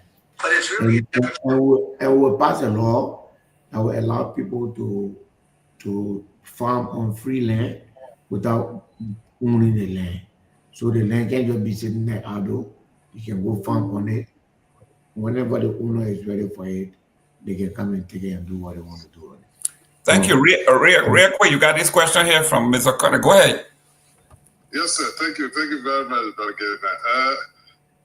Gayman. Let me say good evening to all of the panelists. Yes, good evening to all of the panelists, and of course, let me say good evening to my dear brother Ability.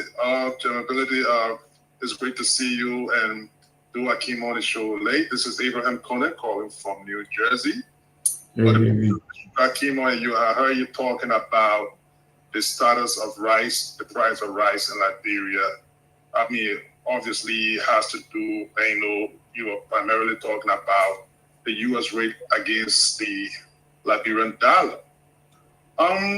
Is there any specific reason in your mind, although your opposition, that inform the appreciation of Liberian dollars vis-a-vis the USD?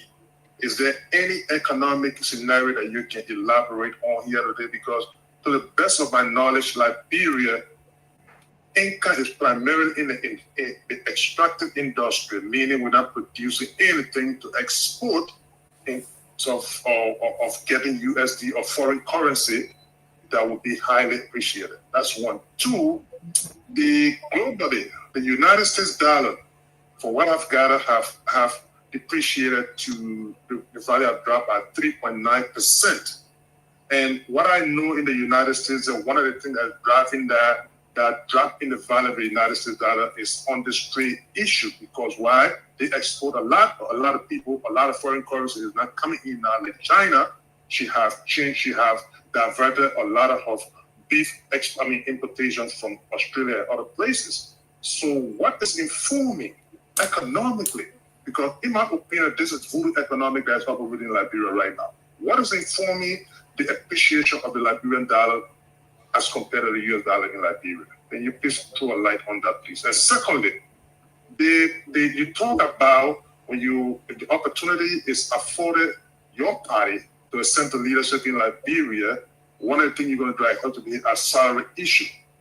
How did you guys come about with the exorbitant salaries for lawmakers in Liberia? Is it enshrined into a specific portion of the law that state that can bring a shine?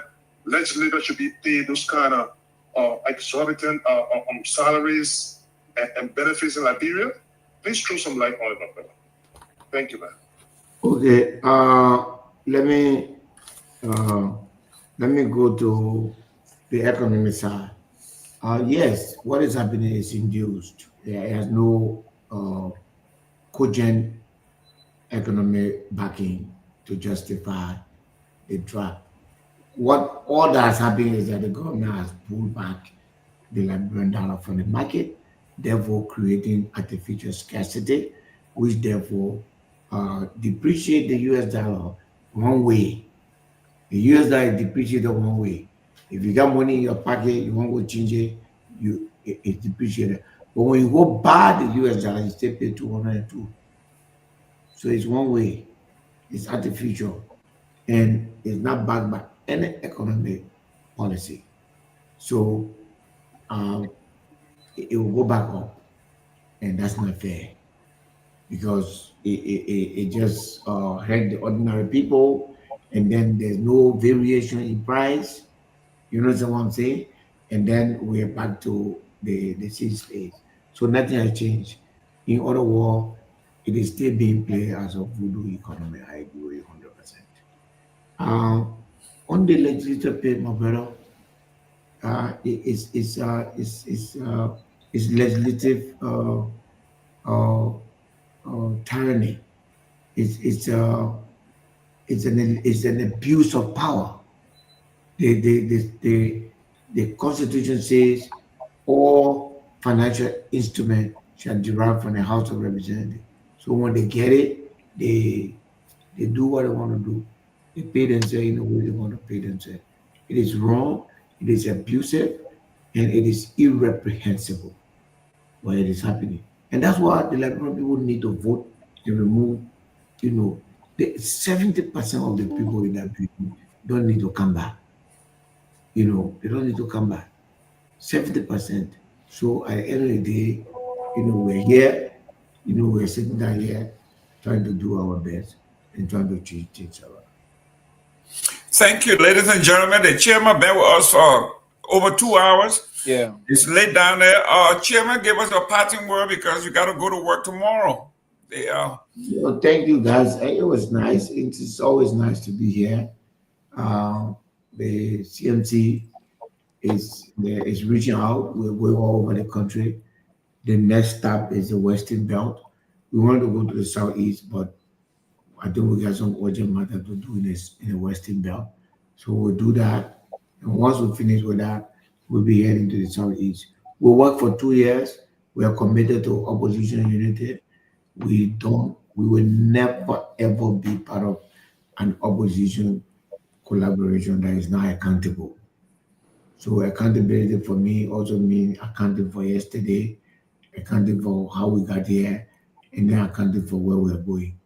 And and when we work hard, we believe that our standard way, the survey will show that the Liberian people are ready for the CMC. At that point, the CMC will be asking the rest of the opposition to support it. If they have been otherwise, we will stay join the opposition. So we are committed to opposition, unification. Thank you, Mr. Ability. I pray and hope that other leaders will follow you. One of the person that being in the press every day in the press. That's good. I'm not a fan of Trump, but one thing I give him credit for, Trump has press conference almost every day, and that's what makes him always in the news, and it's good. But the leaders who don't engage the press, who don't talk to the media, they are the ones the message is not being heard. And that's the reason why I think you are making the strides on the ground is because of your engagement. So look at it, it's almost after 1 o'clock, and you on the closing argument. You've been for almost 3 hours to us. That's good, and you have been very bold, very fearless. I know. People. I mean, people will say what they want to say, but I tell you the truth. On the ground, I would say this. Let me be clear. On the ground in Liberia, same as you guys are really making some strides there, and I look forward to seeing what will happen in the diaspora in the coming weeks. I'm sure my senior comrade Victor Nagbe, as he's in charge for the September 27 program, we're looking forward to see what he's going to do. I'm sure. But thank you, Mr. Benedict, and have a good night's sleep. At least we can talk on top of that when you leave now. Thank you, sir. Thank you, guys. Good night. Thank you. Excellent. And while the chairman is going, and now next week we are profiling the Divine Nine. So next week we'll be starting with Zeta Phi Beta sorority. The ladies will be here to tell us what this is all about, how they can help the international, and then we will have the AKAs will be here, and we'll go on, and then we'll bring in the fraternities as well. So it's going to be educational all next week. We have some, most of the AK are educators, so they will be here talking about education on the international level. They will be talking about empowering young women, self-esteem, and all of that stuff. So that's great for us. We're hearing a lot about rape and all of that. They're going to help see if they can help us develop our young women to be strong. Talk about economics. Most of the rape is economics. When you have an older man who has financial advantage over the entire family, it is recipe for abuse. So Sarah, hopefully next week you can come and help us. We have to deal with our young women. They are under attack, and we have to work with it. Honorable Pewee, Honorable Tomalin George, anything for next week? Well, okay, Peabody will get some announcement, Pewee, but let me say this. Tomorrow, the ANC is scheduled to be here tomorrow. The USA, the interim chairman, the communication person to talk about the October convention, but it's still tentative. After they reach the city, the business department, then we'll confirm it. But they should be here tomorrow. Tomorrow they have their schedule tomorrow. So when they talk to the business department, here, she alone can pay for the whole thing. Don't forget about my announcement. Yeah, and also will be. Let's see, man. You don't know what's it. So how to call it? And then we'll start playing the Tournament High people will start playing their stuff tomorrow. We'll start playing for Tournament High for their stuff. We'll start playing it tomorrow. You know, Sarah want the Tournament High, so they are already seeing the business office. And Mr. Nagbe want the Tournament High too. So yeah, but so far the ANC the flyer has been made, but we will not go public until we can conclude everything. But yeah, until they reach out to me. Yeah. So let us talk about that now. What happened to our nephew? They say he cleared a Facebook page. Sarah, just give me 2 minutes. Listen, Dr. Peabody on the line. Go ahead, Doc. The guy who don't come when he see politician come in the joint, you'll be staring all day on the show or something like that. That's true. Jeez. Well, that part of the G's. But guys, pretty soon we'll be coming up with T-shirts for the TCA for closing argument. So I'm giving you heads up. The next few weeks. Just do the hoodie for me, please. Guy, getting cool now already. Yeah, I need a hoodie too. After the game, but guy. But I want to say send a special gratitude here to Professor Larry Kennedy. Larry had worked behind the scenes, and through his tireless effort, we were able to get our tax ID last week. So we want to thank Professor Kennedy. He paid for it. He did everything. That's good. As he gave to the closing argument, he also built our website.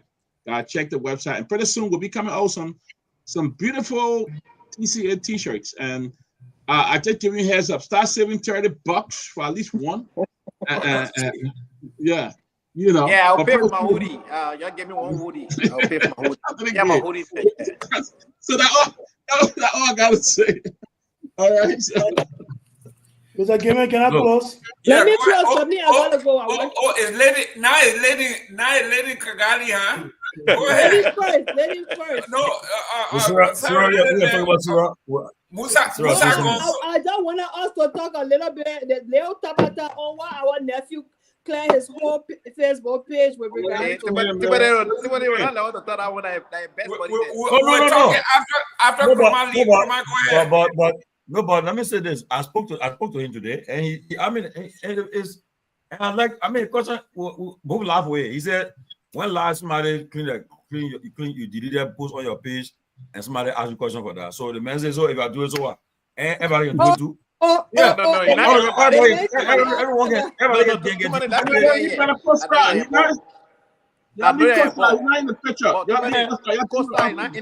I don't think for me that's a motivation. Costa is not anybody. That you have to be fair here. Costa already earned his space in the political spectrum. He led June 7th. It was successful, one of the largest non-violent protests in our country. If he does good things, we're praising. If he does things that are not, also we're holding you accountable. That's what good friendships are all about, right? Yeah. And so why he did that? You want to hold you accountable? Costa is not just anybody. Yes. No,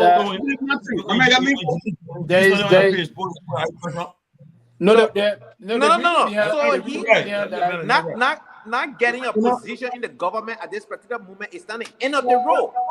He need to man up. He need to, go above the field, so to speak, for lack of a better term. Leave Costa alone. Just leave him. So you think that because of the position he cleared his page? Oh, but I mean, that's Not it because left come room on, for a now. lot of speculations. Listen. For me, I don't think we should elevate this. That's too your much, question. No, we were elevated because he's a bully. But to Sarah's point, the reason there are a lot of motivation behind this. A lot of motivation. You hear when they say, my man, you're doing good, they come in here too low. Go ahead. Yeah, lot of motivation. Part of the reason why he did that. I'm a Delaware brother. I'm very concerned about him. And I don't know if I don't know if and someone said it was I'll find my surreptitiously. business. Our inboxes.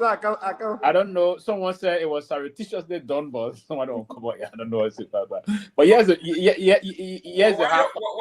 men are picking men. You say grow, the men like a picking. Here's a half fight. Here's a half fight behind this. Huh? Why your brother PR back? You're taking him off the screen. No, the PR is Akim. The PR is Akim bad. Maybe he wants the scores too. The man tired, man. What they say the man love the spotlight. You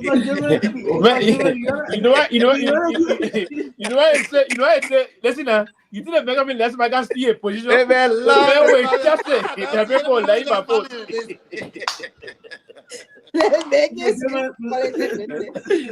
Listen, Jerome. Are you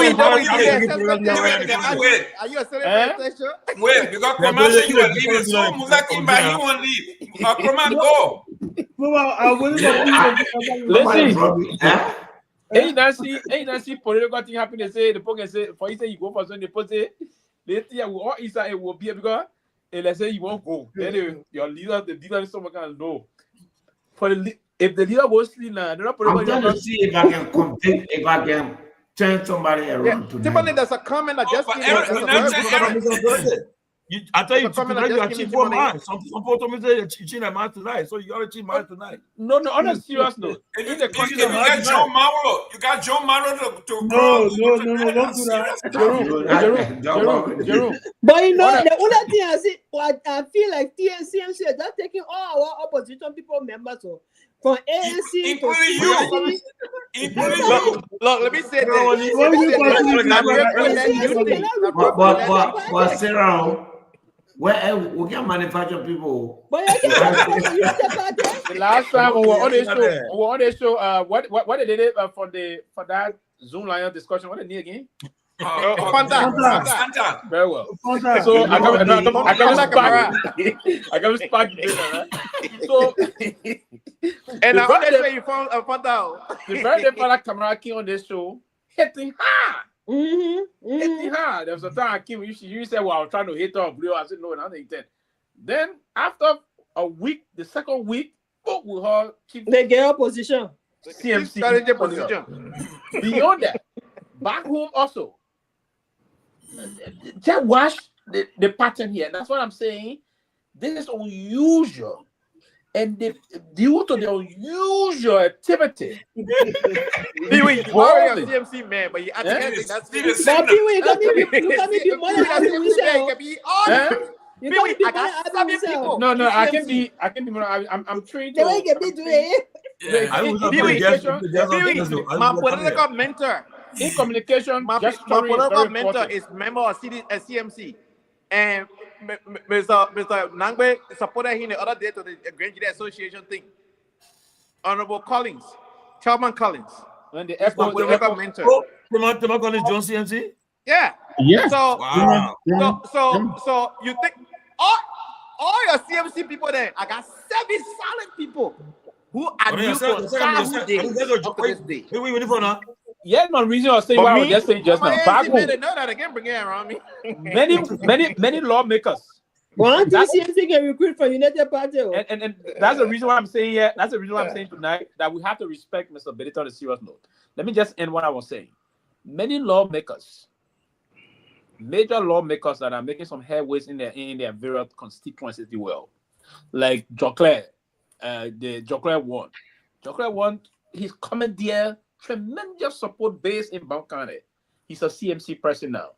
Gobu Cabo and the rest of the folks also just went through recent time. Beyond that, the immediate past deputy press secretary to the former president of Liberia. It's also there. And also, there's a pattern of recruitment that's followed. I think they're very you already a CMC member. We already know that. Let me say this, and the reason why you think I don't know?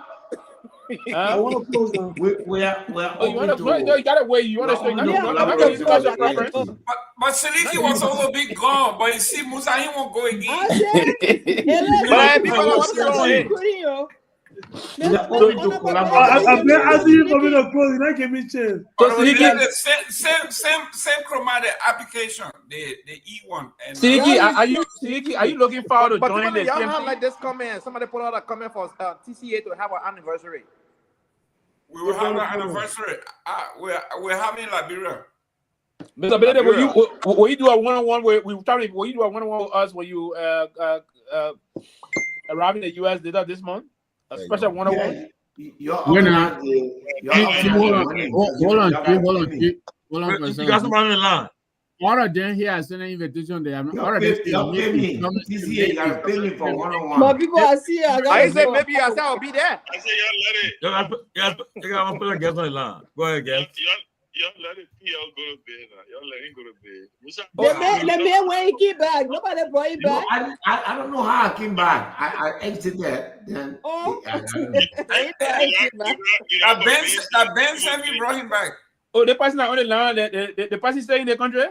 No, he got no, I saw you the person on the Sunday. Ben has packed his bag. He's ready to move to CMC now. That news, you ever see Musa Benede somewhere or Ben somewhere Musa Benede there? Breaking news. Ben to talk now. Ben, go ahead. We are proud of the work the CMC is doing. And I tell people all the time. When are you announcing your membership? And thank you for your backroom support. Ben, when are you announcing your membership? Ben Sanvee. You get a chance to talk. Wait, you hold on. Ben Sanvee, when are you announcing your membership for CMC? Now, who asked me that question there? That Pewee. The new progressive. But Pewee, I thought you were part of the CMC in there. No. I thought I was saying this. Okay. That to do with a question. Ben Sanvee say running for the convention, CMC convention USA. You want to be chairman? You want to be the diaspora chairman? No. Let me say this. Who position the man want to take? You want to be chairman of America? Let me say, I just wanted to call to support my friend and brother. When are you joining the party? When are you making an announcement? Negotiation is ongoing at this time. Okay. It's doing extreme. You are doing exceptionally well. You're keeping the opposition flag burning. You know, some of us we have reached a certain plateau in Liberian politics. It's not about joining a specific party. We are part of the larger opposition community. We want to see a forge a united front, and those are the things we are spending our time on right now. And I'll say this about Musa. I tell the people all the time: underestimate Musa's ability at your own peril. If you want a fighter, you want to align with Musa. Musa is a fighter. We like what the CMC is doing. I see a lot of recruitment. I saw him recruit Edmund Packet to Moy today. Packet will be a great addition to the CMC, and we're gonna be monitoring. We're gonna be monitoring and watching and holding these discussions. So no need to be panicking about what we are doing, what we're not doing. In fact, I'm speaking. I'm getting ready to head to Accra. I got a meeting with President Mahama in the next couple of days. So we're busy with regional things. You know, we're making regional moves. Ben will try on in Accra. Don't worry, Chief. We'll be there. So, are you guys going to conclude? The conclusion will be done in Accra. The political Maradona.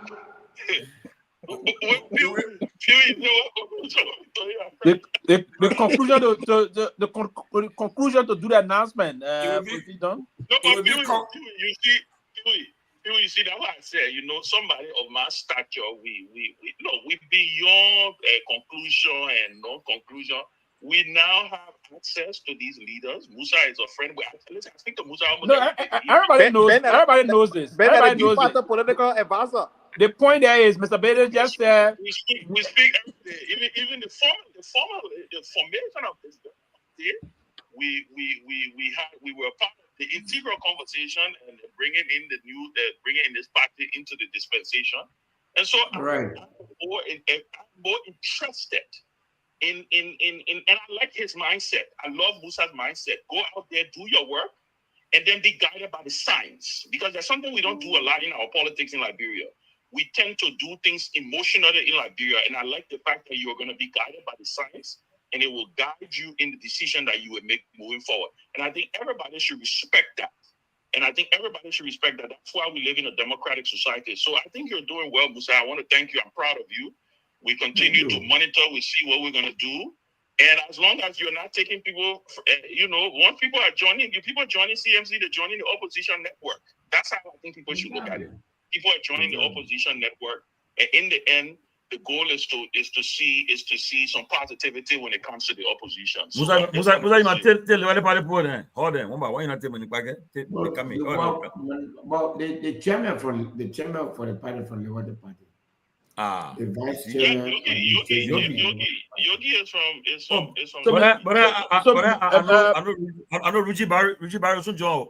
So Mr. Benedict, the chairman for the Liberty Party has you join. What means you get John? Come on, man. Mr. Benedict, so are you? Again, was our close. Your John. Mr. Benedict, are you saying to us?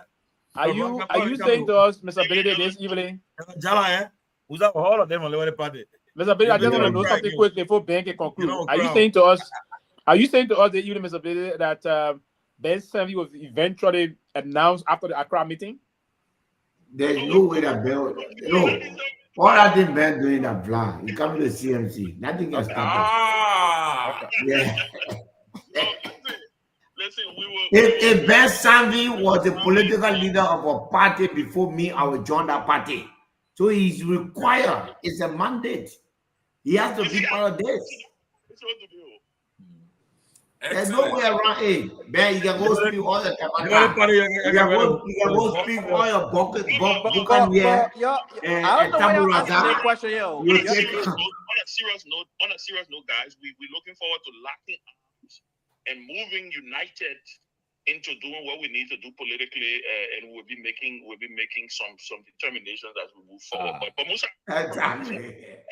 The key word is determination. Why you guys asking Ben? Ben served as chairman of the Liberty Party. Yeah. The current political leader of CMC served as chairman of the Liberty Party. What do the two have in common? Liberty Party. That was talking Anthony? Anthony Gay. Anthony, I respect you a whole lot. You're a very sharp young man. And in fact, I need to call you. There's something I need to talk to you about. I saw you on another show the other day. You were talking some things that we need to talk, but I'm very proud of what you continue to do. You keep the line of fire with the ruling establishment. You lead the opposition. Everybody move forward. Let Musa do what he's doing. Let him be guided by the science. Like I say, he's guided by the science. He will go out there and Musa, great work in Kehleboe. I was very impressed with the turnout. Like Sylvester Pewee said, getting people like Marvin Cole. Even what his name?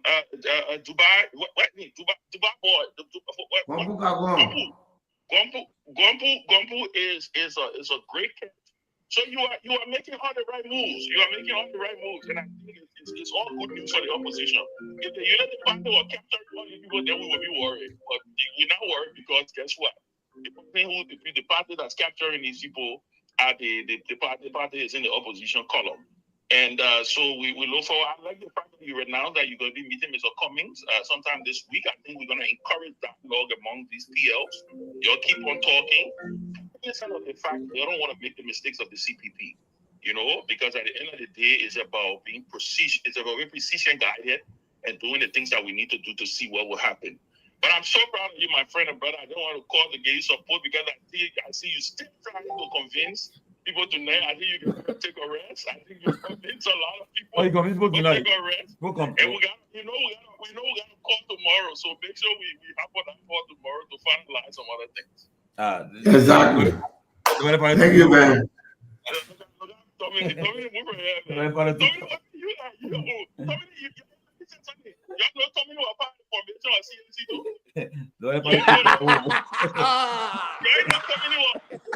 Ben Wissy. Tommy was part of the formation of CNC too.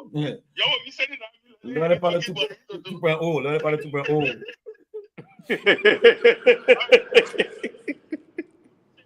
I want to say, you guys, thank you for keeping the TCA burning. I mean, it's you guys are holding the ground. Congratulations to TCA on the tax exempt status. We are looking forward to our T-shirts, our caps, our hoodies. When the time comes, we will those of us who are taking a little sabbatical right now, we will re-engage. Right now, Pewee is holding the fort. Tomalin, Siddiqui, everybody. Just want to say thank you to Peabody, everybody, for holding the ground. The guys on the ground in Liberia, we got great guys on the ground in Liberia. Our team is doing extremely well. Mr. Gayman, thank you also for holding the fort and for everything that has been done. Thank you, guys. Thank you. And today's my twin girl's birthday. Oh, post that picture now. Happy birthday to the girls, Happy birthday to I said, post that picture. Yeah. And Friday will be my older daughter's birthday. So September is a broke month. Wow, tomorrow my sister's birthday. April is my own month. September 15th and September 19th. Myean, are you up still? Well, Mr. Nagbe, before I talk about Mr. Nagbe, right? You have to congratulate Myean. Myean received his clearance for graduation. Yes. Myean will be graduating in October. He got graduation clearance today. And we also support Myean in graduation. A very smart young man, Myean. Yeah. We just announced congratulations, man, young man. And I can tell you, we'll do more. Look, we not talking a lot of stuff today. We're talking tomorrow. We left all the jetty issue, the Abu Jari. A lot of things came out today, but we'll talk about it tomorrow. Mr. Nagbe, I want to give opportunity. The ULA convention this weekend, right? Right. And ULA is accusing you. They accuse your wife of. They say that she violated Utah Constitution. ULA by accepting position of the CMC. So I mean, I know you try to clarify, but I give opportunity to clarify today on the platform. What you got to say about that? Thank you, Chief. Well, before I do that, because I'll forget, today is my mother-in-law's birthday. Happy birthday! Happy birthday to the mother-in-law. Miss Janet Gaming Balaze, happy birthday, mommy. And also today is my last son's birthday, EJ Emmanuel. Okay. Emmanuel James. A lot of Virgos in the house. Yeah, so he and the mom, they're going to grab a Bible. We'll get together. Let me wish him happy birthday. And Jerome, happy birthday to the twins as well. I spoke to them yesterday, and I hope they're doing well. Thank you. Wow. So let me say this, Chief. I understand, So you're speaking in your capacity as well? As a TCA panelist. No, your CMC man. So you heard us get out on my time.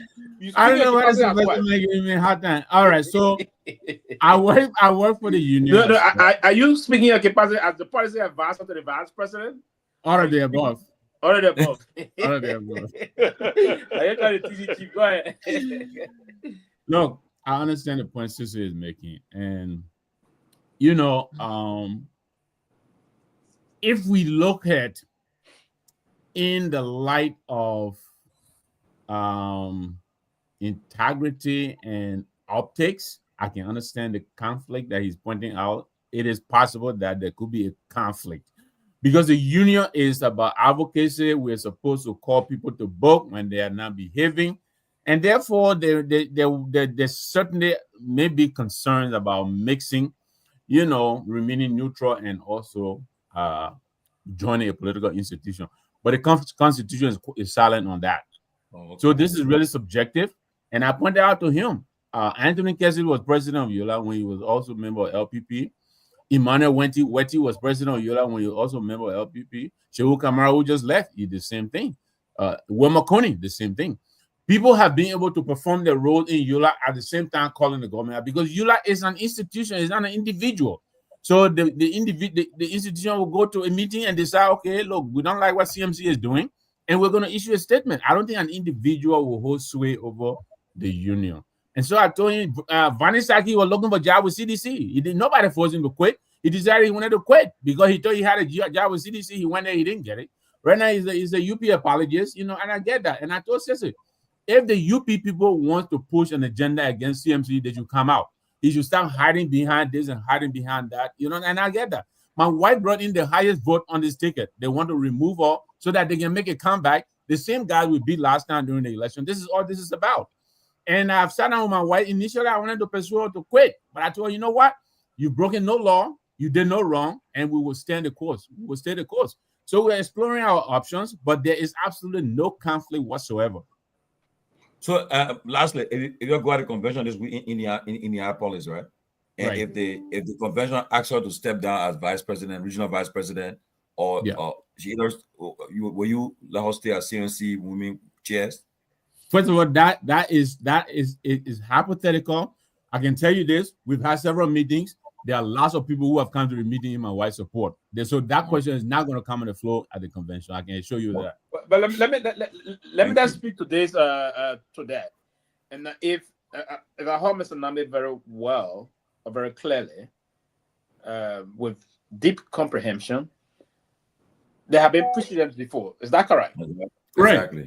If there have been precedents, listen, folks need to stop this kind of a retail type of meandering here, and we're not so fast and think because ULA, for instance, is the governing body for Liberians here in the United States. That does not negate the fact that it will stop your right as a citizen of the country to affiliate with other, because that is tantamount of violating the Constitution of Liberia. And it is double standard too, so I hope I'm not cutting you off. When I wrote my post today, Anthony Kesley came on me and commented. He did not deny what I said. Emmanuel Weti came in and commented. He didn't deny what I said. And the fact is, they were also president of Yola at one time, at the same time member of LPP. And I know what I'm talking about. That's hypocrisy, and those kind of things should be called out immediately and dismissed from these people. Yeah, the one got all right. She got all right. Basically, let me end here. I will hope I'm not interrupted this time around, as I was interrupted from the beginning today. Man, you got one okay, let me interrupt you again. You know you Myean. You know you're not interrupting because they want to say you your favor, so not gonna interrupt me. But on a most serious note, listen, I didn't follow this, but I'm gonna be one of those person robustly defending the vice president. Nobody whatsoever. Exactly. Have to fight her for exercising her political right. It's a constitutional responsibility we all have, right? We utilize a particular institution, and that institution, she's committed to performing her task. She was elected, and she have to serve the term she was elected for. Those that are on this side, as I don't want to, but again, it's unfortunate on a serious note. And those kind of a retail politics have to be immediately dismissed, and we unfortunately she will have to. Thank you, Sylvester, and thank you, Tommy. I wasn't gonna bring it up on the. No, it's unfortunate, man. It's quite. Thank you for the opportunity. Didn't bring it up. Ever let listen to you before Mr. Nagbe. Fortunate. I got elected with Steve Boley. I was vice president for ULA for administration, and he was vice president. He got elected vice president for the executive. And at the time, they didn't have West, East, Central. It was one vice president for the whole country. While I was actively involved with the UPP politics in New Jersey and Liberia. So that's what I said. We shouldn't even elevate it to that level because. Oh, wow. So this is your third political party now. We everybody that followed Garguah Matthew, we all came from UPP. Everybody came from UPP. If you went to school in the 70s and the 80s, you have to be a Garguah Matthew fan. So, Mr. Gayman, you're not letting me close? Oh, you still here? Oh, I'm sorry. Yeah, go ahead and close. Musa, go. You get close now. Go. Why are you making it aware that Musa been out here for? You gonna we appreciate you being No, go ahead and talk about the October program. Now. Money? Go ahead. No, you can't talk about the October program that they pay. They didn't pay yet, so you can say it. You can only say October, but nothing else. Yes, October. 4 o'clock in the morning, you know. No, I'm a final year student now, so I don't go every day. Oh, okay. Good. That's good. So that graduation we got to attend it. Trust me, we have to get some flight to attend that graduation. Oh, the TC will be there. Don't worry, we'll support you, man. We'll be there. Man. We'll fly and come drink some So I think it was a great show. But Wednesday, Mr. Cummings will be in District 7 to meet our disadvantaged brothers, and that's some of the issue we're trying to take advantage of, because the UP clearly, trying to show the Liberian people that they can fight this justice. So the coming back, the ANC is going to come back is to at least see how best we can help, whether educational wise, rehabilitation center, sending the victims there, and making a case for them where the government can be able to come up with strategies to help our brothers taking off the street and just do something about them. So Wednesday, Mr. Cummings and other party officials, the chairman will be there with him, Chairman Koo, and other people who are coming. Who's the chairman? Of course, he's the acting chairman. The chairman to the convention. Last year, Rush Group. Yeah, since Senator Nathan Paz of he's been So yes, let's look forward to Wednesday, and then October again. Our convention, two convention, and it's important to make this clarity. Most of the time we talk about convention, especially the USA convention, our critics come up and say, "Oh, why the ANC is focusing on America?" No, we're having two conventions in October, and the first convention will be in Liberia, Margibi County, Kakata City. This is where our first convention will be here, and all the different positions, even the political leader. So, Mr. Gayman, if you want to be political leader too, you can go there and participate and remove. I'm going to give you know what having a party. Yeah, so I know what's going on. And after that, then late October, we'll have the One Diaspora convention in Atlanta, from the 24th to the 26th. So let's look forward to it. It was a great show, and good luck from my end. Thank you. I will encourage Jerome to vote for Tiola. And for those of you in the US, absolutely. For those of you in the US, when you want to attend the one diaspora event, the website is www.ancdiasporainfo.com. You guys not inviting observer. And by the time you click on there, we'll give you all of the information, all of the itinerary, everything is on our website. You're not inviting www.ancdiaspora.com. You're not inviting observers. When you want to send an email as well, you can hit admin@ancdiaspora.com. Admin@ancdiaspora.com. But so that's why you think you want to pay away what? ANC what? Yeah. Observer. Info.com. www.ancdiasporainfo. Yeah, I will send it if you want to link. So Mr. Cummings will be there? Of course. Mr. Cummings will be there. Okay. You will be at the two conventions. So the convention here in the US, is that meant to elect the US officials? The US's leadership, yes. The USA branch, right? Yes. And the one in Liberia will be national and global. No, national. It will be for Liberia only. Everything in Liberia. Everything in Liberia. Yes. Yeah. Would that include no, okay. I want to know this. I don't know it, and I'm honestly not sure. Go ahead. The political leader thing. Mm-hmm. Who is the current political leader for ANC? Do you have political leader? Let me put it that way. Of course, it's Mr. Cummings. Yeah, Mr. Cummings is the political leader. Oh, Mr. Cummings is the political leader. Yeah. Right. After elections, I think every position are open. Yeah, that's my reason I'm asking this question. So now we don't get chairman, we got chairman now, but position open. The chairman is running for re-election.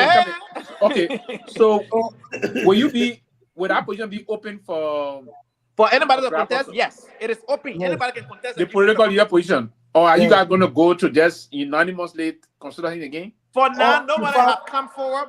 But if anyone comes forward, they are also welcome to compete against Mr. Cummings. And that's going to be October or November. Sylvester, the convention committee, they issued a statement recently declaring all positions open. Open, yeah. The different media institution in Liberia, they published that. So we support our chairman in Liberia, Seleke? No, I'm not part of the chairman. Seleke, when they're running for chairman in the US, though. Yeah, for the US, I get a side, but Liberia, I'm not supporting anybody. Let me ask you a question about Liberia.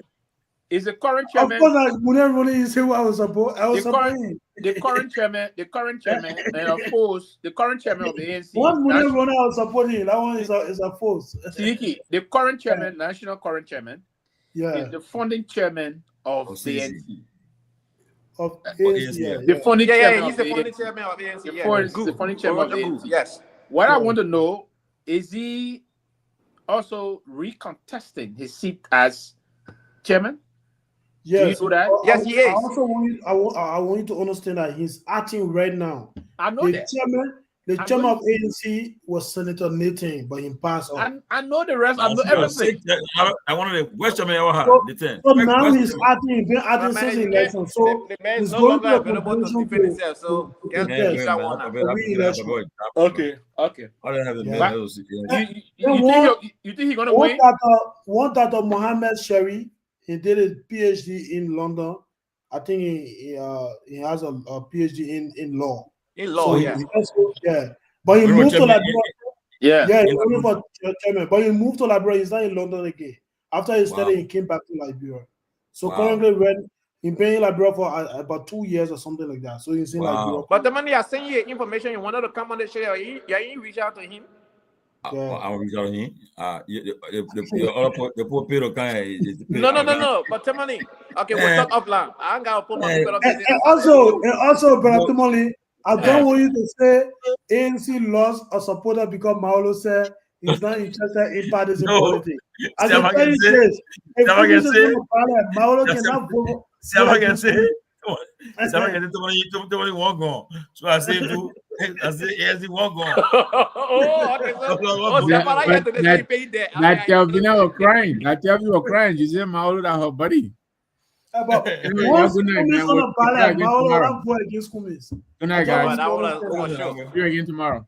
But even put out the say. Guys, let's do this tomorrow.